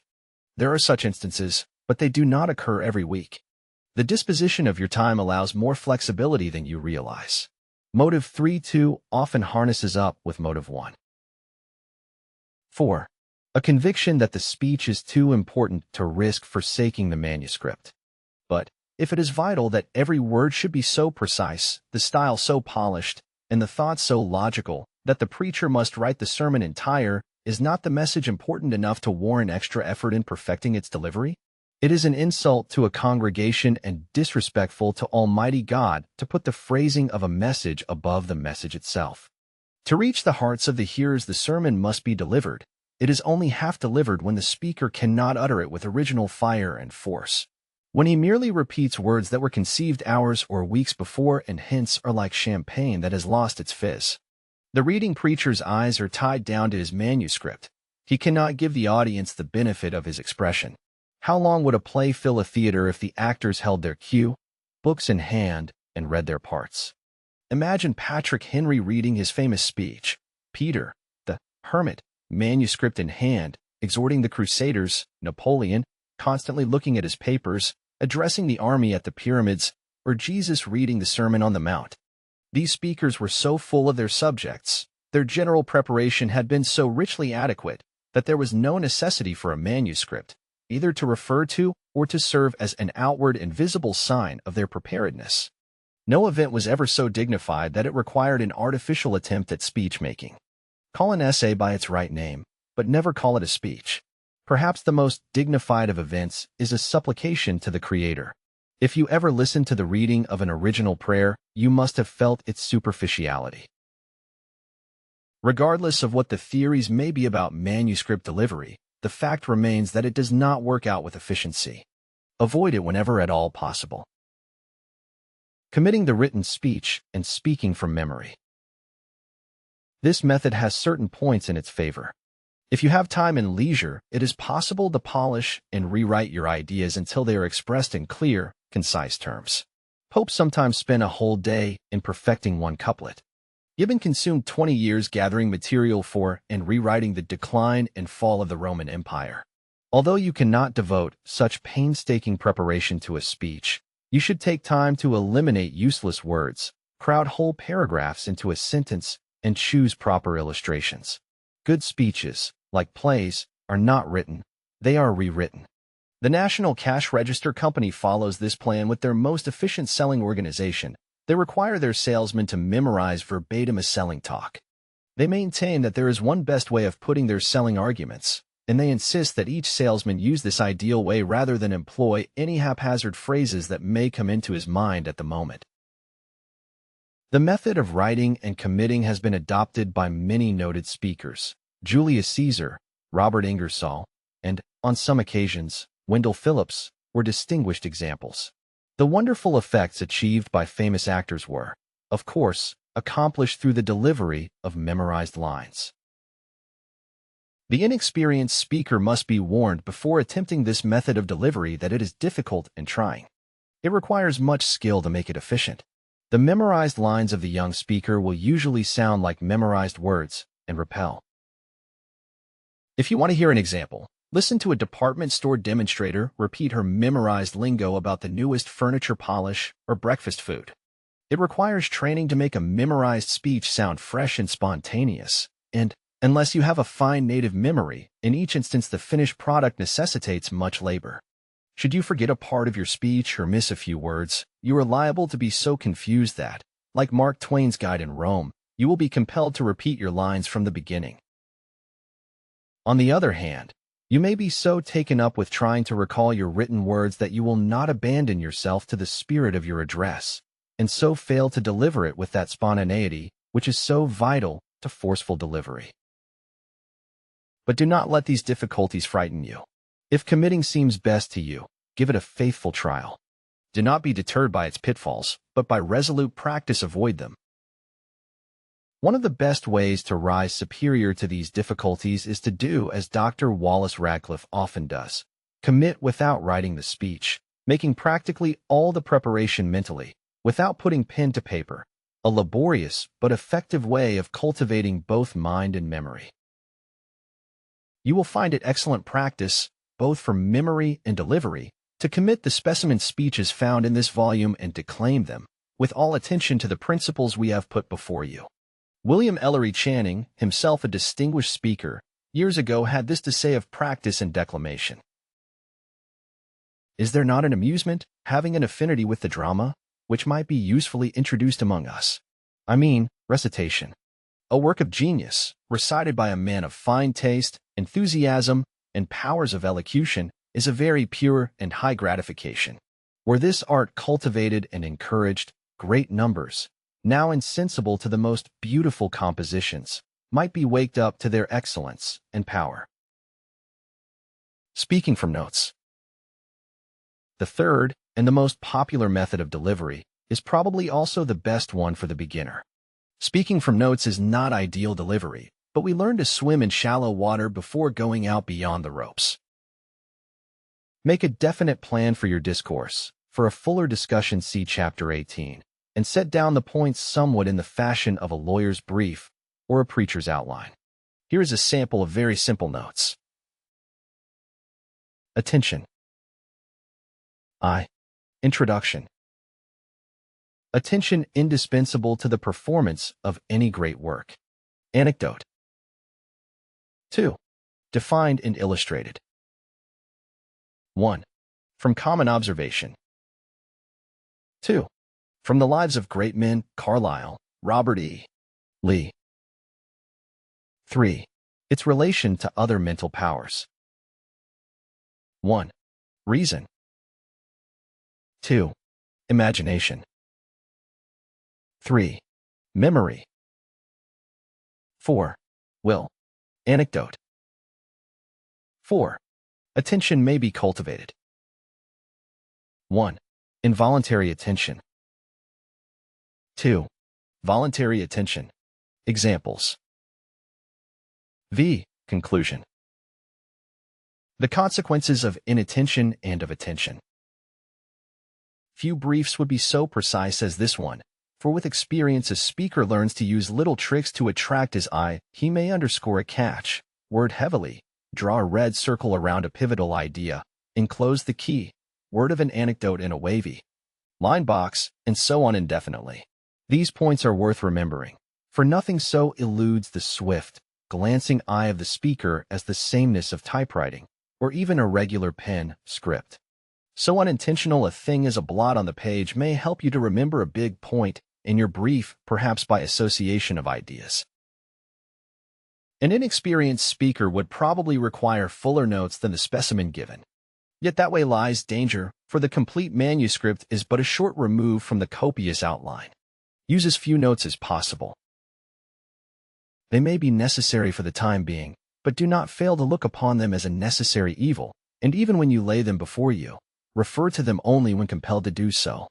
Make your notes as full as you please in preparation, but by all means condense them for platform use. Extemporaneous speech. Surely this is the ideal method of delivery. It is far and away the most popular with the audience, and the favorite method of the most efficient speakers. Extemporaneous speech has sometimes been made to mean unprepared speech, and indeed it is too often precisely that. But in no such sense do we recommend it strongly to speakers old and young. On the contrary, to speak well without notes requires all the preparation which we discussed so fully in the chapter on fluency, while yet relying upon the inspiration of the hour for some of your thoughts and much of your language. You had better remember, however, that the most effective inspiration of the hour is the inspiration you yourself bring to it, bottled up in your spirit and ready to infuse itself into the audience. If you extemporize, you can get much closer to your audience. In a sense, they appreciate the task you have before you and send out their sympathy. Extemporize, and you will not have to stop and fumble around amidst your notes. You can keep your eye afire with your message and hold your audience with your very glance. You yourself will feel their response as you read the effects of your warm, spontaneous words written on their countenances. Sentences written out in the study are liable to be dead and cold when resurrected before the audience. When you create as you speak, you conserve all the native fire of your thought. You can enlarge on one point or omit another, just as the occasion or the mood of the audience may demand. It is not possible for every speaker to use this, the most difficult of all methods of delivery, and least of all can it be used successfully without much practice, but it is the ideal towards which all should strive. One danger in this method is that you may be led aside from your subject into bypaths. To avoid this peril, firmly stick to your mental outline. Practice speaking from a memorized brief until you gain control.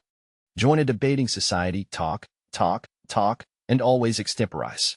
You may make a fool of yourself once or twice, but is that too great a price to pay for success? Notes, like crutches, are only a sign of weakness. Remember that the power of your speech depends to some extent upon the view your audience holds of you. General Grant's words as president were more powerful than his words as a Missouri farmer. If you would appear in the light of an authority, be one. Make notes on your brain instead of on paper. Joint methods of delivery. A modification of the second method has been adopted by many great speakers, particularly lecturers who are compelled to speak on a wide variety of subjects day after day. Such speakers often commit their addresses to memory but keep their manuscripts in flexible book form before them, turning several pages at a time.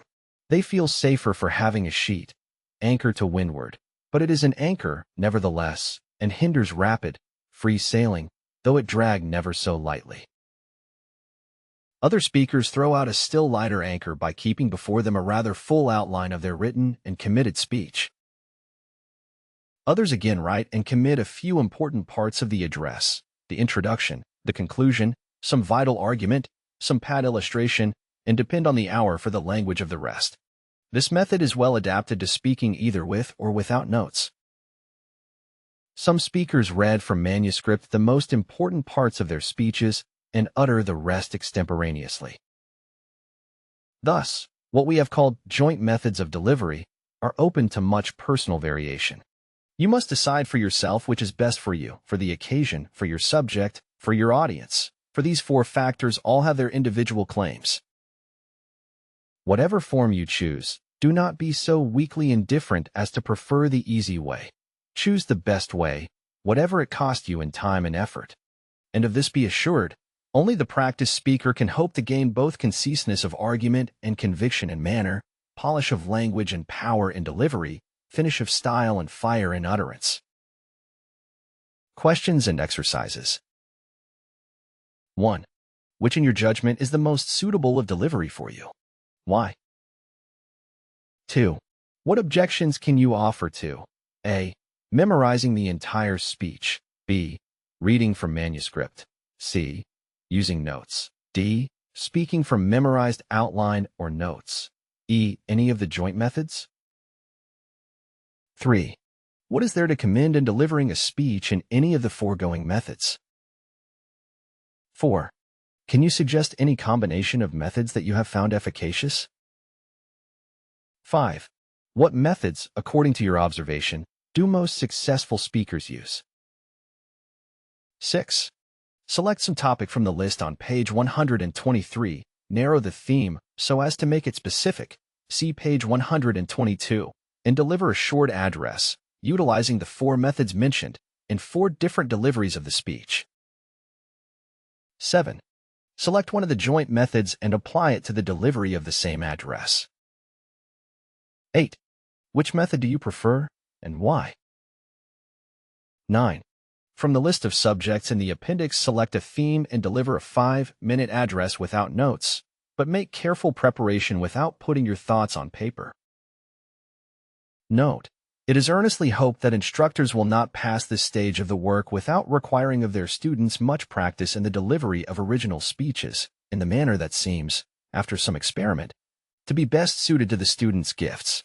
Students who are studying alone should be equally exacting in demand upon themselves. One point is most important. It is easy to learn to read a speech. Therefore, it is much more urgent that the pupil should have much practice in speaking from notes and speaking without notes. At this stage, pay more attention to manner than to matter. The succeeding chapters take up the composition of the address. Be particularly insistent upon frequent and thorough review of the principles of delivery discussed in the preceding chapters. Chapter 17. Providence is always on the side of the last reserve. Napoleon Bonaparte. Barry Cornwall, The Sea and Calm. What would happen if you should overdraw your bank account? As a rule, the check would be protested. But if you were on friendly terms with the bank, your check might be honored, and you would be called upon to make good the overdraft. Nature has no such favorites, therefore extends no credits. She is as relentless as a gasoline tank. When the gas is all used, the machine stops. It is as reckless for a speaker to risk going before an audience without having something in reserve as it is for the motorist to essay a long journey in the wilds without enough gasoline in sight. But in what does a speaker's reserve power consist? In a well-founded reliance on his general and particular grasp of his subject, in the quality of being alert and resourceful in thought, particularly in the ability to think while on his feet, and in that self-possession which makes one the captain of all his own forces, bodily and mental. The first of these elements, adequate preparation, and the last, self-reliance, were discussed fully in the chapters on self-confidence and fluency, so they will be touched only incidentally here. Besides, the next chapter will take up specific methods of preparation for public speaking. Therefore, the central theme of this chapter is the second of the elements of reserve power, thought. The mental storehouse. An empty mind, like an empty larder, may be a serious matter or not. All will depend on the available resources. If there is no food in the cupboard, the housewife does not nervously rattle the empty dishes, she telephones the grocer. If you have no ideas, do not rattle your empty airs and ahs, but get some ideas, and don't speak until you do get them.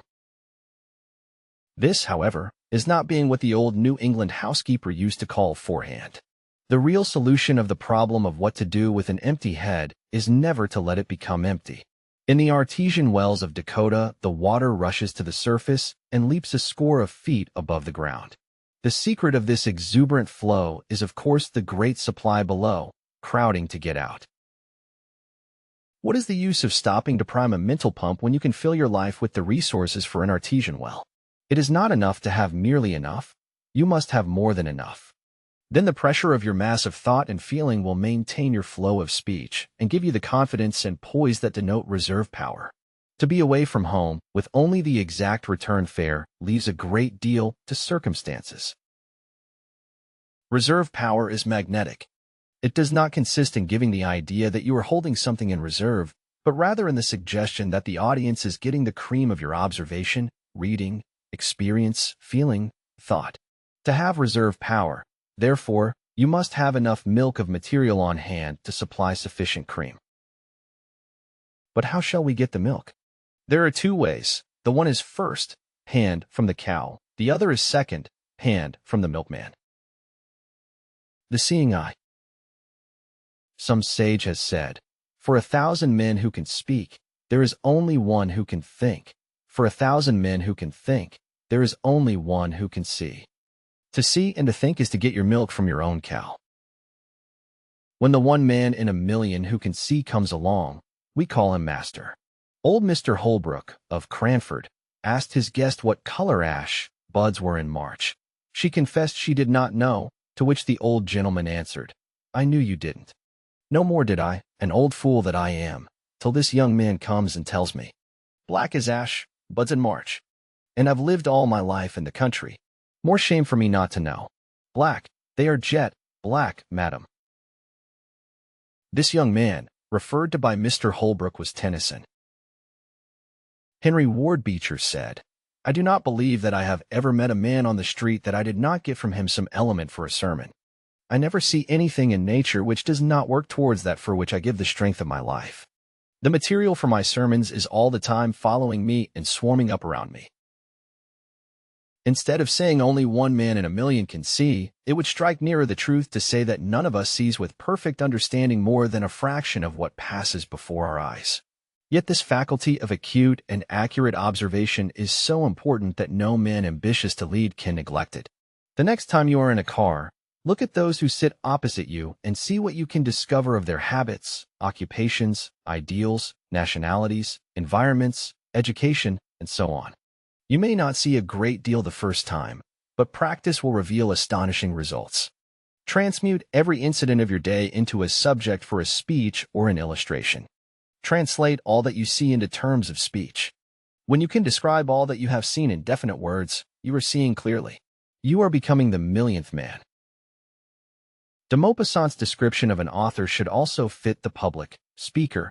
His eye is like a suction pump, absorbing everything, like a pickpocket's hand, always at work. Nothing escapes him. He is constantly collecting material, gathering up glances, gestures, intentions, everything that goes on in his presence, the slightest look, the least act, the merest trifle. De Maupassant was himself a millionth man, a master. Ruskin took a common rock, crystal, and saw hidden within its stolid heart lessons which have not yet ceased to move men's lives. Beecher stood for hours before the window of a jewelry store thinking out analogies between jewels and the souls of men. Gough saw in a single drop of water enough truth wherewith to quench the thirst of 5,000 souls. Thoreau sat so still in the shadowy woods that birds and insects came and opened up their secret lives to his eye. Emerson observed the soul of a man so long that at length he could say, "I cannot hear what you say, foreseeing what you are." Prayer for 3 years studied the life of his babe, and so became an authority upon the child mind. Observation. Most men are blind. There are 1,000 times as many hidden truths and undiscovered facts about us today as have made discoverers famous, facts waiting for someone to pluck out the heart of their mystery. But so long as men go about the search with eyes that see not, so long will these hidden pearls lie in their shells. Not an orator, but who could more effectively point and feather his shafts were he to search nature rather than libraries. Too few can see sermons and stones and books in the running brooks, because they are so used to seeing merely sermons and books and only stones in running brooks. Sir Philip Sidney had a saying, "Look in thy heart and write." Massillon explained his astute knowledge of the human heart by saying, "I learned it by studying myself." Byron says of John Locke that all his knowledge of the human understanding was derived from studying his own mind. Since multiform nature is all about us, originality ought not to be so rare. The thinking mind. Thinking is doing mental arithmetic with facts. Add this fact to that, and you reach a certain conclusion. Subtract this truth from another, and you have a definite result. Multiply this fact by another, and have a precise product.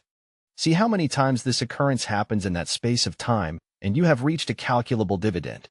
In thought processes you perform every known problem of arithmetic and algebra. That is why mathematics are such excellent mental gymnastics. But by the same token, thinking is work. Thinking takes energy.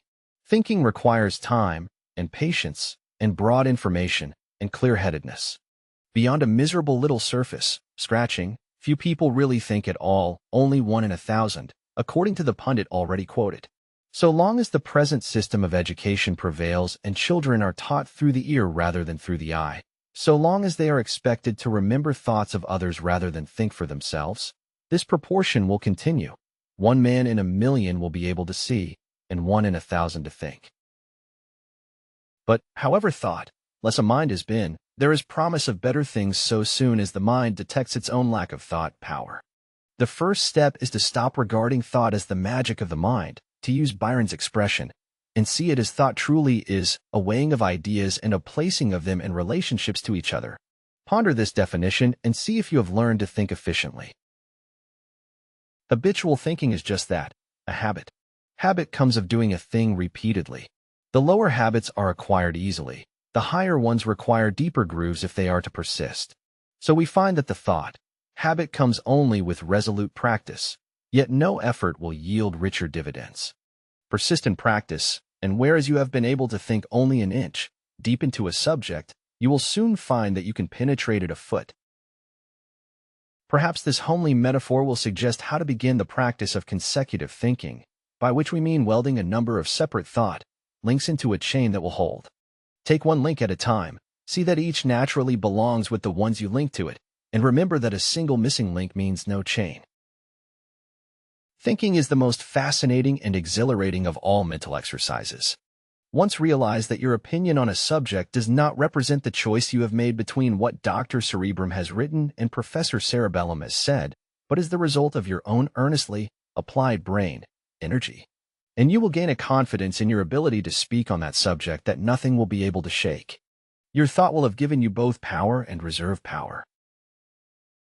Someone has condensed the relation of thought to knowledge in these pungent, homely lines. Reading as a stimulus to thought. No matter how dry the cow, however, nor how poor our ability to milk, there is still the milkman. We can read what others have seen and felt and thought. Often, indeed, such records will kindle within us that essential and vital spark, the desire to be a thinker. The following selection is taken from one of Dr. Newell Dwight Hillis's lectures, as given in A Man's Value to Society. Dr. Hillis is a most fluent speaker. He never refers to notes. He has reserve power. His mind is a veritable treasure, house of facts and ideas. See how he draws from a knowledge of 15 different general or special subjects: geology, plant life, Palestine, chemistry, Eskimos, mythology, literature, the Nile, history, law, wit, evolution, religion, biography, and electricity. Surely, it needs no sage to discover that the secret of this man's reserve power is the old secret of our artesian well whose abundance surges from unseen depths. The uses of books and reading. Each Kingsley approaches a stone as a jeweler approaches a casket to unlock the hidden gems. Dieki causes the bit of hard coal to unroll the juicy bud, the thick odorous leaves, the pungent boughs, until the bit of carbon enlarges into the beauty of a tropic forest. That little book of Grant Allen's called How Plants Grow exhibits trees and shrubs as eating, drinking, and marrying. We see certain date groves in Palestine, and other date groves in the desert 100 miles away, and the pollen of the one carried upon the trade winds to the branches of the other. We see the tree with its strange system of water, works, pumping the sap up through pipes and mains. We see the chemical laboratory in the branches mixing flavor for the orange in one bough, mixing the juices of the pineapple in another. We behold the tree as a mother making each infant acorn ready against the long winter, rolling it in swaths soft and warm as wool blankets, wrapping it around with garments impervious to the rain, and finally slipping the infant acorn into a sleeping bag, like those the Eskimos gave Dr. Kane. At length we come to feel that the Greeks were not far wrong in thinking each tree had a dryad in it, animating it, protecting it against destruction, dying when the tree withered. Some Faraday shows us that each drop of water is a sheath for electric forces sufficient to charge 800,000 Leyden jars, or drive an engine from Liverpool to London. Some Sir William Thomson tells us how hydrogen gas will chew up a large iron spike as a child's molars will chew off the end of a stick of candy. Thus, each new book opens up some new and hitherto unexplored realm of nature. Thus books fulfill for us the legend of the wondrous glass that showed its owner all things distant and all things hidden. Through books our world becomes as a bud from the bower of God's beauty, the sun as a spark from the light of his wisdom, the sky as a bubble on the sea of his power. Therefore Mrs. Browning's words, no child can be called fatherless who is God and his mother, no youth can be called friendless who is God and the companionship of good books. Books also advantage us in that they exhibit the unity of progress, the solidarity of the race, and the continuity of history. Authors lead us back along the pathway of law, of liberty, or religion, and set us down in front of the great man in whose brain the principle had its rise. As the discoverer leads us from the mouth of the Nile back to the headwaters of Nyanza, so books exhibit great ideas and institutions as they move forward, ever widening and deepening, like some Nile feeding many civilizations. For all the reforms of today go back to some reform of yesterday. Man's art goes back to Athens and Thebes. Man's laws go back to Blackstone and Justinian. Man's reapers and plows go back to the savage scratching the ground with his forked stick, drawn by the wild bullock. The heroes of liberty march forward in a solid column. Lincoln grasps the hand of Washington. Washington received his weapons at the hands of Hampden and Cromwell. The great Puritans lock hands with Luther and Savonarola. The unbroken procession brings us at length to him whose Sermon on the Mount was the very charter of liberty. It puts us under a divine spell to perceive that we are all co-workers with the great men, and yet single threads in the warp and woof of civilization. And when books have related us to our own age, and related all the epics to God, whose providence is the Gulf Stream of history, these teachers go on to stimulate us to new and greater achievements. Alone, man is an unlighted candle. The mind needs some book to kindle its faculties.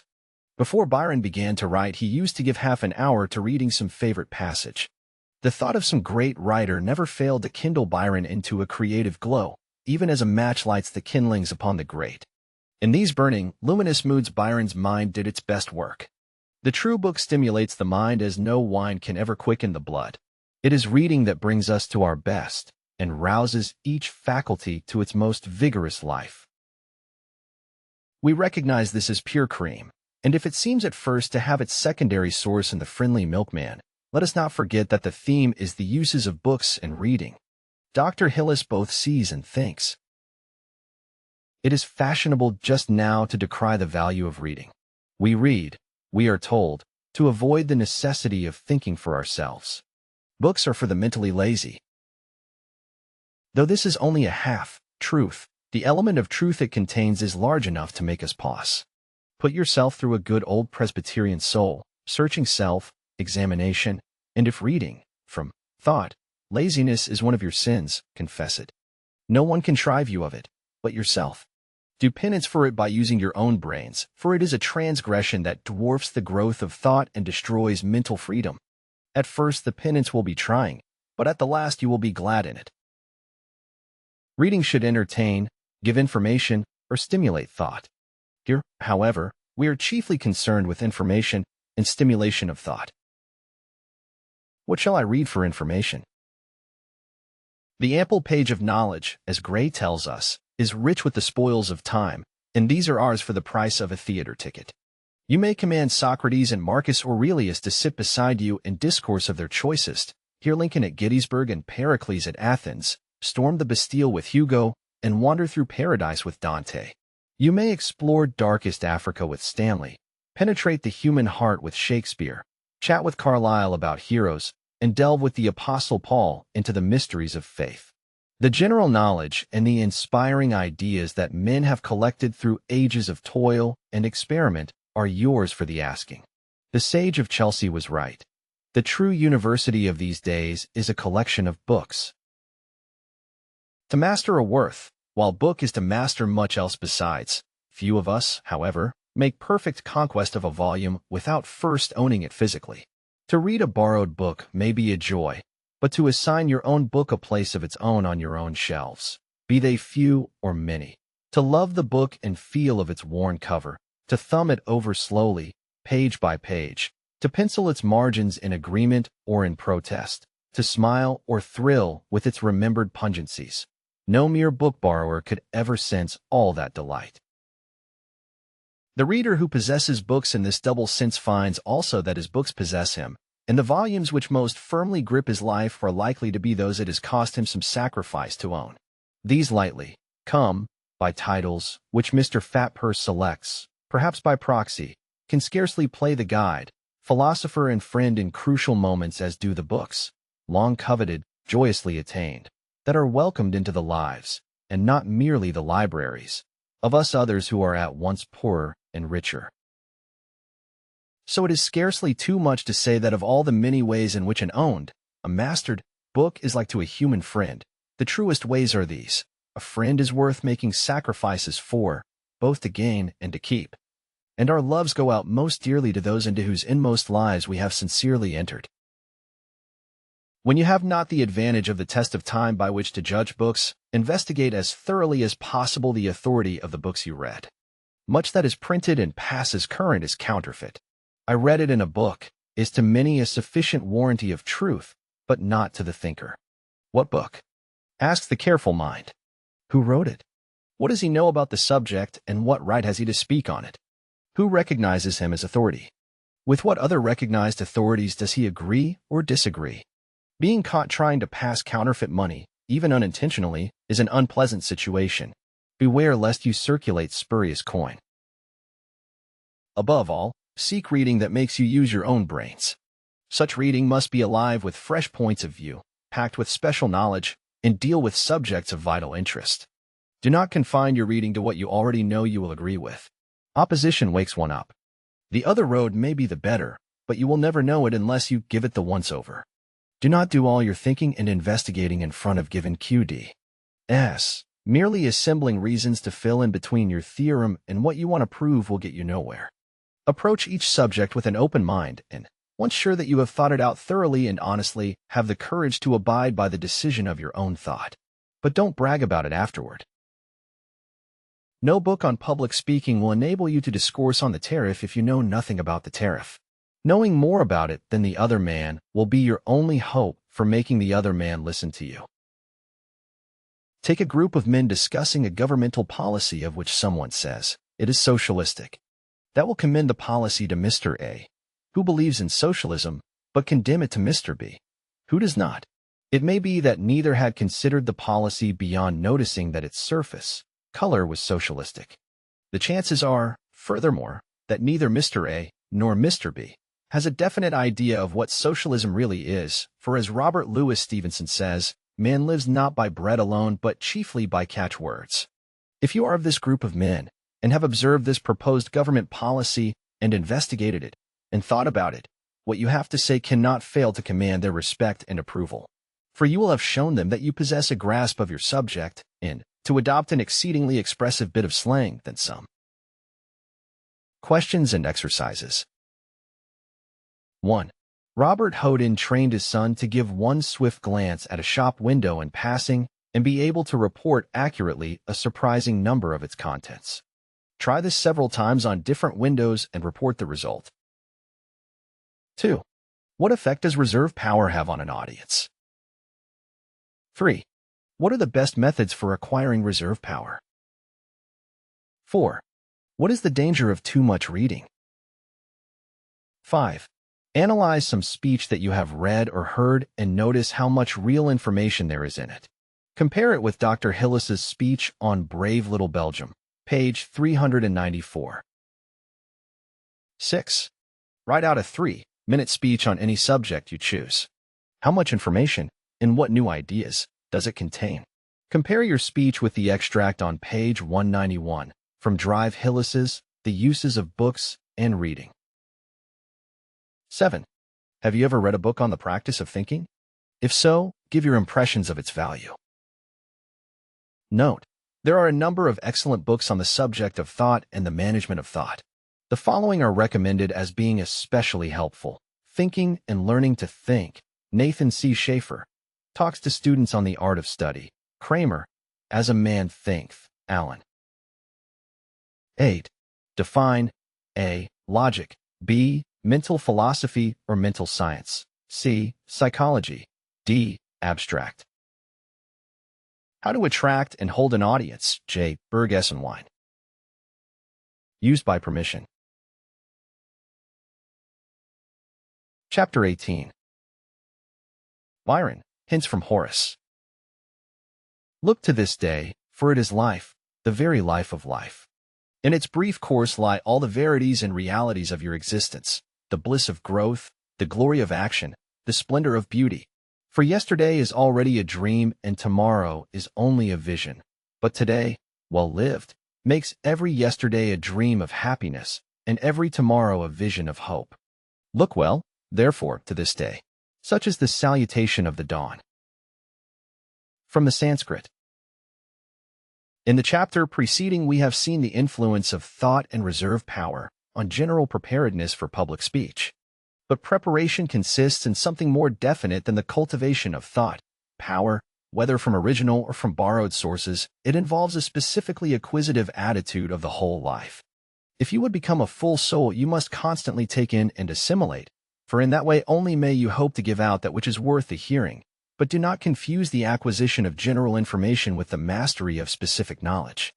Information consists of a fact or a group of facts. Knowledge is organized information. Knowledge knows a fact in relation to other facts.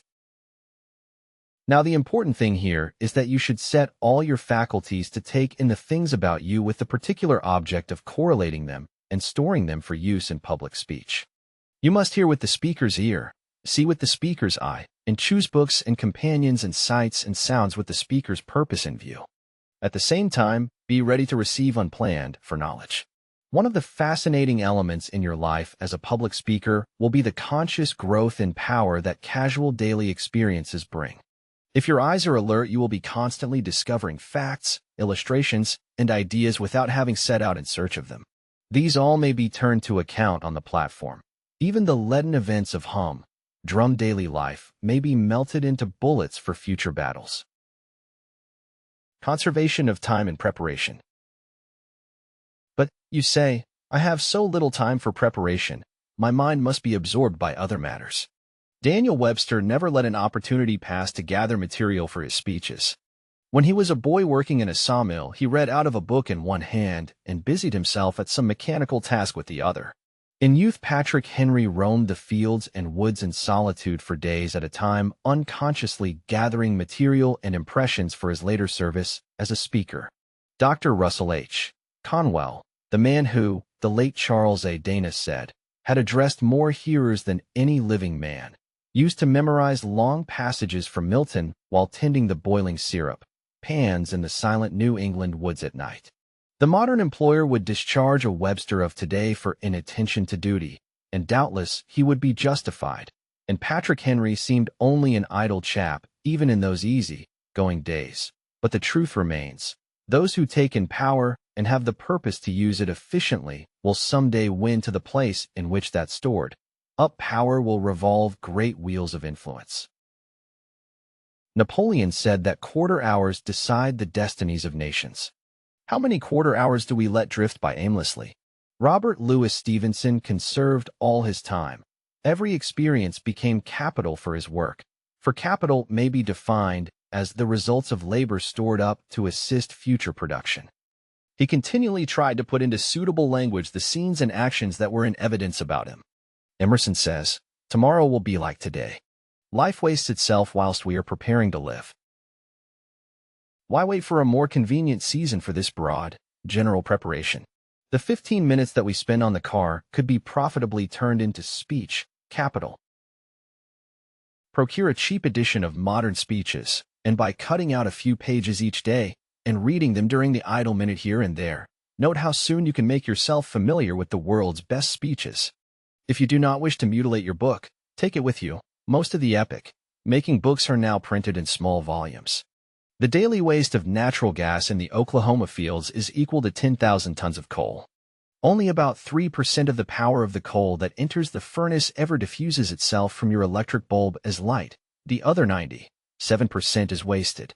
Yet these wastes are no larger, nor more to be lamented than the tremendous waste of time which, if conserved, would increase the speaker's powers to their nth degree.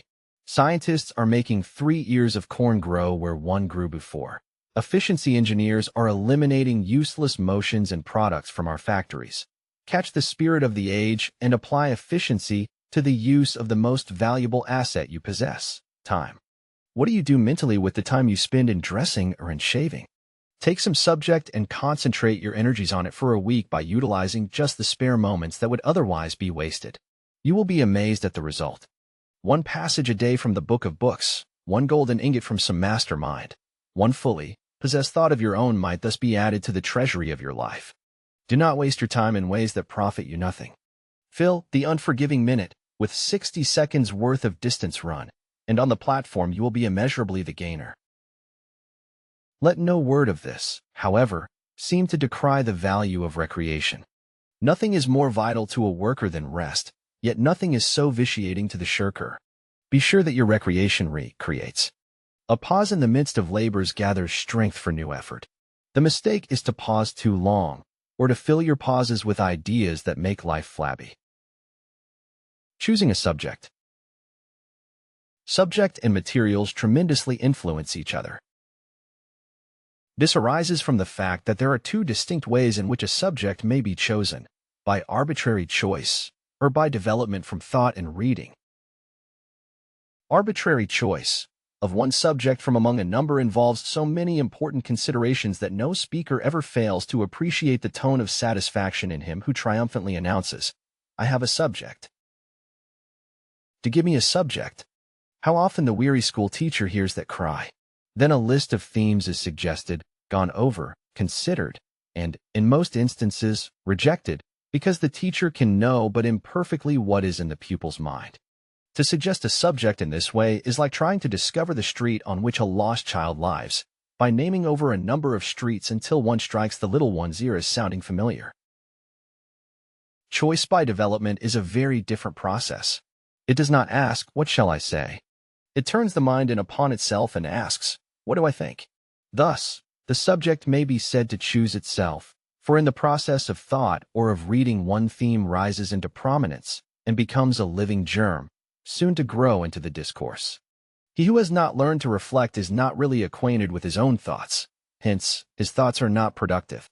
Habits of reading and reflection will supply the speaker's mind with an abundance of subjects of which he already knows something from the very reading and reflection which gave birth to his theme. This is not a paradox, but sober truth. It must be already apparent that the choice of a subject by development savors more of collection than of conscious selection. The subject pops into the mind. In the intellect of the trained thinker it concentrates, by a process which we have seen to be induction, the facts and truths of which he has been reading and thinking. This is most often a gradual process. The scattered ideas may be but vaguely connected at first, but more and more they concentrate and take on a single form until at length one strong idea seems to grasp the soul with irresistible force, and to cry aloud, "Arise, I am your theme. Henceforth, until you transmute me by the alchemy of your inward fire into vital speech, you shall know no rest." Happy, then, is that speaker, for he has found a subject that grips him. Of course, experienced speakers use both methods of selection. Even a reading and reflective man is sometimes compelled to hunt for a theme from Dan to Beersheba, and then the task of gathering materials becomes a serious one. But even in such a case, there is a sense in which the selection comes by development, because no careful speaker settles upon a theme which does not represent at least some matured thought. Deciding on the subject matter. Even when your theme has been chosen for you by someone else, there remains to you a considerable field for choice of subject matter. The same considerations, in fact, that would govern you in choosing a theme must guide in the selection of the material. Ask yourself, or someone else, such questions as these. What is the precise nature of the occasion? How large an audience may be expected? From what walks of life do they come? What is their probable attitude toward the theme? Who else will speak? Do I speak first, last, or where on the program? What are the other speakers going to talk about? What is the nature of the auditorium? Is there a desk?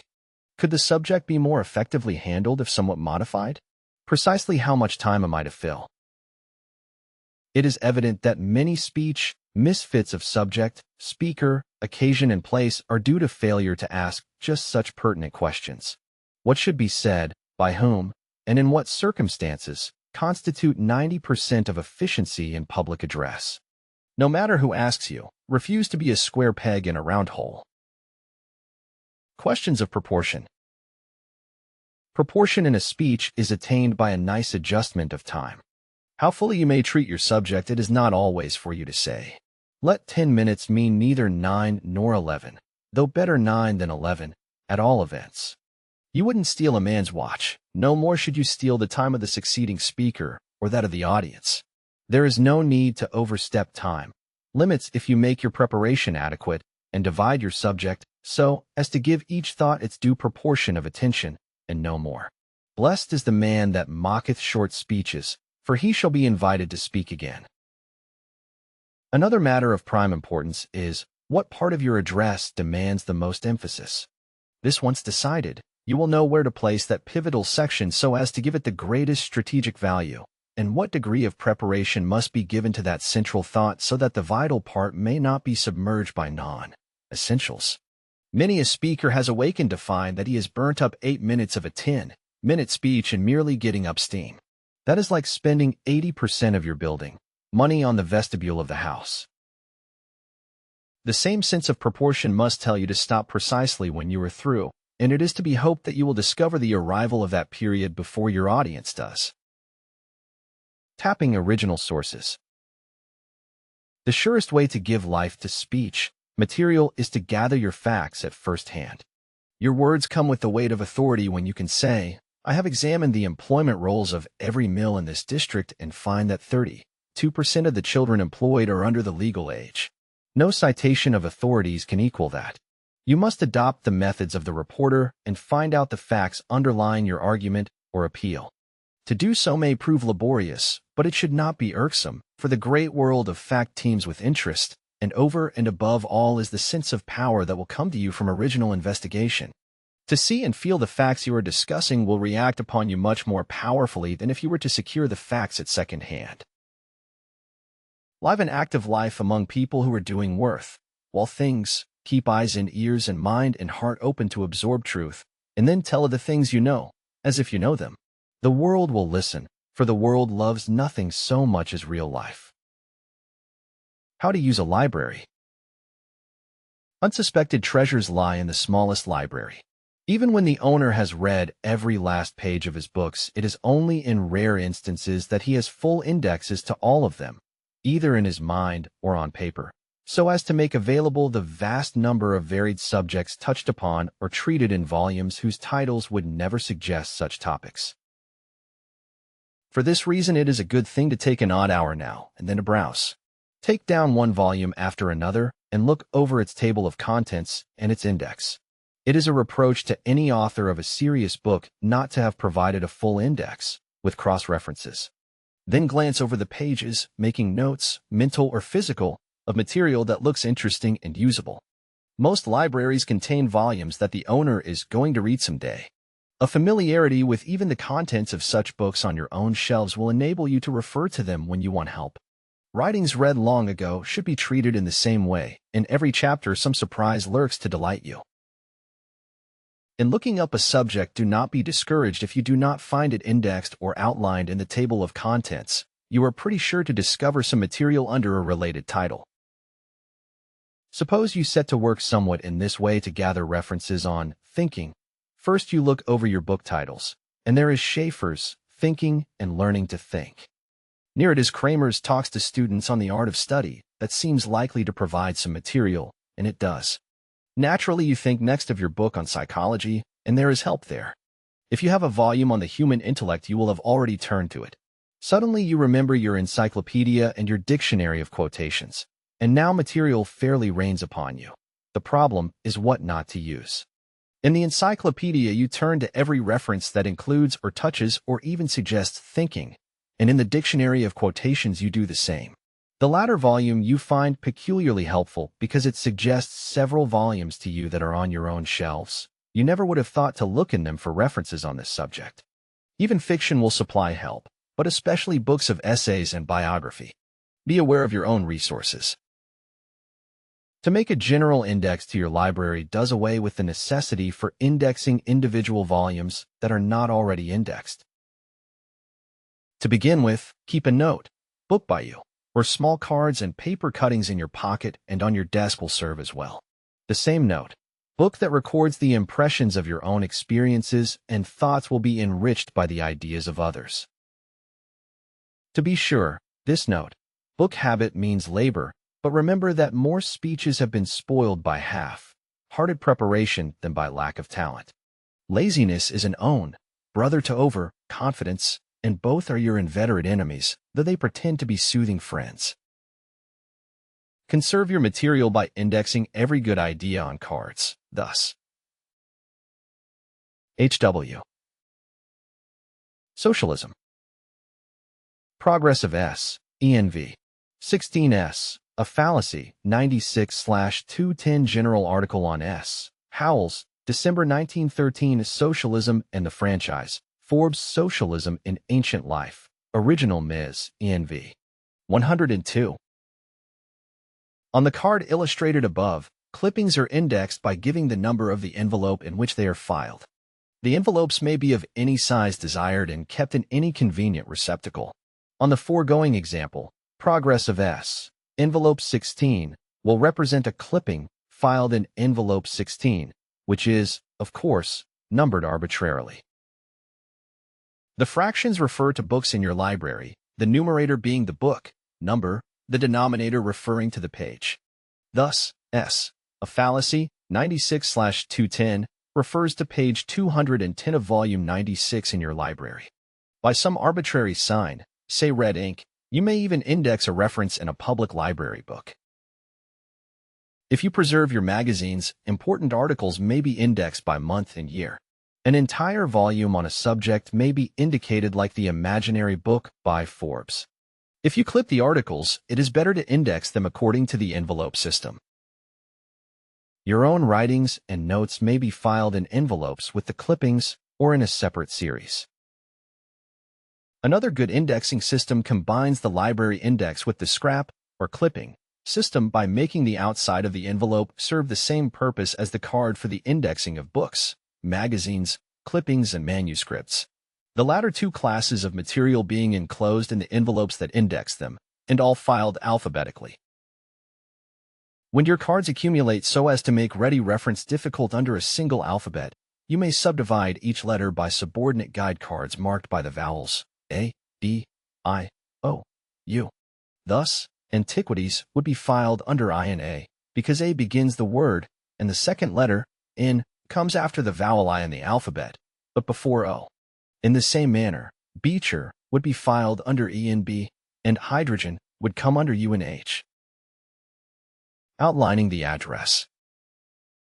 No one can advise you how to prepare the notes for an address.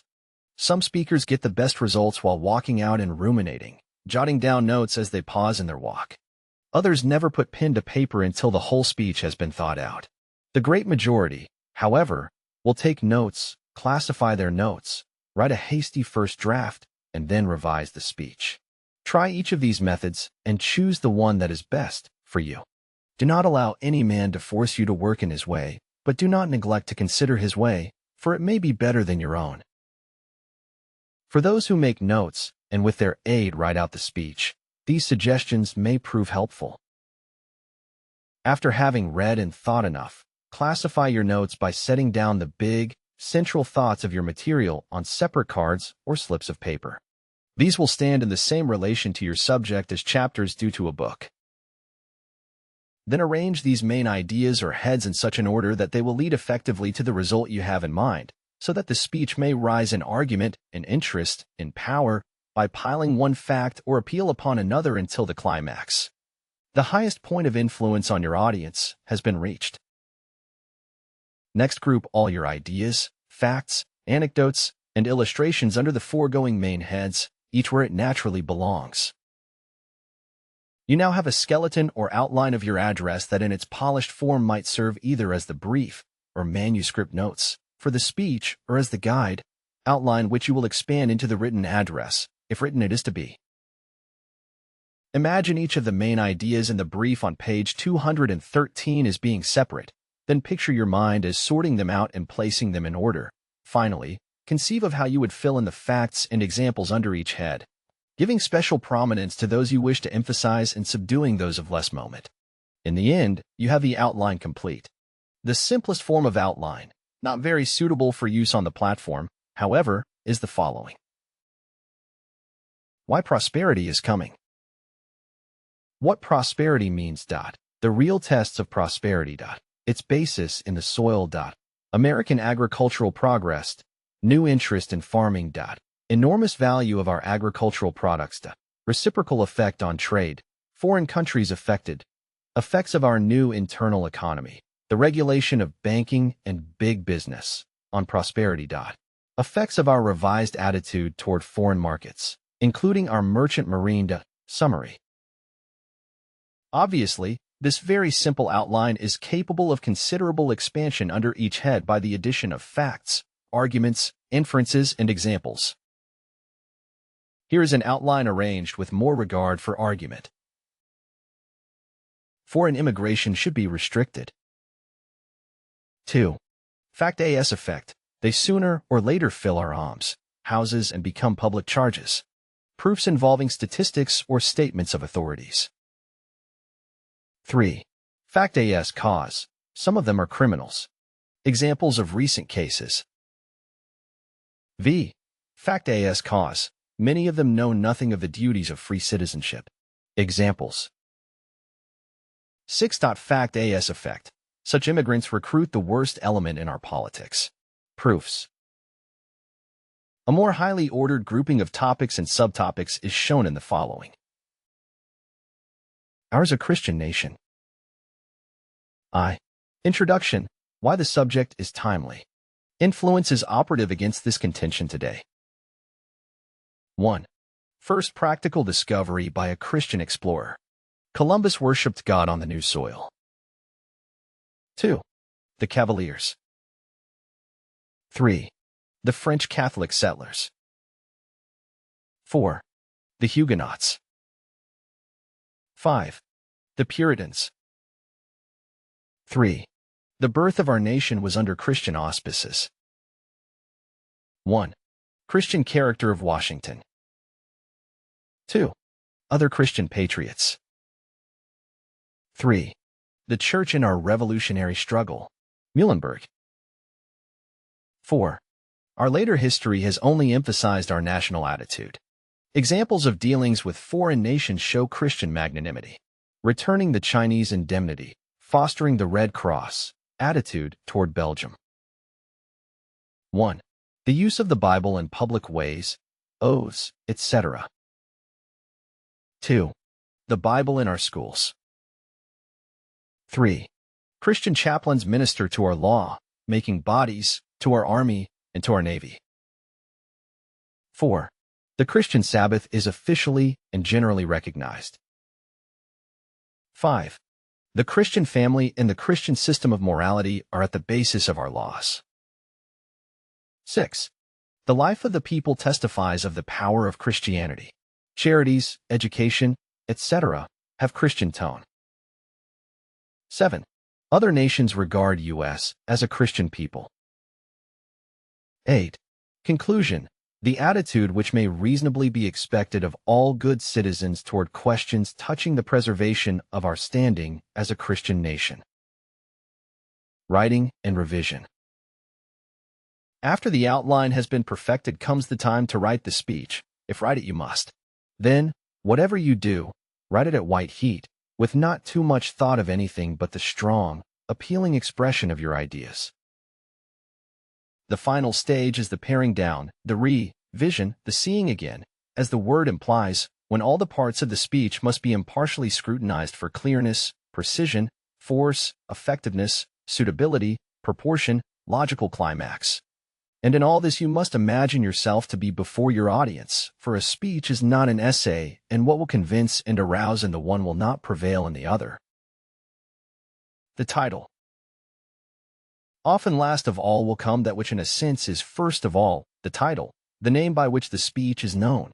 Sometimes it will be the simple theme of the address, as The New Americanism, by Henry Watterson, or it may be a bit of symbolism typifying the spirit of the address, as Acres of Diamonds, by Russell H. Conwell, or it may be a fine phrase taken from the body of the address, as Pass Prosperity Around, by Albert J. Beveridge.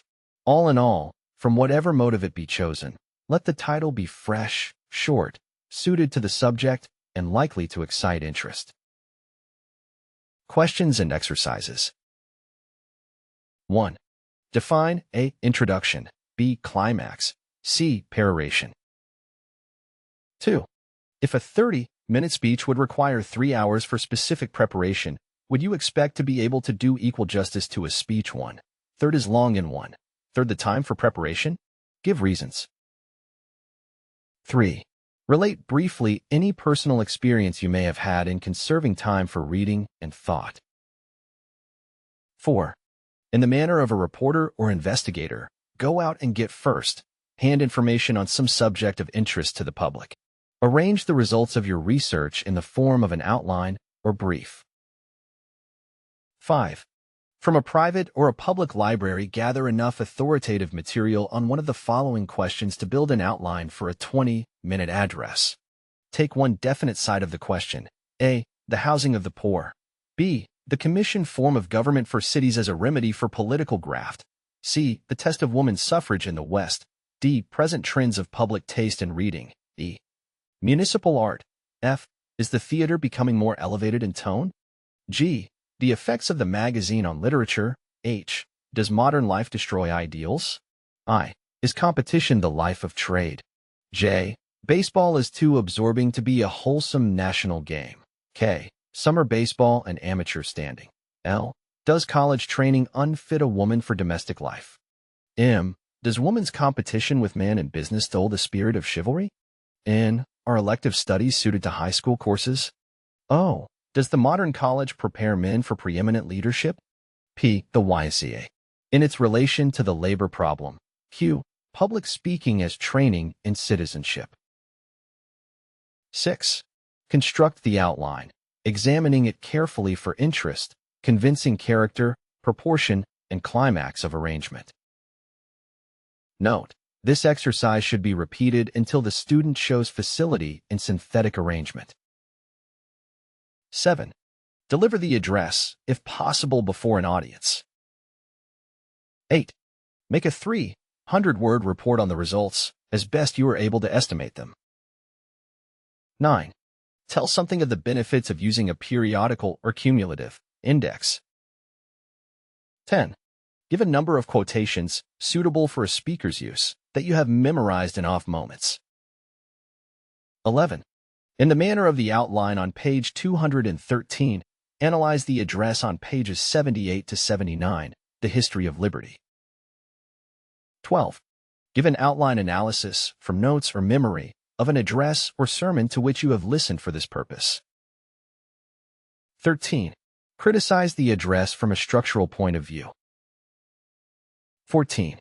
Invent titles for any 5 of the themes in Exercise 5. 15. Criticize the titles of any 5 chapters of this book, suggesting better ones. 16. Criticize the title of any lecture or address of which you know. How to Attract and Hold an Audience, J. Berg, S. and Y. Adapted from Competition, Rhetoric, Scott and Denny, page 241. Chapter 19. Speak not at all, in any wise, till you have somewhat to speak. Care not for the reward of your speaking, but simply and with undivided mind for the truth of your speaking. Thomas Carlyle, Essay on Biography. A complete discussion of the rhetorical structure of public speeches requires a fuller treatise than can be undertaken in a work of this nature, yet in this chapter, and in the succeeding ones on description, narration, argument, and pleading, the underlying principles are given and explained as fully as need be for a working knowledge, and adequate book references are given for those who would perfect themselves in rhetorical art. The nature of exposition. In the word expose, to lay bare, to uncover, to show the true inwardness of, we see the foundation, idea of exposition. It is the clear and precise setting forth of what the subject really is. It is explanation. Exposition does not draw a picture, for that would be description.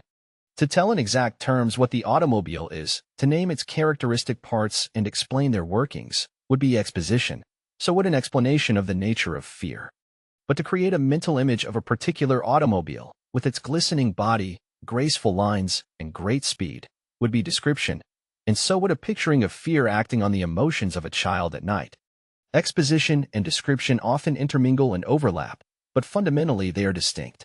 Their differences will be touched upon again in the chapter on description. Exposition, furthermore, does not include an account of how events happened. That is narration. When Peary lectured on his polar discoveries, he explained the instruments used for determining latitude and longitude. That was exposition. In picturing his equipment, he used description. In telling of his adventures day by day, he employed narration. In supporting some of his contentions, he used argument. Yet he mingled all these forms throughout the lecture. Neither does exposition deal with reasons and inferences, that is the field of argument. A series of connected statements intended to convince a prospective buyer that one automobile is better than another, or proofs that the appeal to fear is a wrong method of discipline, would not be exposition. The plain facts as set forth in expository speaking or writing are nearly always the basis of argument, yet the processes are not one.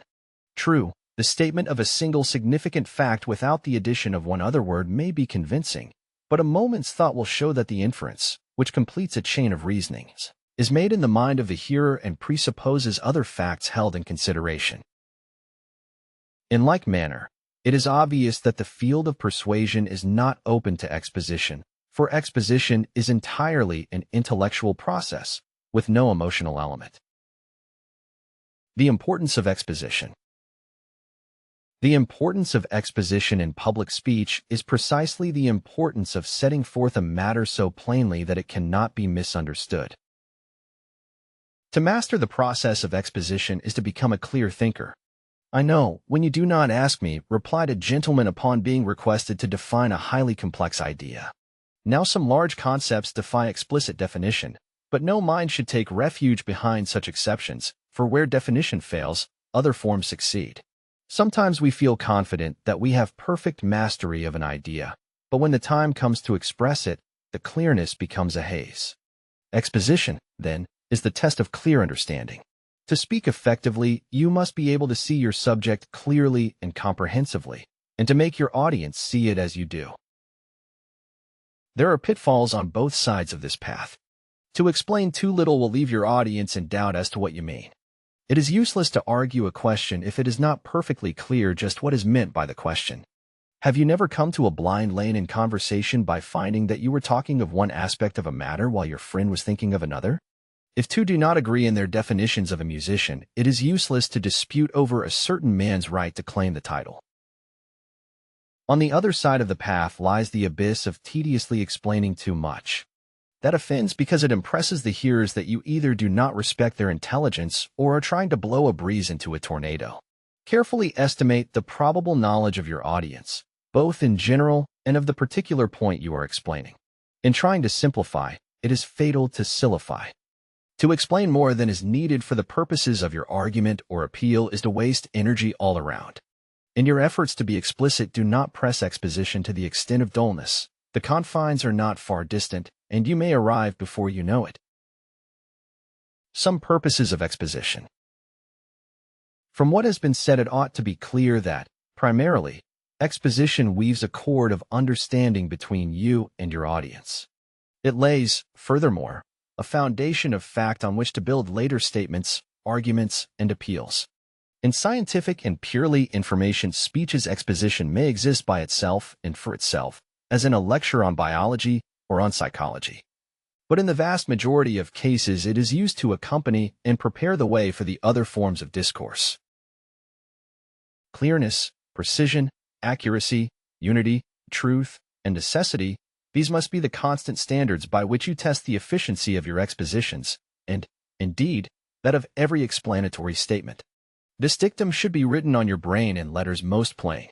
And let this apply not alone to the purposes of exposition, but in equal measure to your use of the methods of exposition.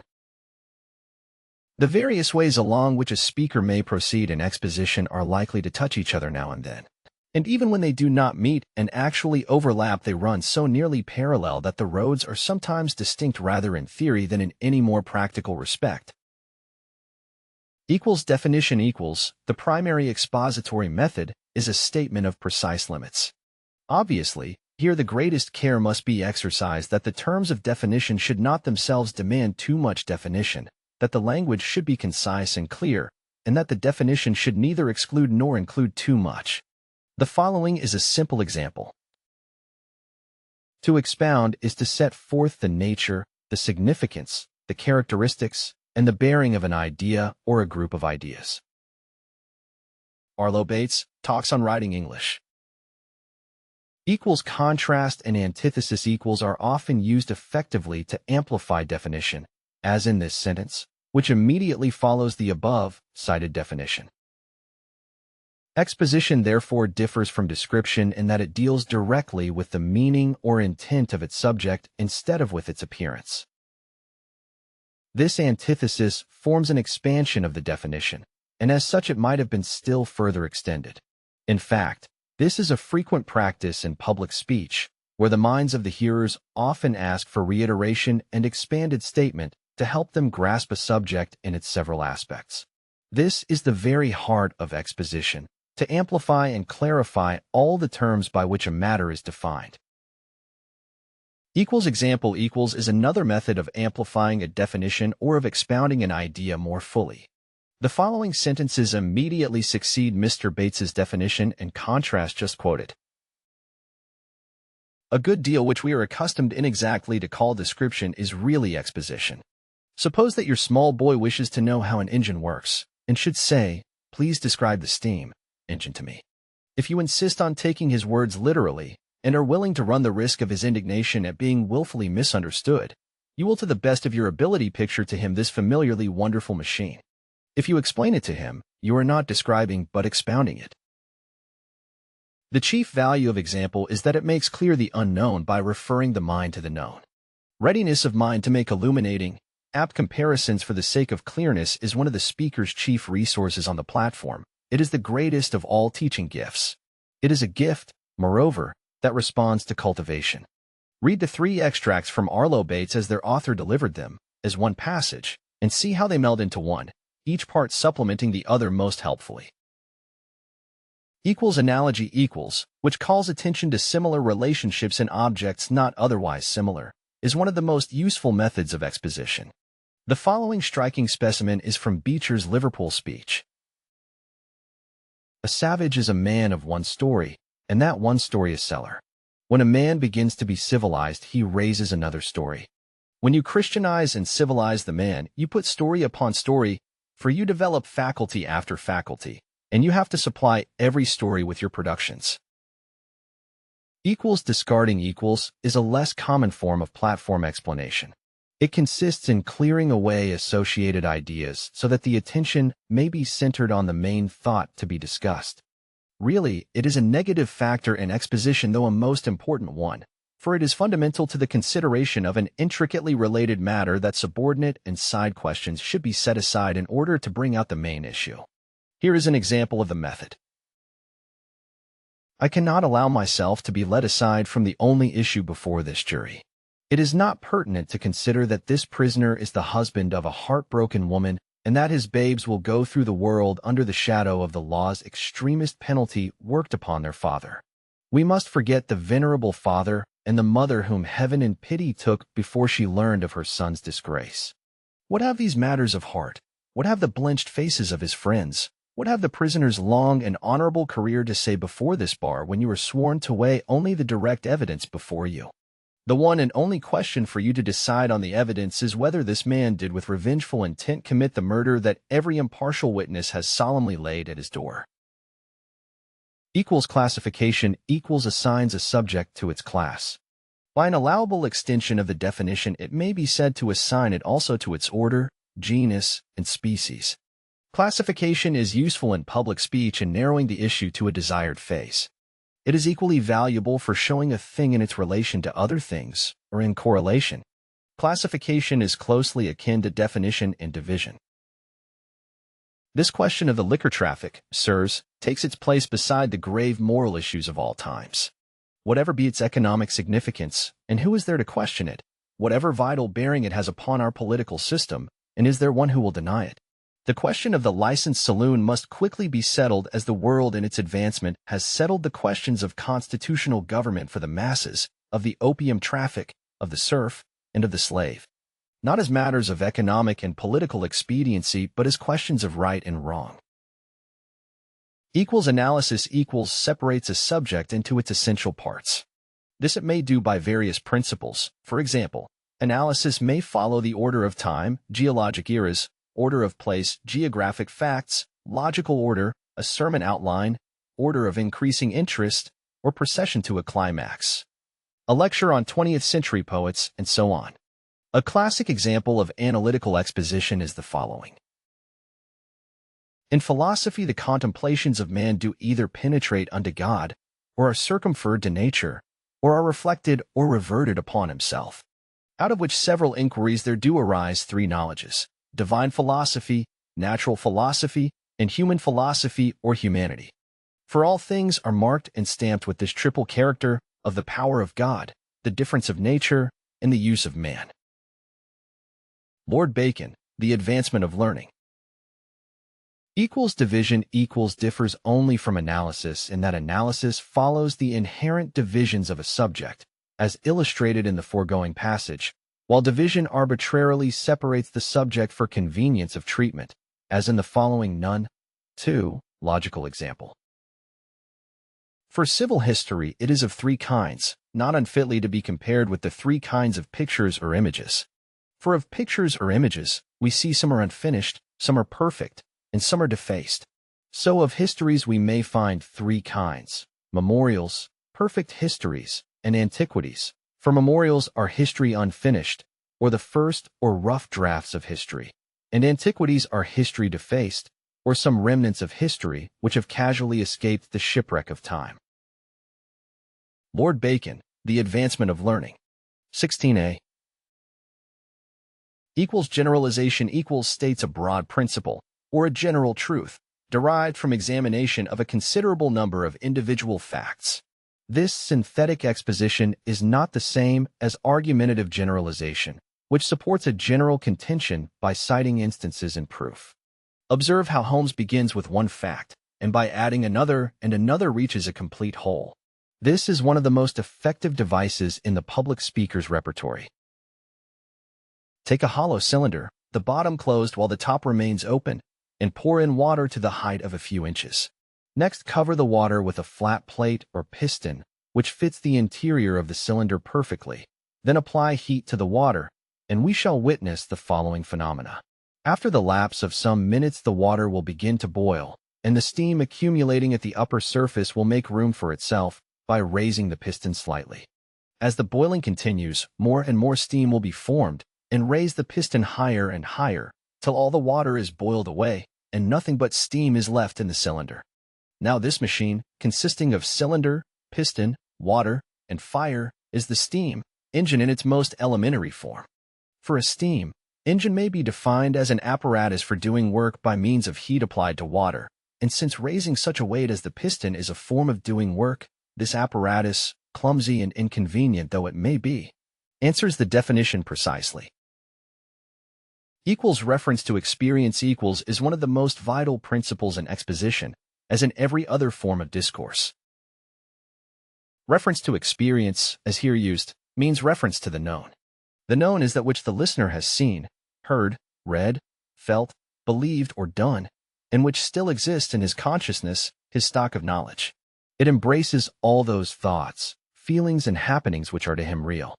Reference to experience, then, means coming into the listener's life.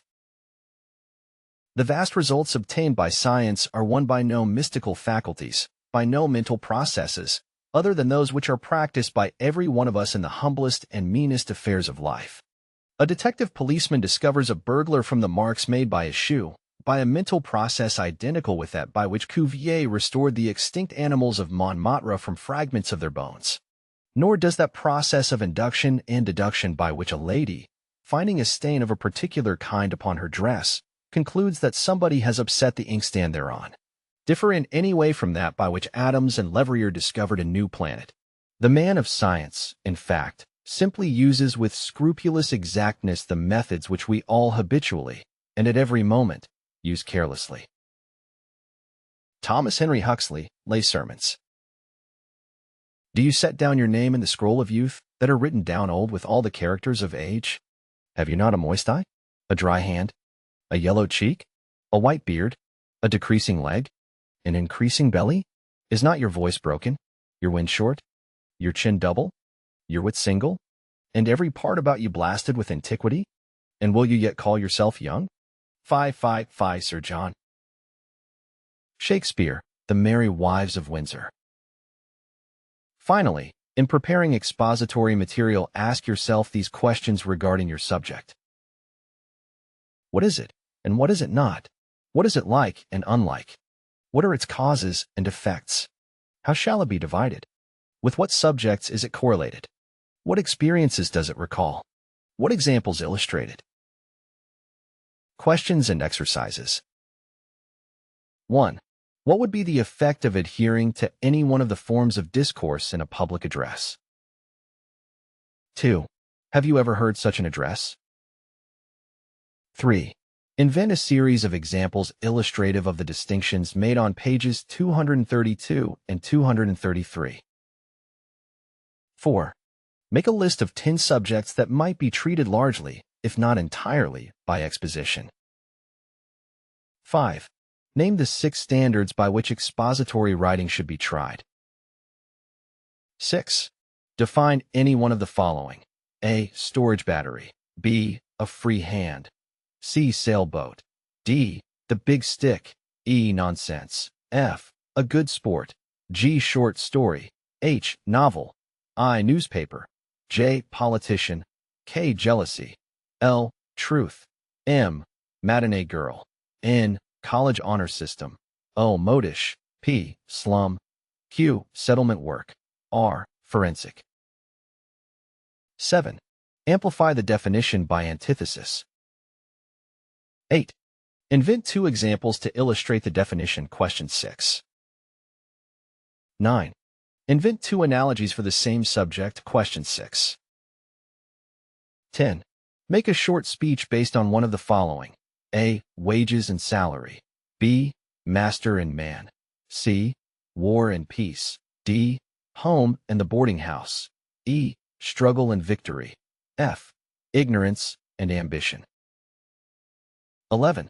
Make a 10-minute speech on any of the topics named in question 6, using all the methods of exposition already named. 12. Explain what is meant by discarding topics collateral and subordinate to a subject. 13. Rewrite the jury. Speech on page 224. 14. Define correlation. 15. Write an example of classification on any political, social, economic, or moral issue of the day. 16. Make a brief analytical statement of Henry W. Grady's The Race Problem, page 36. 17. By what analytical principle did you proceed? See page 225. 18. Write a short, carefully generalized speech from a large amount of data on one of the following subjects. A. The servant girl problem. B. Cats. C. The baseball craze. D. Reform administrations. E. Sewing societies. F. Coeducation. G. The traveling salesman. 19. Observe this passage from Newton's Effective Speaking. That man is a cynic. He sees goodness nowhere. He sneers at virtue, sneers at love. To him the maiden plighting her troth is an artful schemer, and he sees even in the mother's kiss nothing but an empty conventionality. Write, commit, and deliver 2 similar passages based on your choice from this list. A. The egotist. B. The sensualist. C. The hypocrite. D. The timid man. E. The joker. F. The flirt. G. The ungrateful woman. H. The mournful man. In both cases, use the principle of reference to experience. 20. Write a passage on any of the foregoing characters in imitation of the style of Shakespeare's characterization of Sir John Falstaff, page 227. Footnote 16a, quoted in the Working Principles of Rhetoric, J.F. Ginning. Argumentation will be outlined fully in subsequent chapter. The Working Principles of Rhetoric, J.F. Ginning. How to attract and hold an audience, J. Berg-Esenwein. On the various types of definition, see any college manual of rhetoric. Quoted in the Working Principles of Rhetoric, J.F. Ginning. G.C.V. Holmes, quoted in Specimens of Exposition, H. Lamont. Effective Speaking, Arthur Edward Phillips. This work covers the preparation of public speech in a very helpful way. Chapter 20. Alexander Pope, Windsor Forest.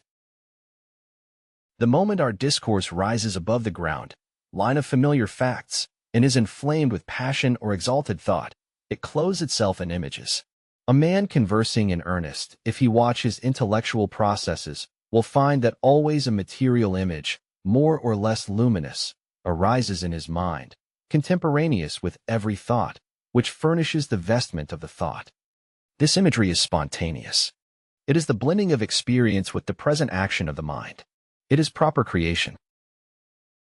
Ralph Waldo Emerson, Nature.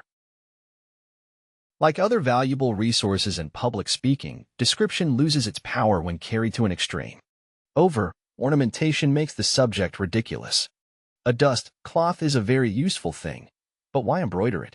Whether description shall be restrained within its proper and important limits, or be encouraged to run riot, is the personal choice that comes before every speaker, for man's earliest literary tendency is to depict. The nature of description. To describe is to call up a picture in the mind of the hearer. In talking of description, we naturally speak of portraying, delineating, coloring, and all the devices of the picture painter.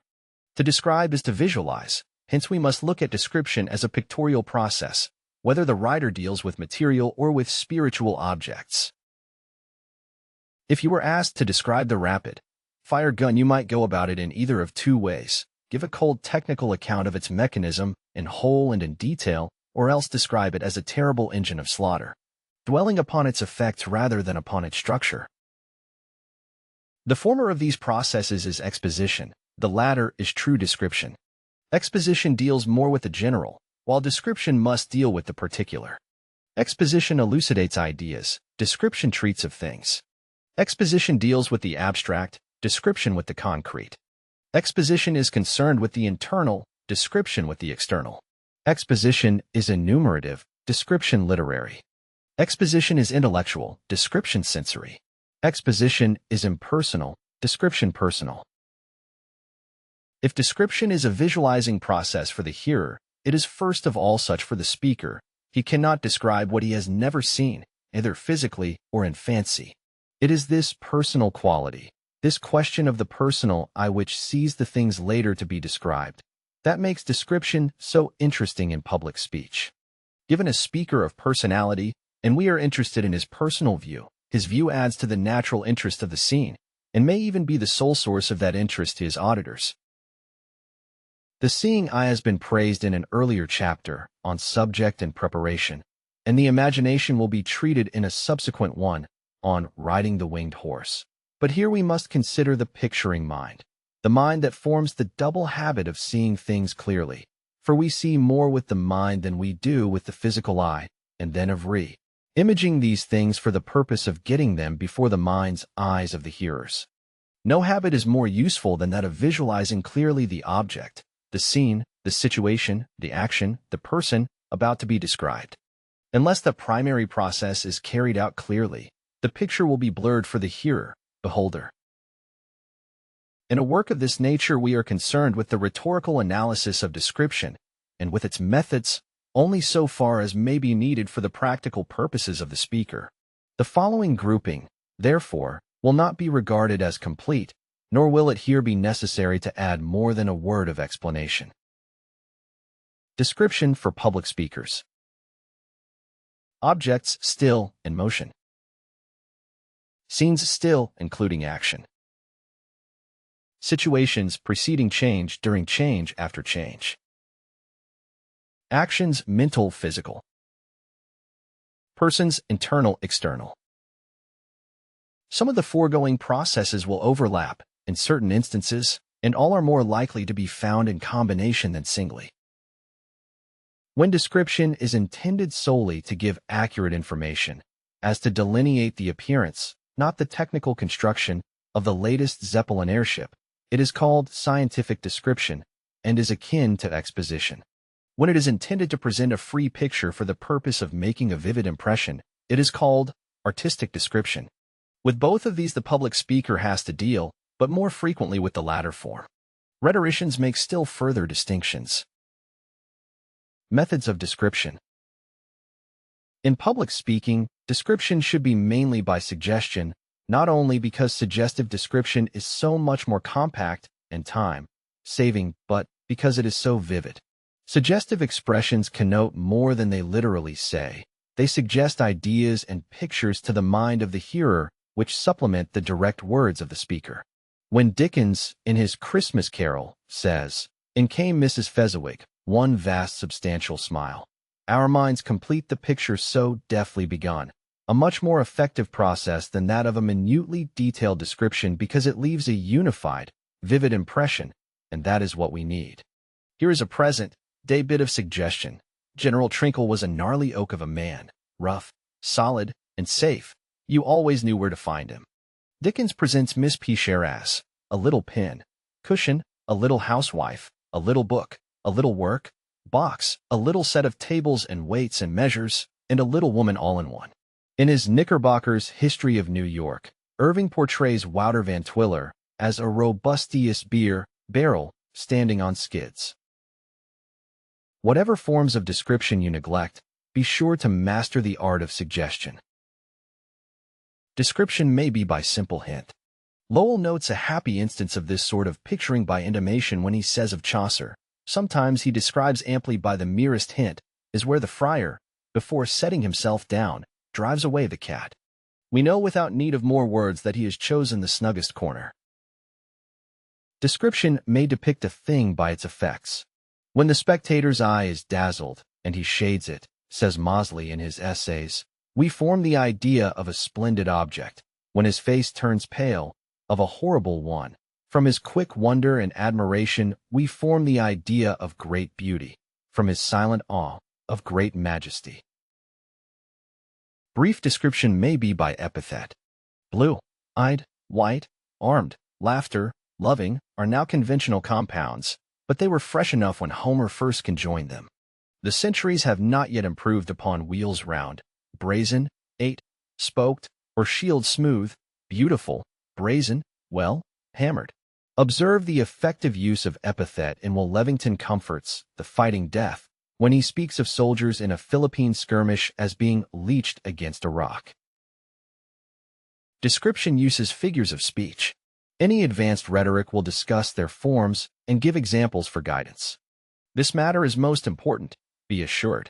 A brilliant yet carefully restrained figurative style, a style marked by brief, pungent, witty, and humorous comparisons and characterizations, is a wonderful resource for all kinds of platform work. Description may be direct. This statement is plain enough without exposition.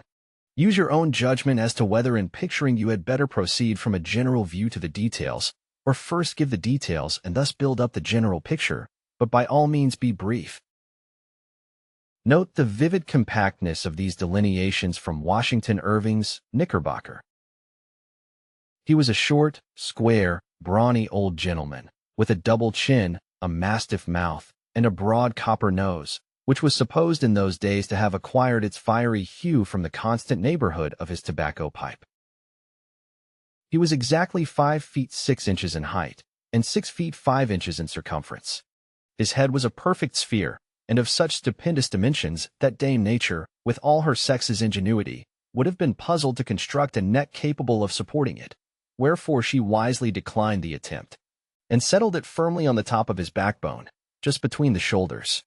His body was of an oblong form, particularly capacious at bottom, which was wisely ordered by Providence, seeing that he was a man of sedentary habits and very averse to the idle labor of walking. The foregoing is too long for the platform, but it is so good, humored, so full of delightful exaggeration, that it may well serve as a model of humorous character picturing, for here one inevitably sees the inner man in the outer. Direct description for platform use may be made vivid by the sparing use of the historical present. The following dramatic passage, accompanied by the most lively action, has lingered in the mind for 30 years after hearing Dr. T. DeWitt Talmage lecture on big blunders. The crack of the bat sounds clear even today. Get ready the bats and take your positions. Now, give us the ball. Too low. Don't strike. Too high. Don't strike. There it comes like lightning. Strike. Away it soars. Higher. Higher. Run. Another base. Faster. Faster. Good. all around at one stroke. Observe the remarkable way in which the lecturer fused speaker, audience, spectators, and players into one excited, ecstatic whole, just as you have found yourself starting forward in your seat at the delivery of the ball with 3 on and 2 down in the 9th inning. Notice, too, how perhaps unconsciously Talmadge painted the scene in Homer's characteristic style, not as having already happened, but as happening before your eyes. If you have attended many travel talks, you must have been impressed by the painful extremes to which the lecturers go. With a few notable exceptions, their language is either over, ornate, or crude.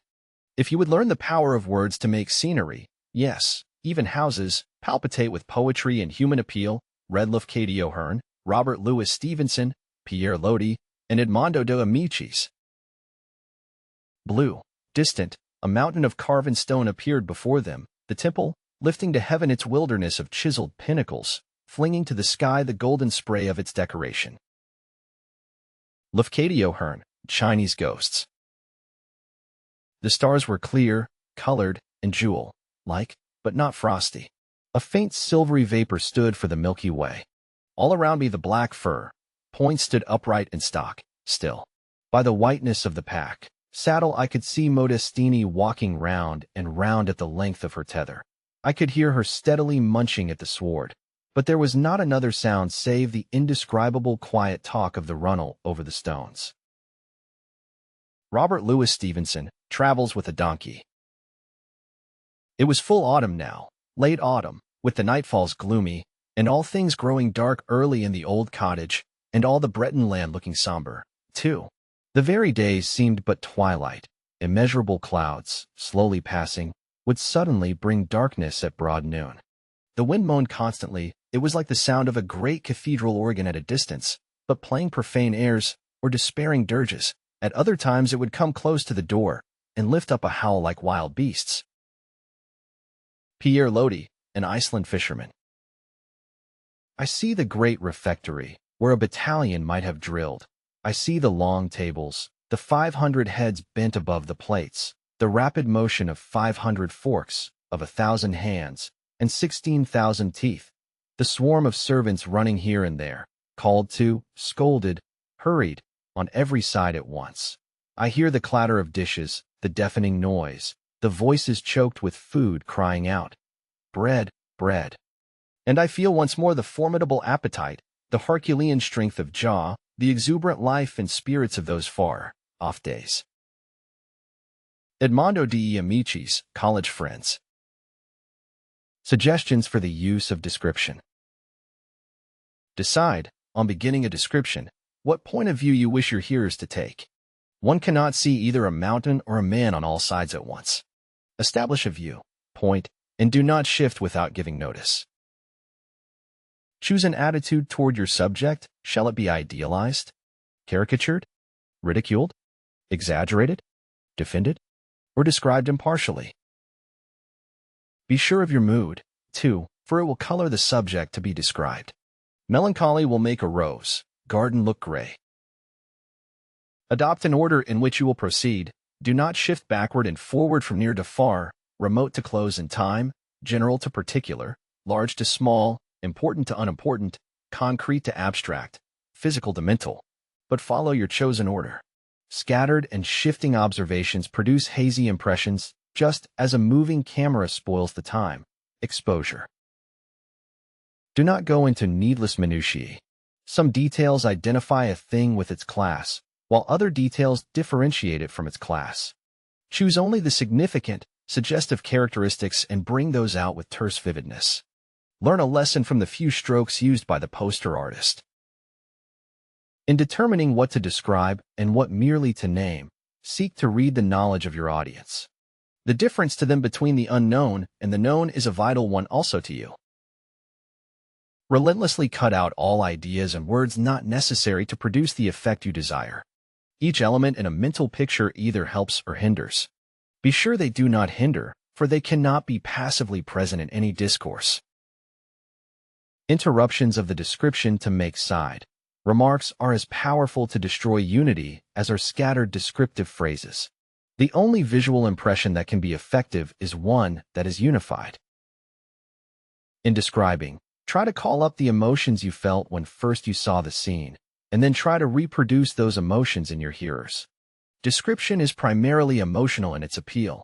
Nothing can be more deadly dull than a cold, unemotional outline, while nothing leaves a warmer impression than a glowing, spirited description. Give a swift and vivid general view at the close of the portrayal. First and final impressions remain the longest. The mind may be trained to take in the characteristic points of a subject, so as to view in a single scene, action, experience, or character, a unified impression of the whole. To describe a thing as a whole, you must first see it as a whole. Master that art, and you have mastered description to the last degree. Selections for practice. The homes of the people. I went to Washington the other day, and I stood on the Capitol Hill. My heart beat quick as I looked at the towering marble of my country's capital, and the mist gathered in my eyes as I thought of its tremendous significance, in the armies and the treasury, in the judges and the president, in the Congress and the courts, and all that was gathered there. And I felt that the sun in all its course could not look down on a better sight than that majestic home of a republic that had taught the world its best lessons of liberty. And I felt that if honor and wisdom and justice abided therein, the world would at last owe to that great house in which the Ark of the Covenant of my country is lodged, its final uplifting and its regeneration. 2 days afterward, I went to visit a friend in the country, a modest man, with a quiet country home. It was just a simple, unpretentious house, set about with big trees, encircled in meadow and field rich with the promise of harvest. The fragrance of the pink and hollyhock in the front yard was mingled with the aroma of the orchard and of the gardens, and resonant with the cluck of poultry and the hum of bees. Inside was quiet, cleanliness, thrift, and comfort. There was the old clock that had welcomed, in steady measure, every newcomer to the family, that had ticked the solemn requiem of the dead, and had kept company with the watcher at the bedside. There were the big, restful beds in the old, open fireplace, and the old family Bible, thumbed with the fingers of hands long since still, and wet with the tears of eyes long since closed, holding the simple annals of the family and the heart and the conscience of the home. Outside, there stood my friend, the master, a simple, upright man, with no mortgage on his roof, no lien on his growing crops, master of his land and master of himself. There was his old father, an aged, trembling man, but happy in the heart and home of his son. And as they started to their home, the hands of the old man went down on the young man's shoulder, laying there the unspeakable blessing of the honored and grateful father, and ennobling it with the knighthood of the 5th commandment. And as they reached the door, the old mother came with the sunset falling fair on her face, and lighting up her deep, patient eyes, while her lips, trembling with the rich music of her heart, bade her husband and son welcome to their home. Beyond was the housewife, busy with her household cares, clean of heart and conscience, the buckler and helpmeet of her husband. Down the lane came the children, trooping home after the cows, seeking as truant birds do the quiet of their home nest.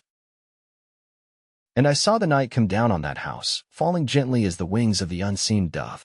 And the old man, while a startled bird called from the forest, and the trees were shrill with the cricket's cry, and the stars were swarming in the sky, got the family around him, and, taking the old Bible from the table, called them to their knees, the little baby hiding in the folds of its mother's dress, while he closed the record of that simple day by calling down God's benediction on that family and that home.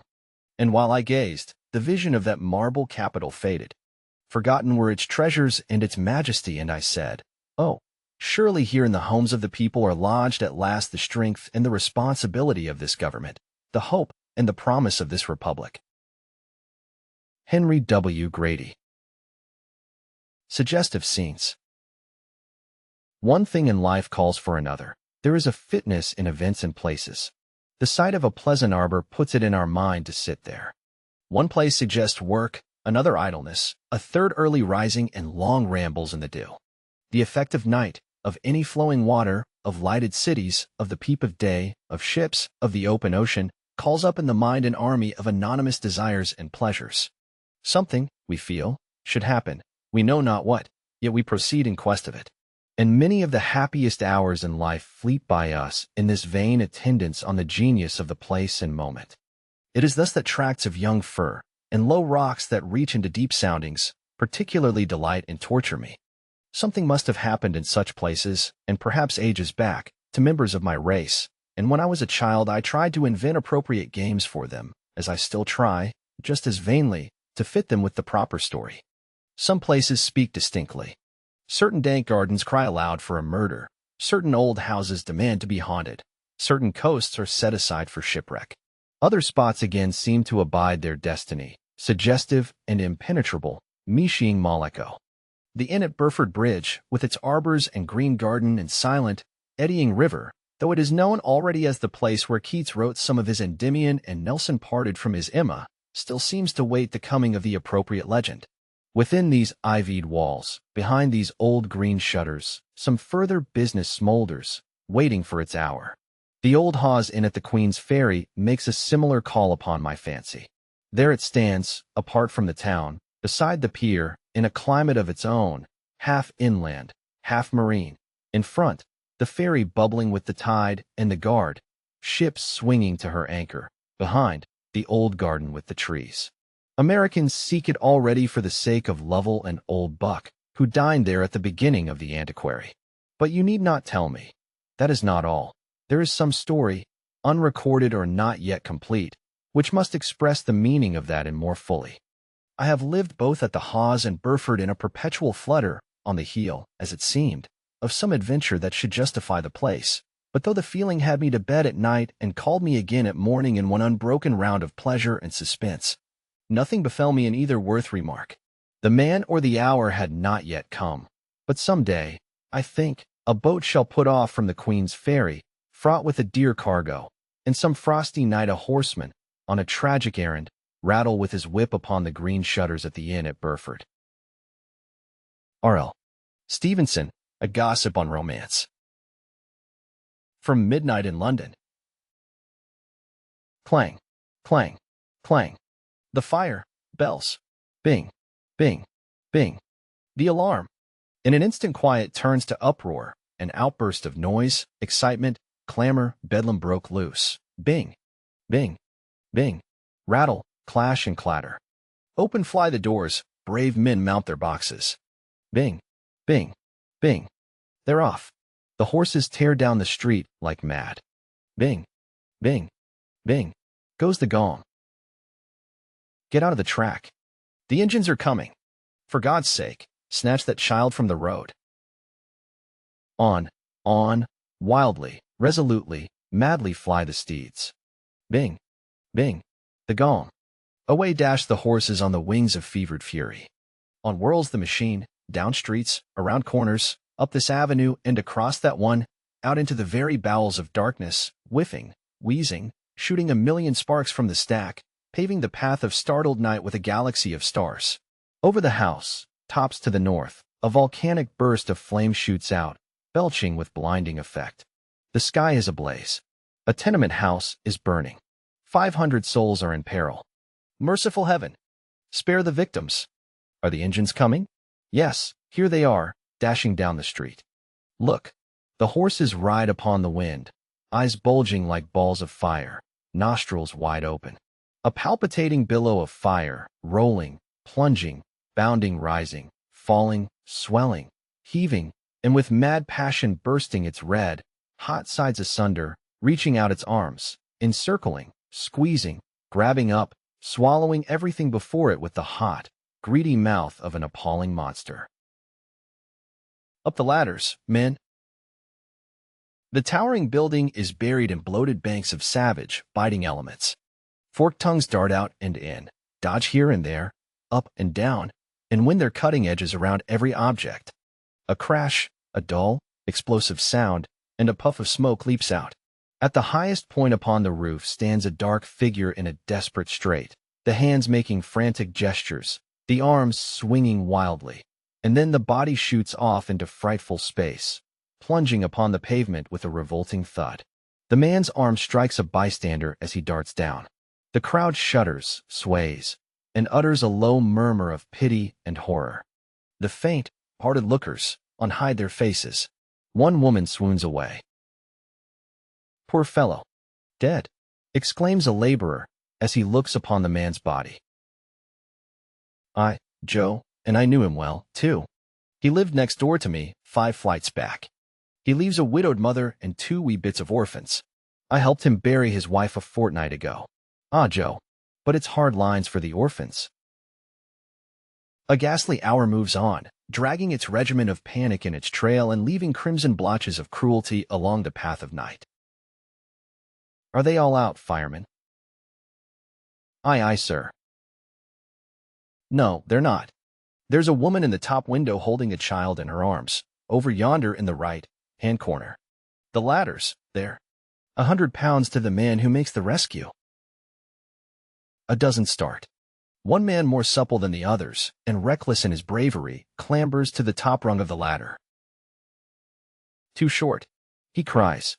Hoist another. Up it goes. He mounts to the window, fastens the rope, lashes mother and babe, swings them off into ugly emptiness, and lets them down to be rescued by his comrades. Bravo, fireman, shouts the crowd. A crash breaks through the uproar of crackling timbers. Look alive, up there. Great God! The roof has fallen. The walls sway, rock, and tumble in with a deafening roar. The spectators cease to breathe. The cold truth reveals itself. The fireman has been carried into the seething furnace. An old woman, bent with the weight of age, rushes through the fire line, shrieking, raving, and wringing her hands and opening her heart of grief. Poor John. He was all I had. And a brave lad he was, too. But he's gone now. He lost his own life in Savon 2 more, and now he's there, away in there. She repeats, pointing to the cruel oven. The engines do their work. The flames die out. An eerie gloom hangs over the ruins like a formidable, blackened pall. And the noon of night is past. Arden Jones, Foster. Questions and answers. 1. Write 2 paragraphs on one of these: the racehorse, the motorboat, golfing, tennis. Let the first be pure exposition and the second pure description. 2.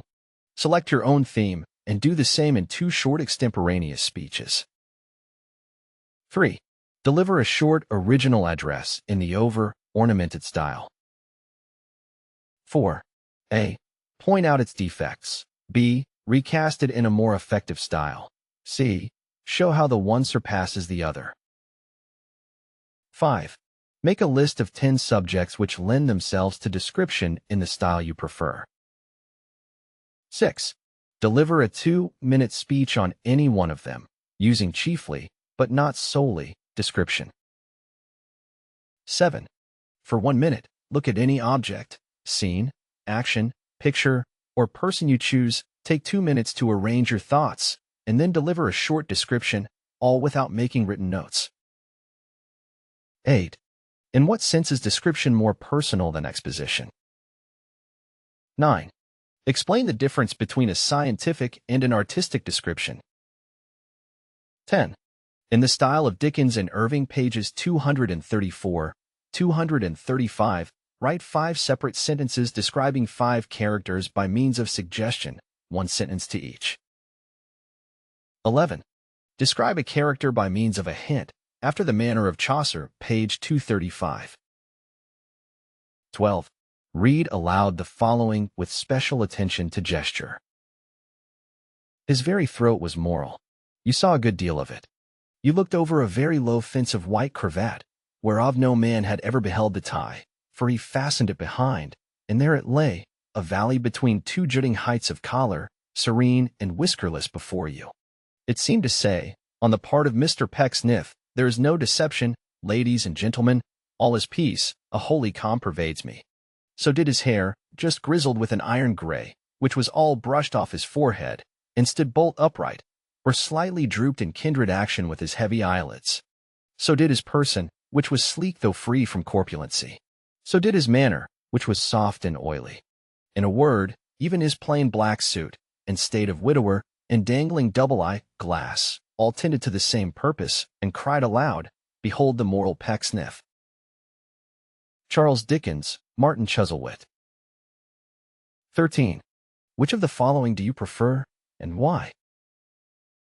She was a blooming lass of fresh 18, plump as a partridge, ripe and melting and rosy, cheeked as one of her father's peaches. Irving. She was a splendidly feminine girl, as wholesome as a November pippin, and no more mysterious than a window pane. Oh, Henry. Small, shining, neat, methodical, and buxom was Miss P. Share, cherry, cheeked and tuneful of voice. Dickens. 14. Invent 5 epithets and apply them as you choose, page 235. 15. A. Make a list of 5 figures of speech. B. Define them. C. Give an example, preferably original, under each. 16. Pick out the figures of speech in the address by Grady on page 240. 17. Invent an original figure to take the place of anyone in Grady's speech. 18. What sort of figures do you find in the selection from Stevenson on page 242? 19. What methods of description does he seem to prefer? 20. Write and deliver, without notes and with descriptive gestures, a description in imitation of any of the authors quoted in this chapter. 21. Re-examine one of your past speeches and improve the descriptive work. Report on what faults you found to exist. 22. Deliver an extemporaneous speech describing any dramatic scene in the style of Midnight in London. 23. Describe an event in your favorite sport in the style of Dr. Talmage. Be careful to make the delivery effective. 24. Criticize, favorably or unfavorably, the descriptions of any travel talk you may have heard recently. 25. Deliver a brief original travel talk, as though you were showing pictures. 26. Recast the talk and deliver it, without pictures. Writing the short story, J. Berg-Esenwein. For fuller treatment of description, see Ginning's Working Principles of Rhetoric, Albright's Descriptive Writing, Bates' Talks on Writing English, First and Second Series, and any advanced rhetoric. See also The Art of Versification, J. Berg-Esenwein and Mary Eleanor Roberts, pp. 28-35, and Writing the Short Story, J. Berg-Esenwein, pp. 152-162, 231-240. In the Military College of Medina. This figure of speech is known as vision. Chapter 21. The art of narration is the art of writing in hooks and eyes. The principle consists in making the appropriate thought follow the appropriate thought, the proper fact the proper fact, and first preparing the mind for what is to come, and then letting it come. Walter Bagehot, Literary Studies. Our very speech is curiously historical. Most men, you may observe, speak only to narrate, not in imparting what they have thought, which indeed were often a very small matter, but in exhibiting what they have undergone or seen, which is a quite unlimited one. Do talkers dilate? Cut us off from narrative. How would the stream of conversation, even among the wisest, languish into detached handfuls, and among the foolish utterly evaporate? Thus, as we do nothing but enact history, we say little but recite it. Thomas Carlyle, on History. Only a small segment of the great field of narration offers its resources to the public speaker, and that includes the anecdote, biographical facts, and the narration of events in general. Narration, more easily defined than mastered, is the recital of an incident or a group of facts and occurrences in such a manner as to produce a desired effect.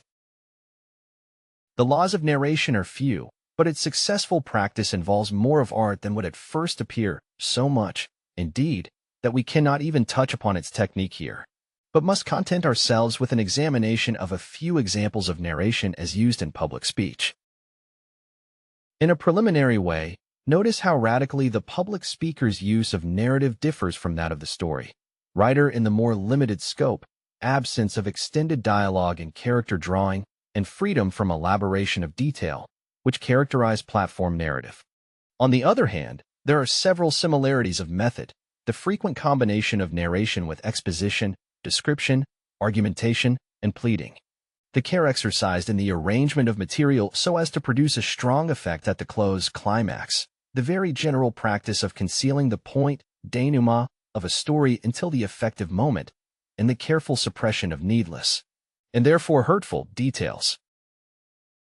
So we see that, whether for magazine or platform, the art of narration involves far more than the recital of annals. The succession of events recorded requires a plan in order to bring them out with real effect. It will be noticed, too, that the literary style in platform narration is likely to be either less polished and more vigorously dramatic than in that intended for publication, or else more fervid and elevated in tone. In this latter respect, however, the best platform speaking of today differs from the models of the preceding generation, wherein a highly dignified, and sometimes pompous, style was thought the only fitting dress for a public deliverance. Great, noble and stirring as these older masters were in their lofty and impassioned eloquence, we are sometimes oppressed when we read their sounding periods for any great length of time, even allowing for all that we lose by missing the speaker's presence, voice, and fire. So let us model our platform narration, as our other forms of speech, upon the effective addresses of the moderns, without lessening our admiration for the older school. The anecdote. An anecdote is a short narrative of a single event, told as being striking enough to bring out a point. The keener the point, the more condensed the form, and the more suddenly the application strikes the hearer, the better the story. To regard an anecdote as an illustration, an interpretive picture, will help to hold us to its true purpose, for a purposeless story is of all offenses on the platform the most asinine. A perfectly capital joke will fall flat when it is dragged in by the nape without evident bearing on the subject under discussion. On the other hand, an apposite anecdote has saved many a speech from failure. There is no finer opportunity for the display of tact than in the introduction of witty or humorous stories into a discourse. What is keen and like a rapier, piercing deeply, sometimes even to the heart. Humor is good, natured, and does not wound. What is founded upon the sudden discovery of an unsuspected relation existing between two ideas. Humor deals with things out of relation, with the incongruous. It was wit in Douglas Jerrold to retort upon the scowl of a stranger whose shoulder he had familiarly slapped, mistaking him for a friend. "I beg your pardon, I thought I knew you, but I'm glad I don't." It was humor in the Southern orator, John Wise, to liken the pleasure of spending an evening with a Puritan girl to that of sitting on a block of ice in winter, cracking hailstones between his teeth.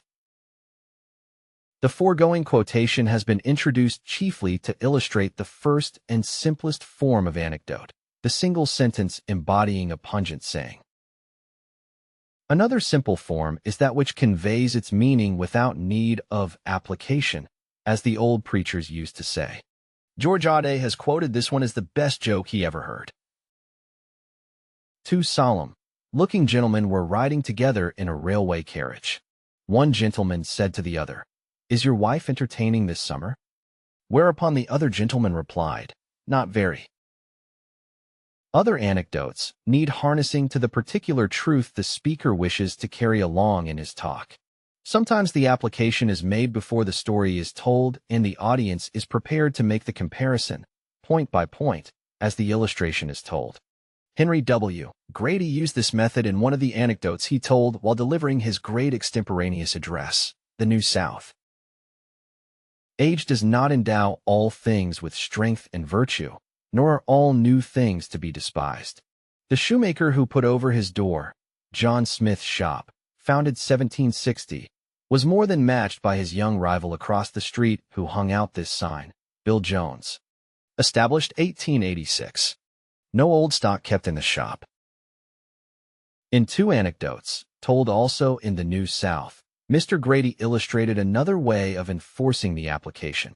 In both instances, he split the idea he wished to drive home, bringing in part before and part after the recital of the story. The fact that the speaker misquoted the words of Genesis in which the ark is described did not seem to detract from the burlesque humor of the story. I bespeak the utmost stretch of your courtesy tonight. I am not troubled about those from whom I come. You remember the man whose wife sent him to a neighbor with a pitcher of milk, who, tripping on the top step, fell, with such casual interruptions as the landings afforded, into the basement, and, while picking himself up, had the pleasure of hearing his wife call out, "John, did you break the pitcher?" "No, I didn't," said John, "but I'd be dinged if I don't." So, while those who call to me from behind may inspire me with energy, if not with courage, I ask an indulgent hearing from you. I beg that you will bring your full faith in American fairness and frankness to judgment upon what I shall say. There was an old preacher once who told some boys of the Bible lesson he was going to read in the morning. The boys, finding the place, glued together the connecting pages.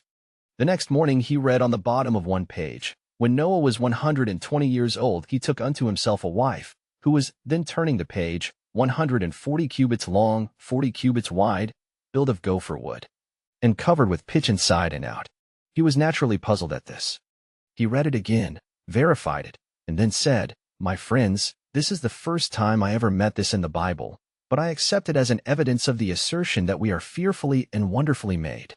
If I could get you to hold such faith to-night, I could proceed cheerfully to the task I otherwise approach with a sense of consecration." Now and then a speaker will plunge without introduction into an anecdote, leaving the application to follow.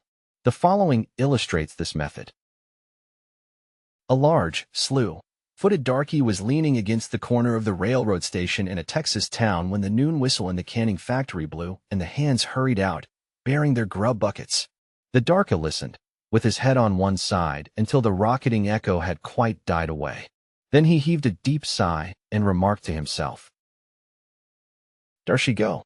Dinner time for some folks, but just 12 o'clock for me." That is the situation in thousands of American factories, large and small, today. And why? Etc., etc. Doubtless the most frequent platform use of the anecdote is in the pulpit. The sermon illustration, however, is not always strictly narrative in form, but tends to extended comparison, as the following from Dr. Alexander McLaren. Men will stand as Indian fakirs do, with their arms above their heads until they stiffen there. They will perch themselves upon pillars like simian stylites, for years, till the birds build their nests in their hair. They will measure all the distance from Cape Comorin to Juggernaut's temple with their bodies along the dusty road. They will wear hair shirts and scourge themselves. They will fast and deny themselves. They will build cathedrals and endow churches. They will do as many of you do, labor by fits and starts all through your lives at the endless task of making yourselves ready for heaven and winning it by obedience and by righteousness. They will do all these things and do them gladly, rather than listen to the humbling message that says, you do not need to do anything. Wash. Is it your washing or the water that will clean you? Wash and be clean. Naaman's cleaning was only a test of his obedience and a token that it was God who cleansed him. There was no power in Jordan's waters to take away the taint of leprosy. Our cleansing is in that blood of Jesus Christ that has the power to take away all sin and to make the foulest amongst us pure and clean. One final word must be said about the introduction to the anecdote. A clumsy, inappropriate introduction is fatal, whereas a single apt or witty sentence will kindle interest and prepare a favorable hearing. The following extreme illustration, by the English humorist Captain Harry Graham, well satirizes the stumbling manner. The best story that I ever heard was one that I was told once in the fall of 1905, or it may have been 1906, when I was visiting Boston. At least, I think it was Boston. It may have been Washington. My memory is so bad. I happened to run across a most amusing man whose name I forget, Williams or Wilson or Wilkins, some name like that, and he told me this story while we were waiting for a trolley car. I can still remember how heartily I laughed at the time, and again, that evening, after I had gone to bed, how I laughed myself to sleep recalling the humor of this incredibly humorous story. It was really quite extraordinarily funny. In fact, I can truthfully affirm that it is quite the most amusing story I have ever had the privilege of hearing. Unfortunately, I've forgotten it. Biographical facts. Public speaking has much to do with personalities. Naturally, therefore, the narration of a series of biographical details, including anecdotes among the recital of interesting facts, plays a large part in the eulogy the memorial address, the political speech, the sermon, the lecture, and other platform deliverances. Whole addresses may be made up of such biographical details, such as a sermon on Moses or a lecture on Lee. The following example is in itself an expanded anecdote, forming a link in a chain. Marius in prison. The peculiar sublimity of the Roman mind does not express itself, nor is it at all to be sought, in their poetry. Poetry, according to the Roman ideal of it, was not an adequate organ for the grander movements of the national mind. Roman sublimity must be looked for in Roman acts and in Roman sayings. Where, again, will you find a more adequate expression of the Roman majesty than in the saying of Trajan, Imperatorum oporturis stantem mori, that Caesar ought to die standing, a speech of imperatorial grandeur, implying that he, who was the foremost man of all this world, and, in regard to all other nations, the representative of his own, should express its characteristic virtue in his farewell act, should die in prosunctu, and should meet the last enemy as the first, with a Roman countenance, and in a soldier's attitude. If this had an imperatorial, what follows had a consular majesty, and is almost the grandest story upon record. Marius, the man who rose to be 7 times consul, was in a dungeon, and a slave was sent in with commission to put him to death. These were the persons, the two extremities of exalted and forlorn humanity, its vanward and its rearward man, a Roman consul and an abject slave. But their natural relations to each other were, by the caprice of fortune, monstrously inverted. The consul was in chains, the slave was for a moment the arbiter of his fate. By what spells, what magic, did Marius reinstate himself in his natural prerogatives? By what marvels drawn from heaven or from earth did he, in the twinkling of an eye, again invest himself with the purple and place between himself and his assassin a host of shadowy lictors?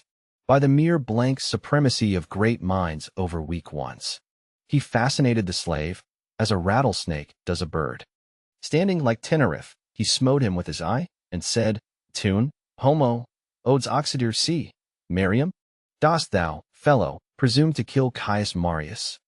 Whereat, the reptile, quaking under the voice, nor daring to affront the consular eye, sank gently to the ground, turned round upon his hands and feet, and, crawling out of the prison like any other vermin, left Marius standing in solitude as steadfast and immovable as the Capitol.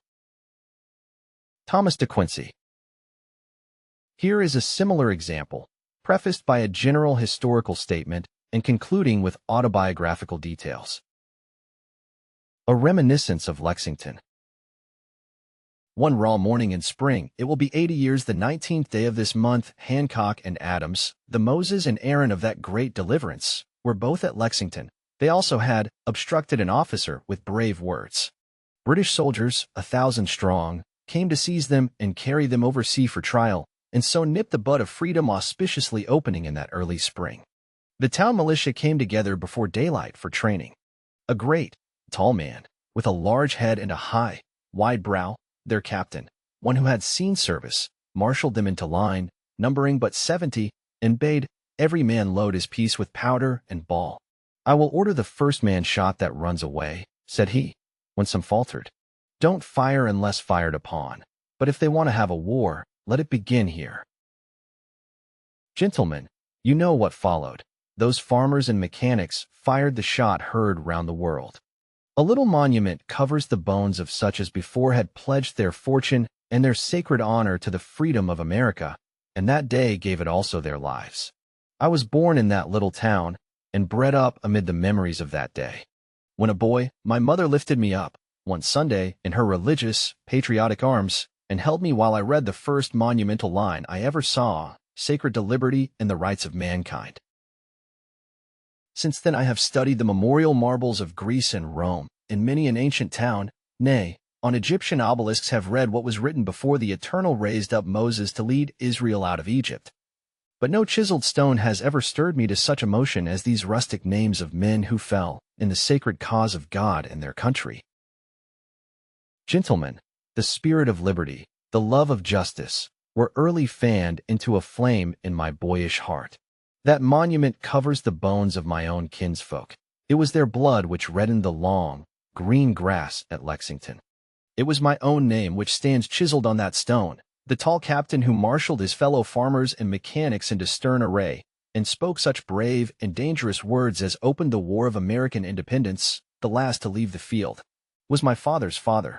I learned to read out of his Bible, and with a musket he that day captured from the foe, I learned another religious lesson, that rebellion to tyrants is obedience to God. I keep them both sacred to liberty and the rights of mankind, to use them both in the sacred cause of God and my country. Theodore Parker. Narration of events in general.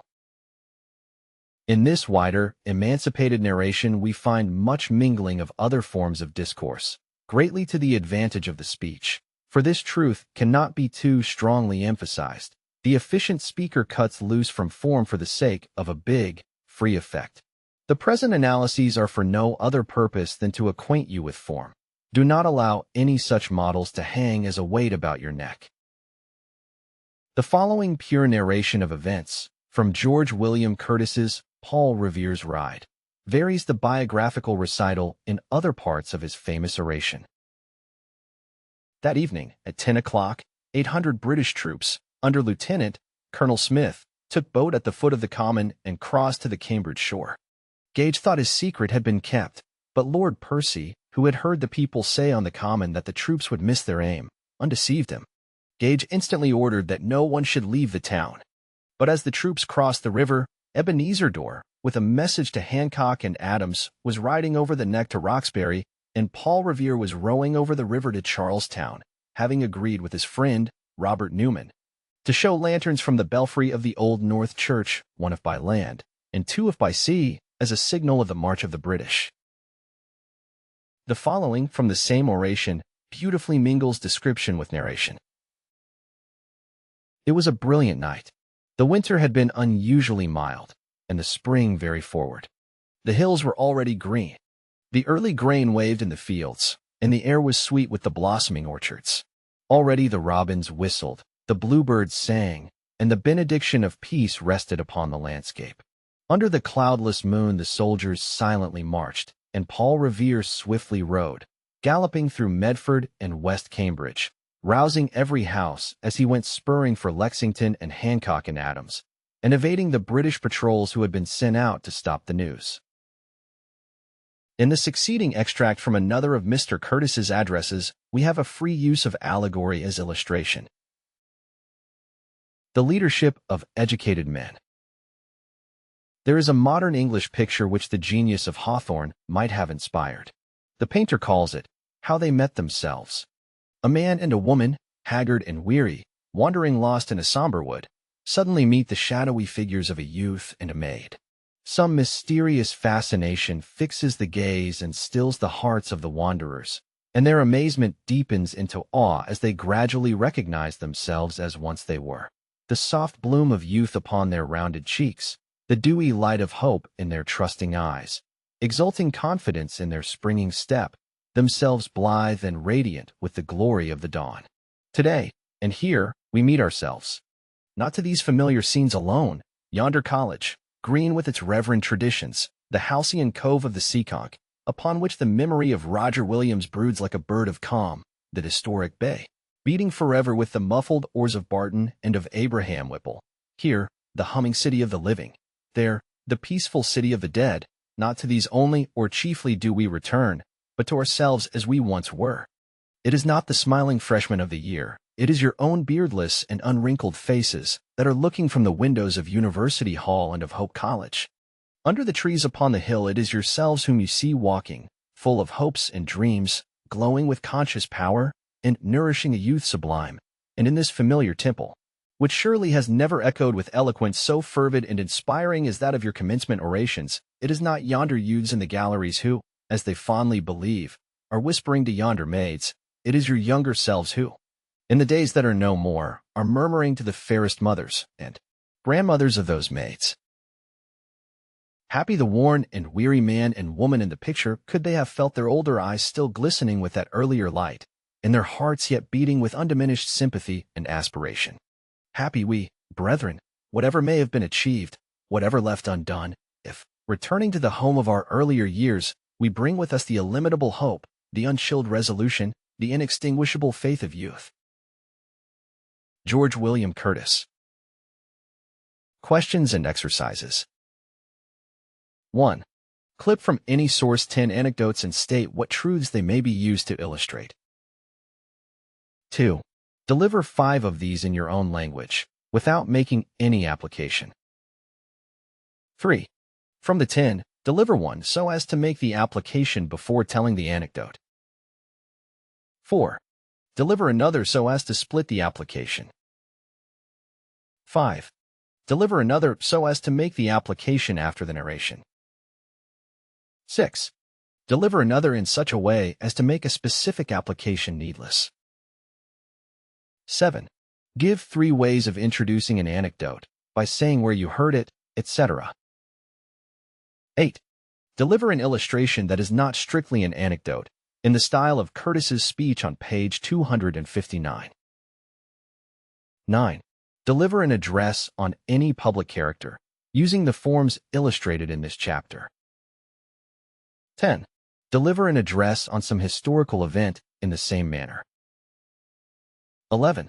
Explain how the sympathies and viewpoint of the speaker will color an anecdote, a biography, or a historical account. 12. Illustrate how the same anecdote, or a section of a historical address, may be given 2 different effects by personal prejudice. 13. What would be the effect of shifting the viewpoint in the midst of a narration? 14. What is the danger of using too much humor in an address? Too much pathos?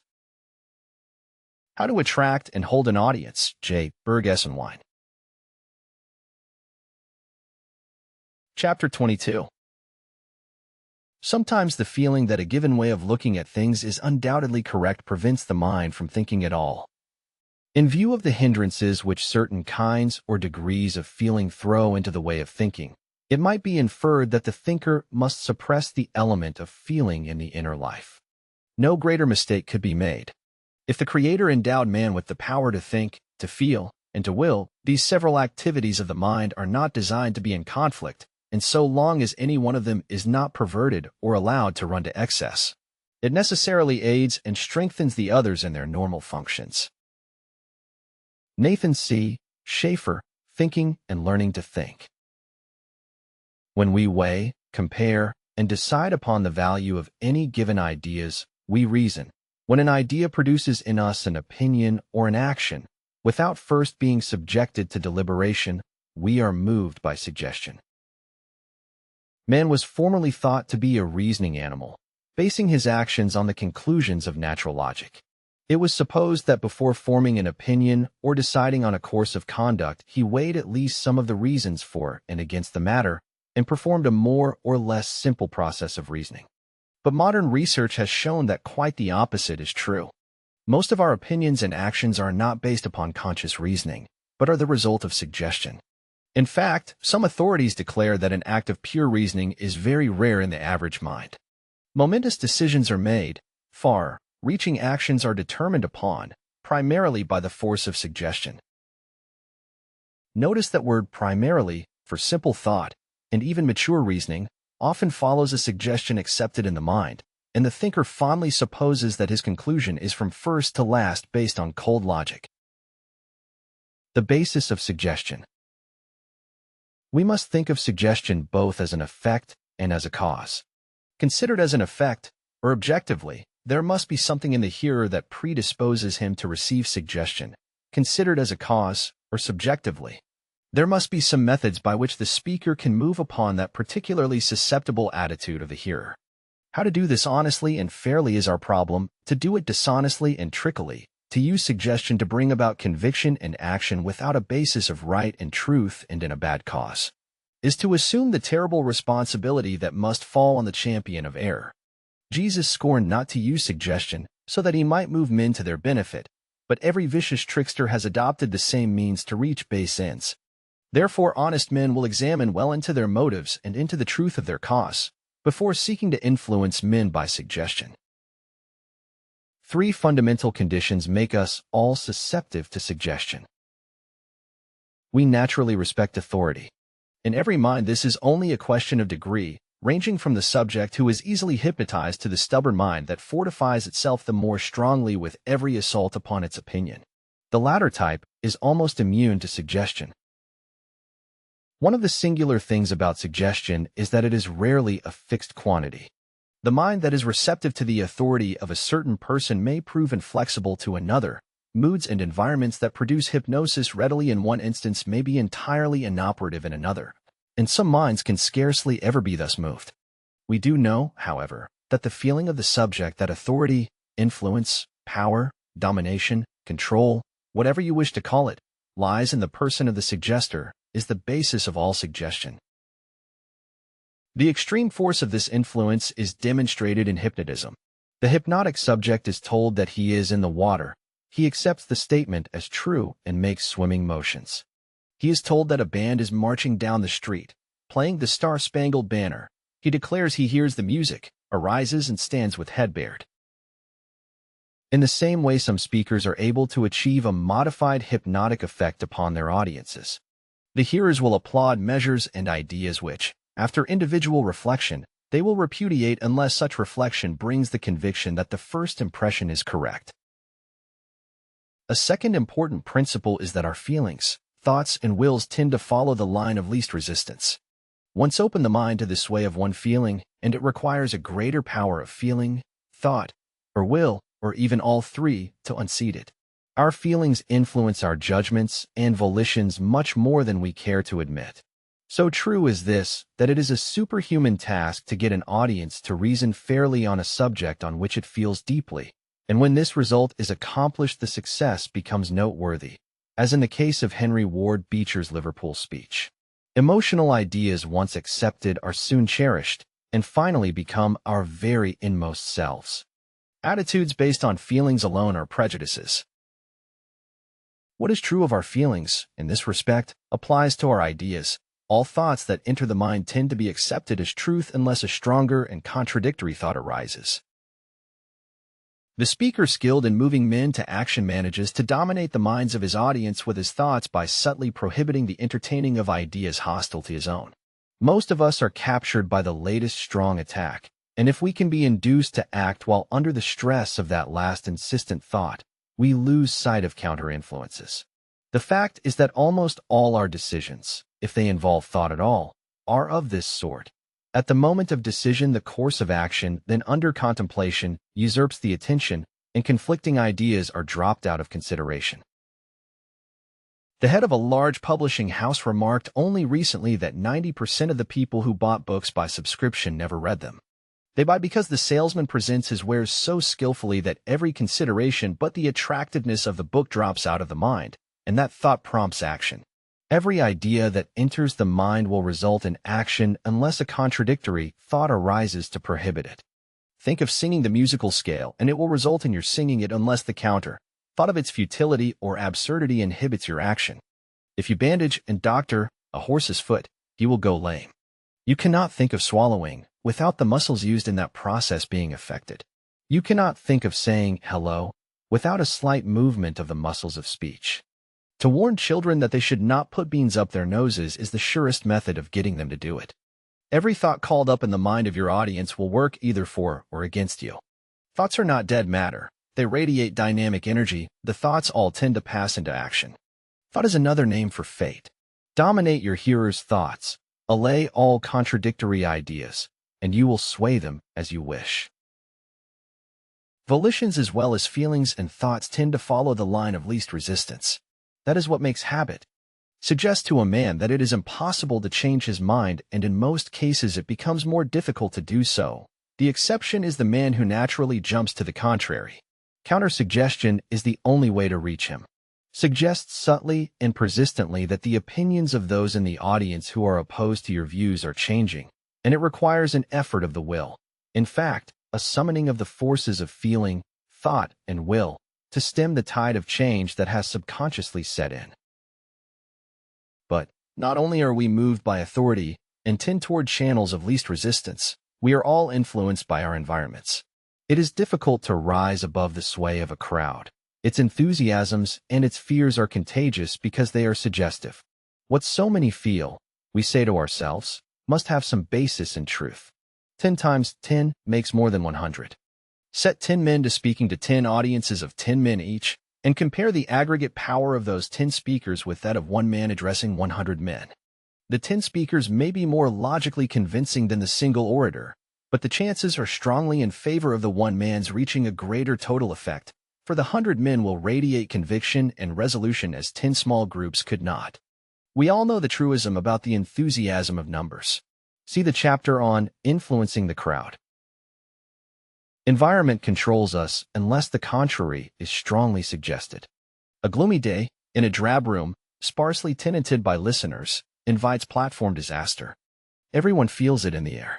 But let the speaker walk squarely up to the issue and suggest by all his feeling, manner, and words that this is going to be a great gathering in every vital sense.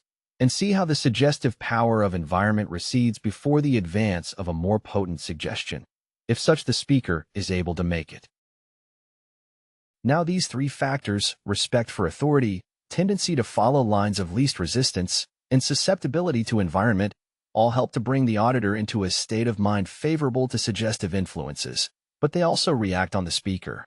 And now we must consider those personally causative or subjective forces which enable him to use suggestion effectively. How the speaker can make suggestion effective. We have seen that under the influence of authoritative suggestion, the audience is inclined to accept the speaker's assertion without argument and criticism. But the audience is not in this state of mind unless it has implicit confidence in the speaker. If they lack faith in him, question his motives or knowledge, or even object to his manner, they will not be moved by his most logical conclusion and will fail to give him a just hearing. It is all a matter of their confidence in him.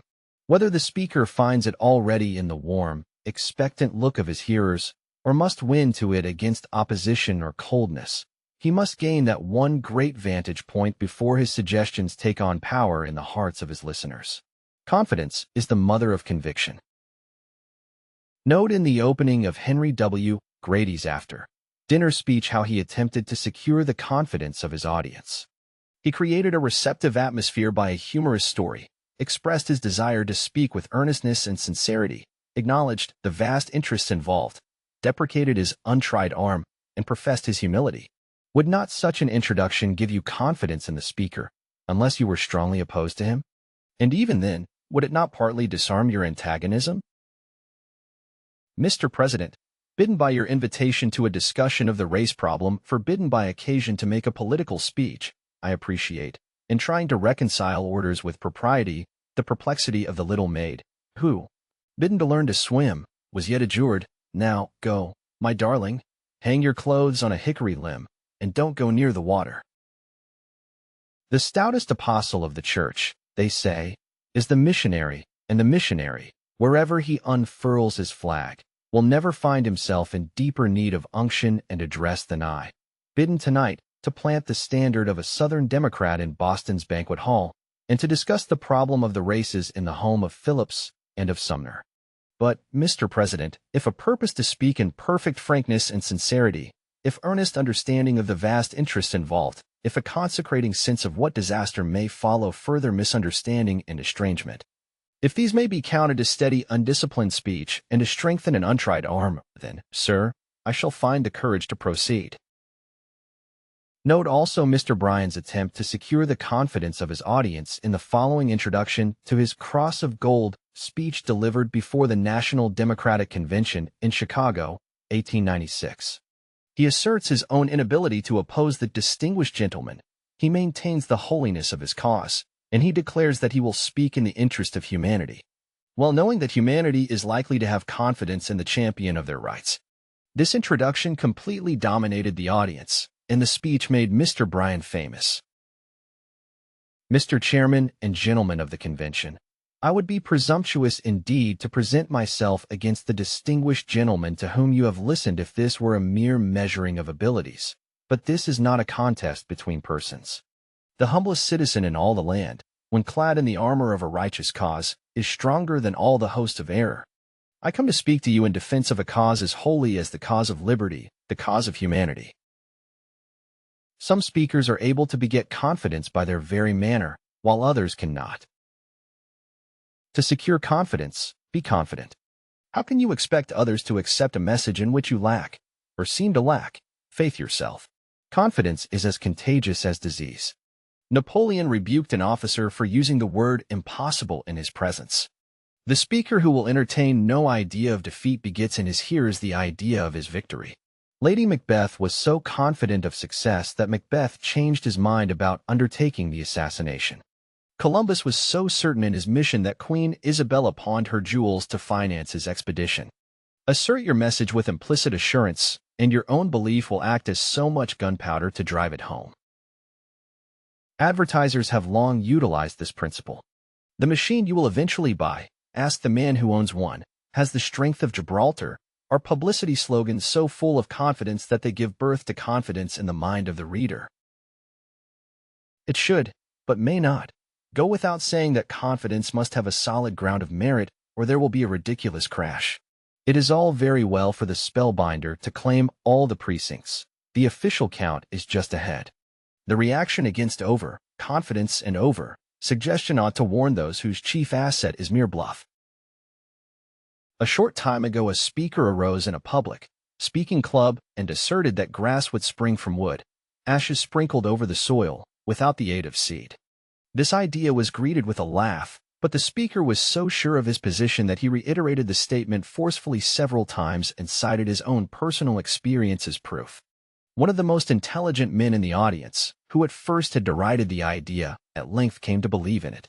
When asked the reason for his sudden change of attitude, he replied, "Because the speaker is so confident."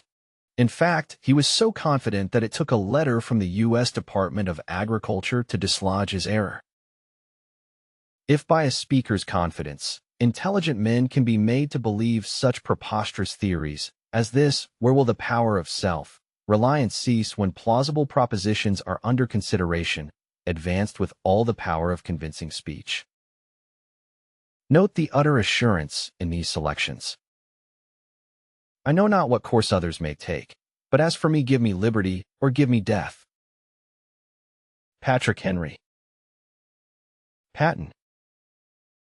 Sir Walter Scott. Invictus. William Ernest Henley. Authority is a factor in suggestion. We generally accept as truth, and without criticism, the words of an authority. When he speaks, contradictory ideas rarely arise in the mind to inhibit the action he suggests. A judge of the Supreme Court has the power of his words multiplied by the virtue of his position. The ideas of the U.S. Commissioner of Immigration on his subject are much more effective and powerful than those of a soap manufacturer, though the latter may be an able economist.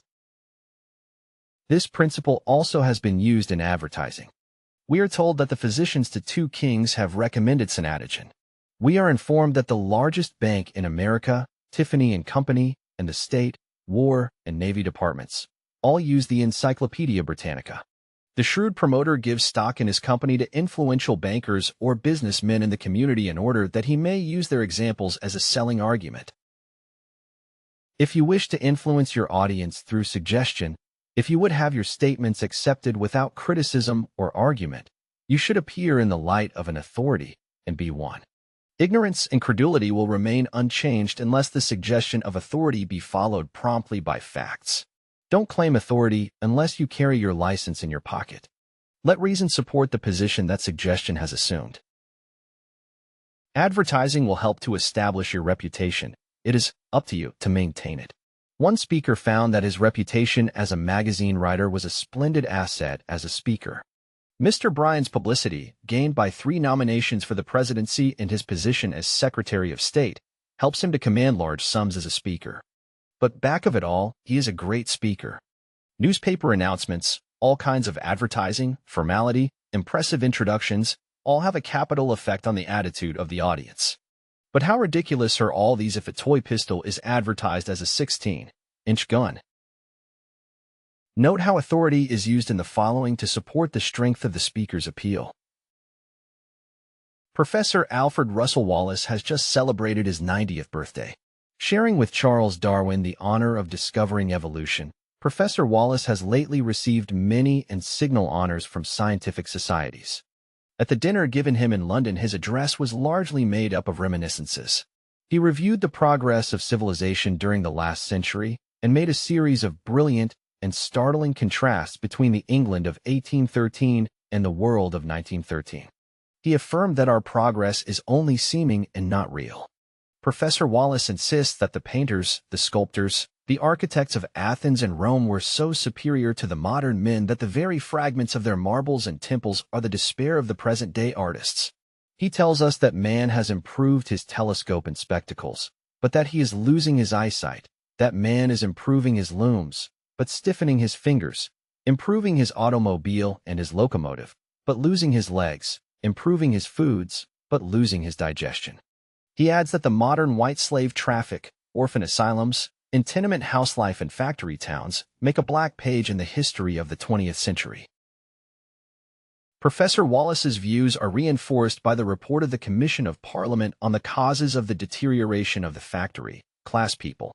In our own country, Professor Jordan warns us against war, intemperance, overworking, underfeeding of poor children, and disturbs our contentment with his harvest of blood. Professor Jenks is more pessimistic.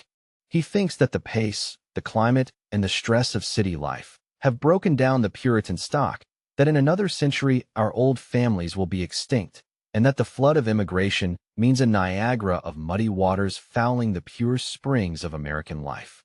In his address in New Haven, Professor Kellogg calls the role of the signs of race degeneracy and tells us that this deterioration even indicates a trend toward race extinction. Newell Dwight Hillis. From every side come warnings to the American people. Our medical journals are filled with danger signals. New books and magazines, fresh from the press, tell us plainly that our people are fronting a social crisis. Mr. Jefferson, who was once regarded as good democratic authority, seems to have differed in opinion from the gentleman who has addressed us on the part of the minority. Those who are opposed to this proposition tell us that the issue of paper money is a function of the bank, and that the government ought to go out of the banking business. I stand with Jefferson rather than with them, and tell them, as he did, that the issue of money is a function of government, and that the banks ought to go out of the governing business. William Jennings Bryan.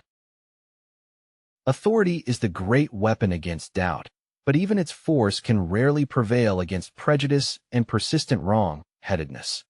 If any speaker has been able to forge a sword that is warranted to piece such armor, let him bless humanity by sharing his secret with his platform brethren everywhere, for thus far he is alone in his glory.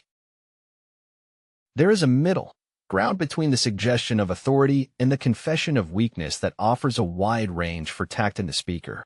No one can advise you when to throw your hat in the ring and say defiantly at the outstart, "Gentlemen, I am here to fight." Theodore Roosevelt can do that. Beecher would have been mobbed if he had begun in that style at Liverpool. It is for your own tact to decide whether you will use the disarming grace of Henry W. Grady's introduction, just quoted, even the time-worn joke was ingenuous and seemed to say, "Gentlemen, I come to you with no carefully palmed coins," or whether the solemn gravity of Mr. Bryan before the convention will prove to be more effective.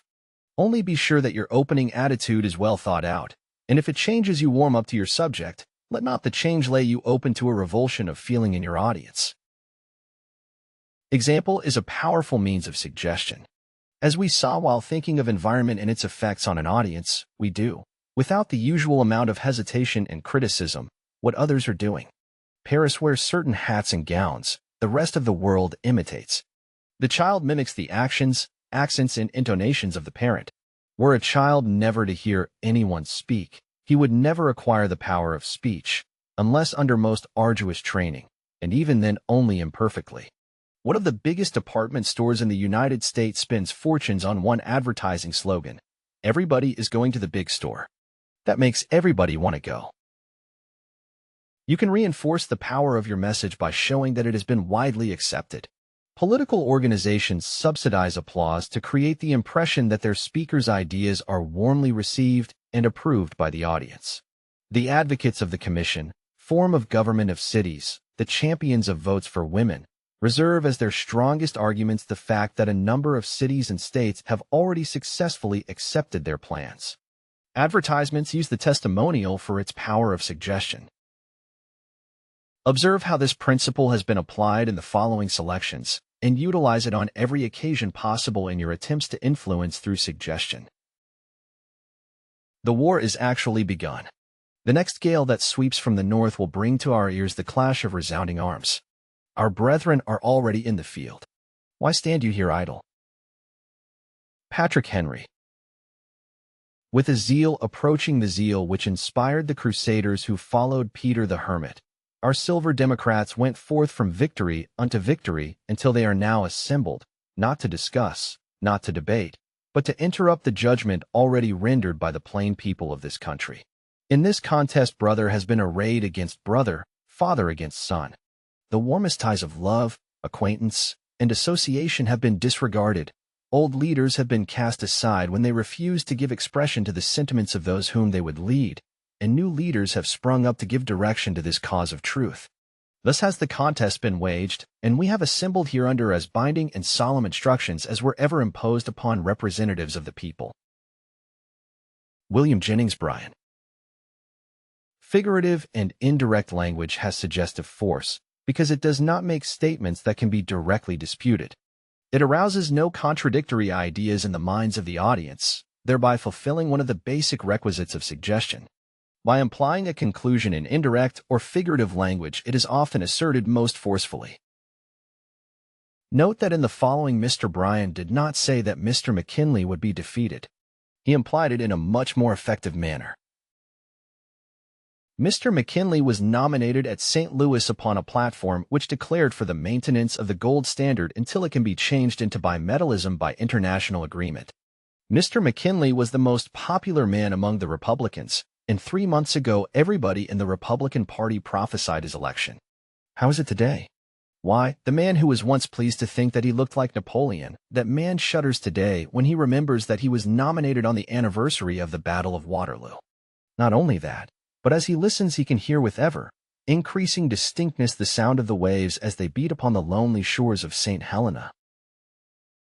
Had Thomas Carlyle said, "A false man cannot found a religion," his words would have been neither so suggestive nor so powerful, nor so long remembered as his implication in these striking words. A false man found a religion? Why, a false man cannot build a brick house. If he does not know and follow truly the properties of mortar, burnt clay, and what else he works in, it is no house that he makes, but a rubbish heap. It will not stand for 12 centuries, to lodge 180 millions. It will fall straightway. A man must conform himself to nature's laws, be verily in communion with nature and the truth of things, or nature will answer him, "No, not at all." Observe how the picture that Webster draws here is much more emphatic and forceful than any mere assertion could be. Sir, I know not how others may feel, but as for myself, when I see my alma mater surrounded, like Caesar in the Senate House, by those who are reiterating stab after stab, I would not for this right hand have her turn to me and say, "And thou, too, my son." Webster. A speech should be built on sound logical foundations, and no man should dare to speak in behalf of a fallacy. Arguing a subject, however, will necessarily arouse contradictory ideas in the mind of your audience. When immediate action or persuasion is desired, suggestion is more efficacious than argument. When both are judiciously mixed, the effect is irresistible. Questions and exercises. 1. Make an outline, or brief, of the contents of this chapter. 2. Revise the introduction to any of your written addresses with the teachings of this chapter in mind. 3. Give 2 original examples of the power of suggestion as you have observed it in each of these fields. A. Advertising equals B. Smiley face politics. C. Public sentiment. 4. Give original examples of suggestive speech, illustrating 2 of the principles set forth in this chapter. 5. What reasons can you give that disprove the general contention of this chapter? 6. What reasons not already given seem to you to support it? 7. What effect do his own suggestions have on the speaker himself? 8. Can suggestion arise from the audience? If so, show how. 9. Select 2 instances of suggestion in the speeches found in the appendix. 10. Change any 2 passages in the same or other speeches so as to use suggestion more effectively. 11. Deliver those passages in the revised form. 12. Choosing your own subject, prepare and deliver a short speech largely in the suggestive style. Chapter 23. Common sense is the common sense of mankind. It is the product of common observation and experience. It is modest, plain, and unsophisticated. It sees with everybody's eyes and hears with everybody's ears. It has no capricious distinctions, no perplexities, and no mysteries. It never equivocates and never trifles. Its language is always intelligible. It is known by clearness of speech and singleness of purpose. George Jacob Holyoake, Public Speaking and Debate. The very name of logic is awesome to most young speakers, but so soon as they come to realize that its processes, even when most intricate, are merely technical statements of the truths enforced by common sense, it will lose its terrors. In fact, logic is a fascinating subject, well worth the public speaker's study, for it explains the principles that govern the use of argument and proof. Argumentation is the process of producing conviction by means of reasoning. Other ways of producing conviction there are, notably suggestion, as we have just shown, but no means is so high, so worthy of respect, as the adducing of sound reasons in support of a contention. Since more than one side of a subject must be considered before we can claim to have deliberated upon it fairly, we ought to think of argumentation under 2 aspects: building up an argument and tearing down an argument.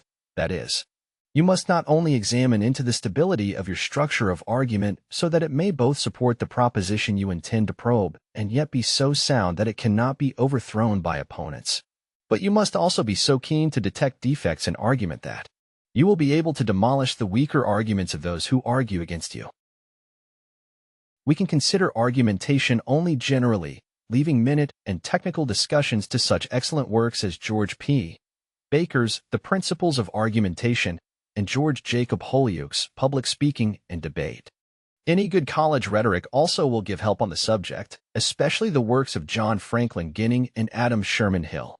The student is urged to familiarize himself with at least one of these texts. The following series of questions will, it is hoped, serve a triple purpose: that of suggesting the forms of proof together with the ways in which they may be used, that of helping the speaker to test the strength of his arguments, and that of enabling the speaker to attack his opponent's arguments with both keenness and justice. Testing an argument. I. The question under discussion. 1. Is it clearly stated? A. Do the terms of statement mean the same to each disputant? For example, the meaning of the term gentleman may not be mutually agreed upon. B. Is confusion likely to arise as to its purpose? 2. Is it fairly stated? A. Does it include enough? B. Does it include too much? C. Is it stated so as to contain a trap? 3. Is it a debatable question? 4. What is the pivotal point in the whole question? 5. What are the subordinate points? 2. The evidence. 1. The witnesses as to facts. A. Is each witness impartial? What is his relation to the subject at issue? B. Is he mentally competent? C. Is he morally credible? D. Is he in a position to know the facts? Is he an eye-witness? E. Is he a willing witness? F. Is his testimony contradicted? G. Is his testimony corroborated? H. Is his testimony contrary to well-known facts or general principles? I. Is it probable? 2. The authorities cited as evidence. A. Is the authority well recognized as such? B. What constitutes him an authority? C. Is his interest in the case an impartial one? D. Does he state his opinion positively and clearly?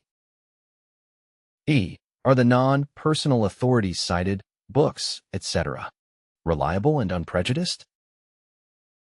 3. The facts adduced as evidence. A. Are they sufficient in number to constitute proof? B. Are they weighty enough in character? C. Are they in harmony with reason? D. Are they mutually harmonious or contradictory? E. Are they admitted, doubted, or disputed? 4. The principles adduced as evidence. A. Are they axiomatic? B.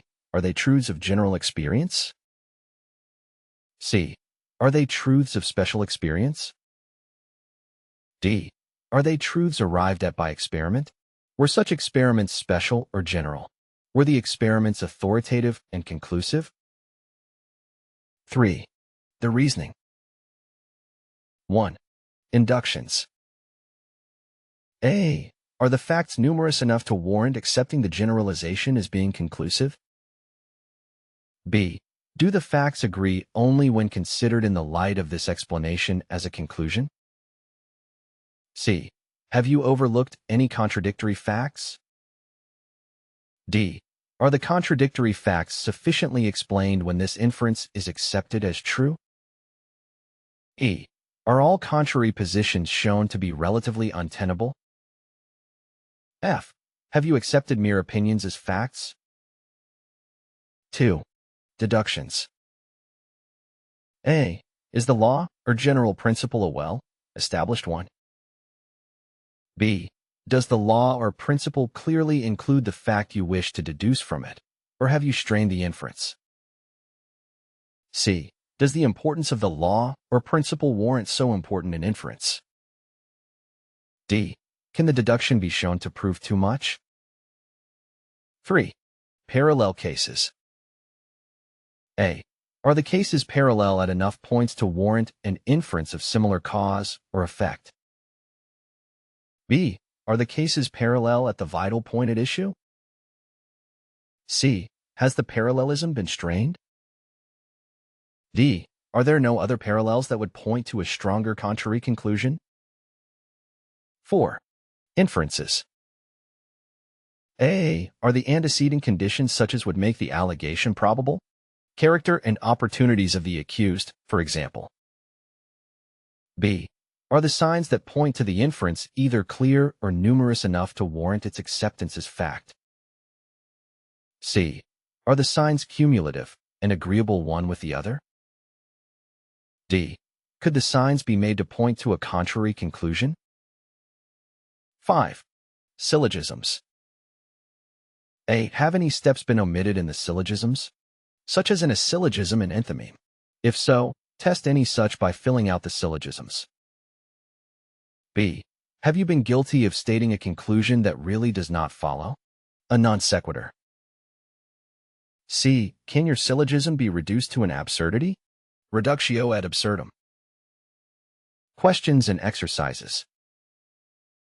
1. Show why an unsupported assertion is not an argument. 2.